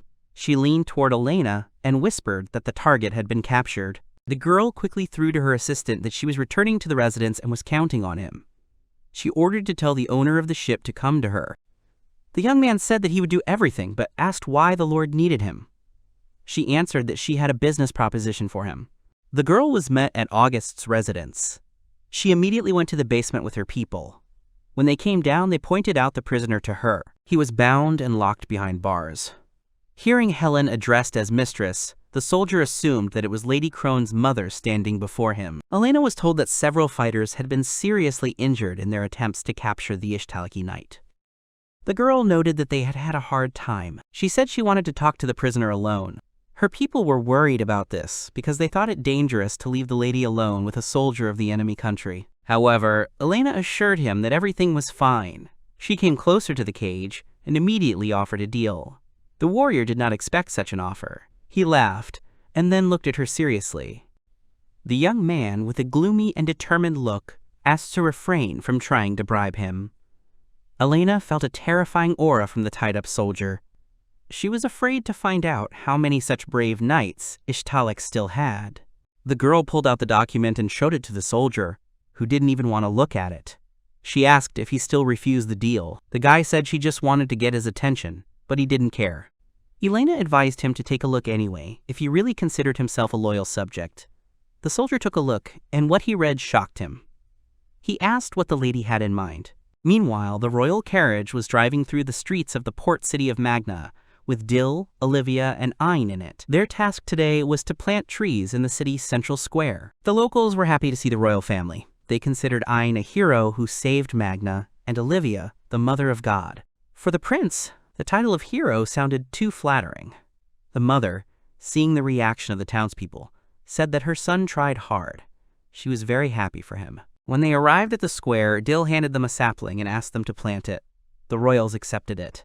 Together they carefully planted the young tree. Ayn sat down next to it, patted the soil and wished it to grow big. Then he stood up and said that their mission was over. However, he did not have time to finish speaking, as a strange sound attracted his attention. The prince asked Dill if he had drunk anything. The young man replied that he had done nothing. Olivia also heard strange sounds and asked what it was then. They turned to the sapling. It began to tremble, and the sounds grew louder. Suddenly, the tree trunk began to grow. The son pushed his mother away and covered her with his body. In an instant, a large tree with mighty branches grew in front of them. Ayn and Olivia did not understand why the small sapling suddenly became so huge. Then he remembered his wishes and thought that this could have happened because of him. The inhabitants were amazed. They shouted that their hero was even able to bestow upon them gifts of nature. For them, Ayn was like the reincarnation of the first emperor. The young man felt awkward. He thought that people were exaggerating. Olivia didn't mind. She said that the tree really did grow like that thanks to him. The woman helped her son stand up and advised him to say something to the people. While Aina was being raised up in Magna Square, Helen was arriving by ship in the port city of Ishtaliki. When Helen's ship arrived, she was amazed by the beauty of the port city of Magna, which was the door to Ishtalika. The city was of incredible size. She couldn't imagine what the capital looked like if the port was so huge. The girl thought that Roundheart was nothing compared to it. An assistant approached her.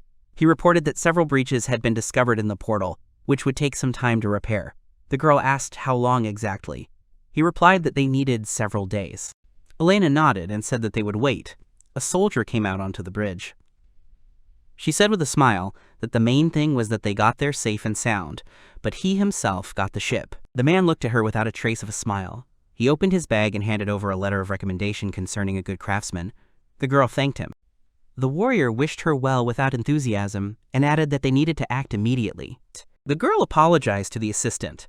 He asked who it was, to which Elena explained that it was her friend who brought the necessary letter. She asked if they were already in the city, to which she received a positive answer. The young man fell silent. It was obvious that he was unsure of something. He asked if they should stick to the plan proposed by His Highness Leifon. He believed that using a terrible weapon like miasma against ordinary civilians was too cruel. Elena agreed with him, and then added that she believed in the soldier she had let go. The young man did not understand her. Although their surveillance mission was over, they would still have to linger in the enemy port. The guy said that was why he was against Elena's participation, since her appearance could arouse suspicion. The girl explained with a smile that Mr. Leifon wanted to get even with her in this way. She took away his excuse to steal his daughter from yet another merchant, with whom she personally entered into negotiations. The attendant said that His Majesty was convinced that these negotiations were of great interest to Haim. Elena replied that with the king's approval, the prince had no choice but to agree. The girl said she was going to find a place to spend the night. The young man wanted to stop her, saying it would be dangerous. However, Elena had a plan. She put a magical disguise device on her ears, which changed the color of her hair and eyes. Seeing how amazed the guy was, the girl said that the purchase had not been cheap. Having assured the assistant that she would return after the repair was completed, Elena went to the city. She was delighted by the wide and beautiful streets of the port. The seller noticed her and began to invite her to try the shellfish. Elena said that she did not mind, but first she needed to find a place to spend the night. The man agreed that she needed to hurry. He said that special people were coming from the capital today, so the city was overcrowded. Elena said goodbye to the seller, who asked her to come as soon as she had resolved the issue. The girl did not understand who they were talking about and who had arrived at the port. They began to go around the hotels, but there were no vacancies anywhere. Tired, Elena sat down on a bench and wondered how many times she had been turned away. She could accept that ordinary hotels might be full, but not the ones for aristocrats. The girl sighed. In any case, she did not want to sleep in the open air. The man sitting next to her suddenly addressed her. She couldn't see her face because it was covered by a hood.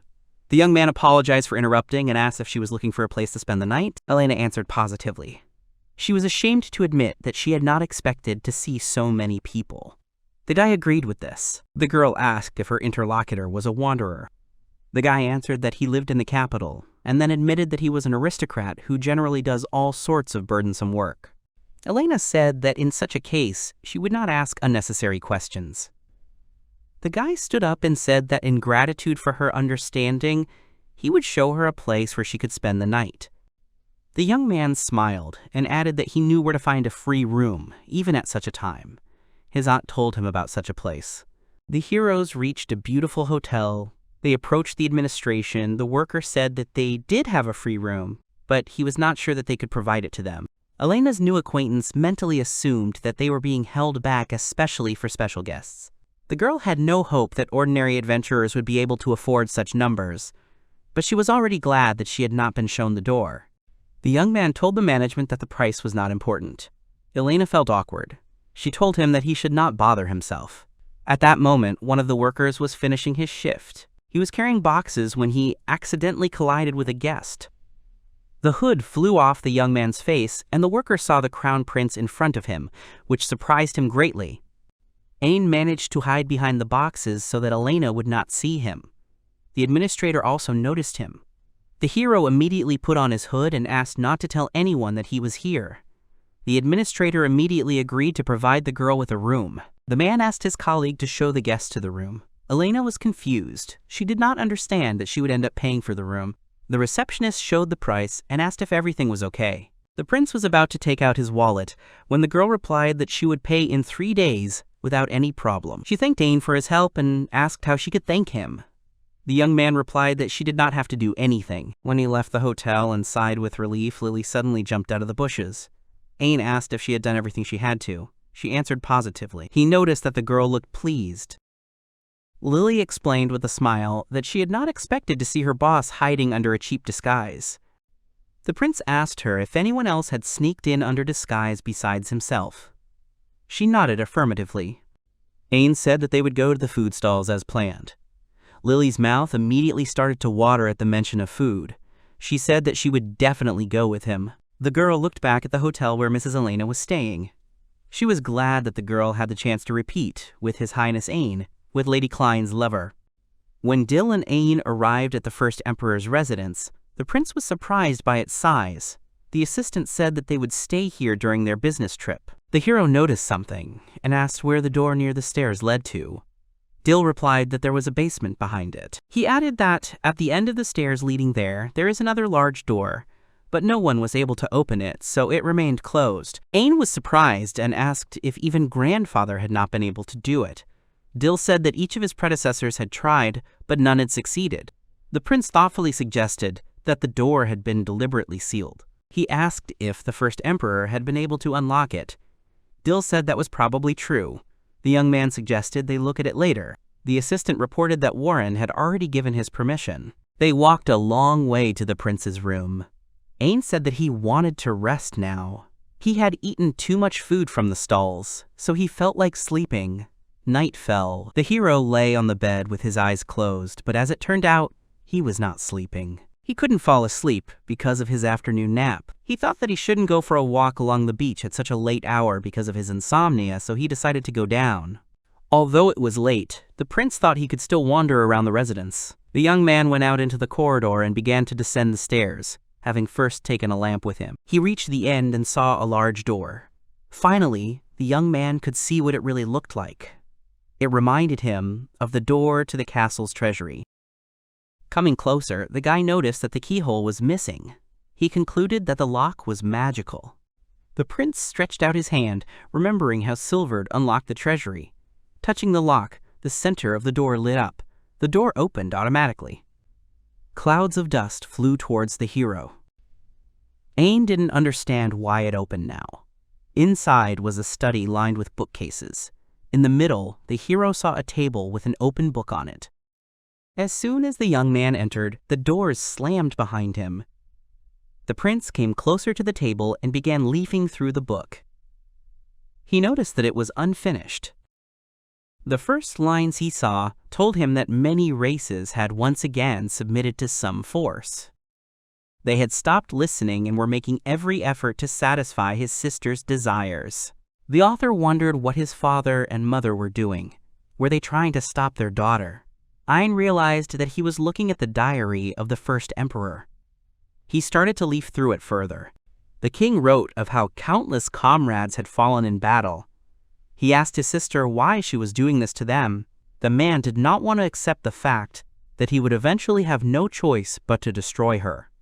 Ein quickly flipped through the remaining pages, checking if they were truly blank. However, at the end, he saw how sorry the emperor was. He took the life of his own sister. He had to raise his hand against his own family. The emperor asked for forgiveness. Once upon a time, a witch had cursed his sister with loneliness and manipulated her, thus forcing her to run away. The king tried to kill the witch, but many monsters blocked his path, thus giving her a chance to escape. However, before fleeing, she managed to tell him something. The witch, out of hatred for the emperor, promised that he would never know happiness. Her trail disappeared somewhere in the vicinity. The man assumed that she had fled overseas, but where the witch had gone next, he no longer knew. The emperor intended to rebuild Ishtalika. After a year had passed since the reconstruction of the country, the king stopped the investigation into the Red Fox. The author wrote that when he left the throne, he would return to this room, but for now he intended to seal it along with his diary. This was the last entry. Prince Ein thoughtfully ran his fingers over the written lines. He was intrigued by the meaning of the Red Fox's power and the curse of loneliness. Morning came. Elena woke up in her hotel room. Although her body was heavy, she could not miss the opportunity to explore this huge country with her own eyes.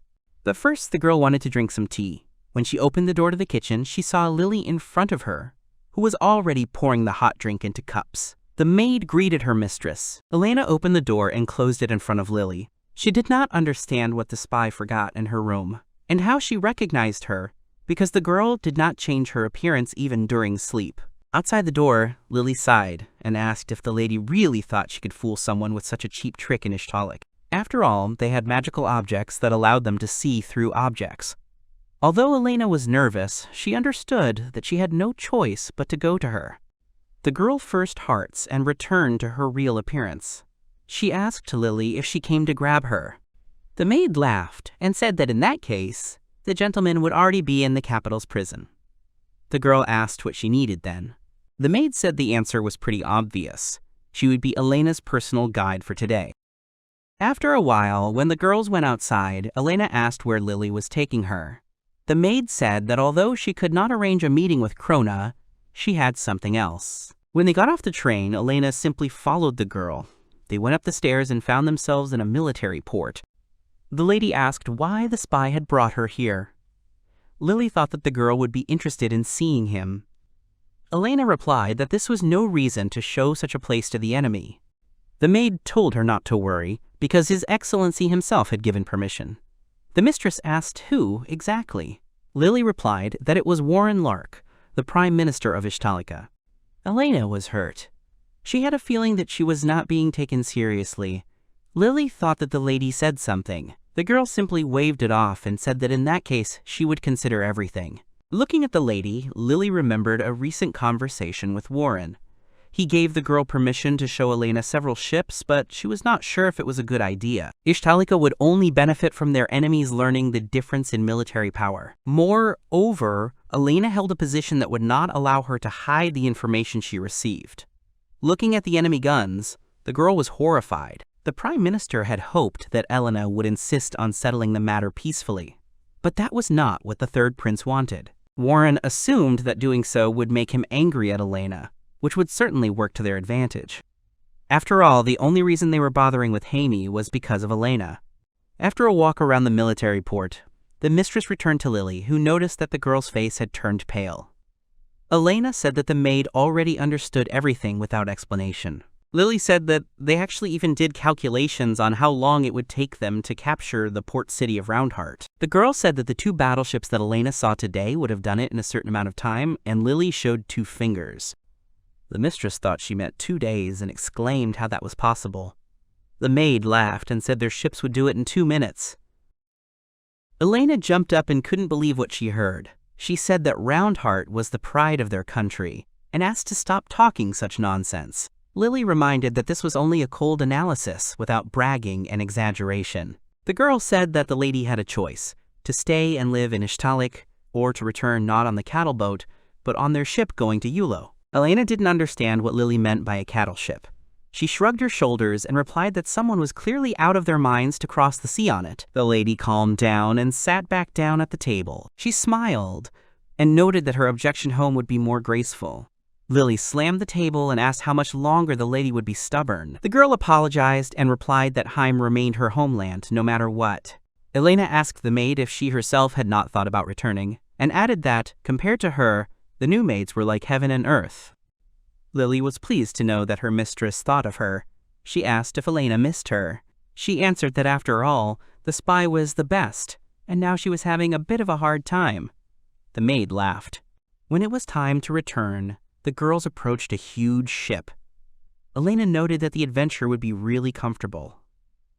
Lily turned to the lady. She warned that when Elena arrived in Yulo, she would immediately become an enemy of Ishtaliki. If Lily was ordered, she would have to come and carry out the order.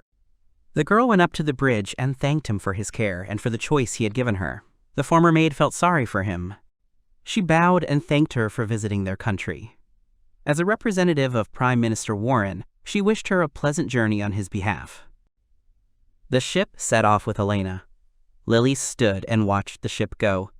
She muttered that the lady was really too stubborn. Elena sat in her room on the ship.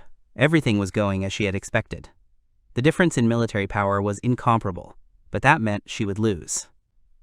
The lady did not consider herself a weak woman.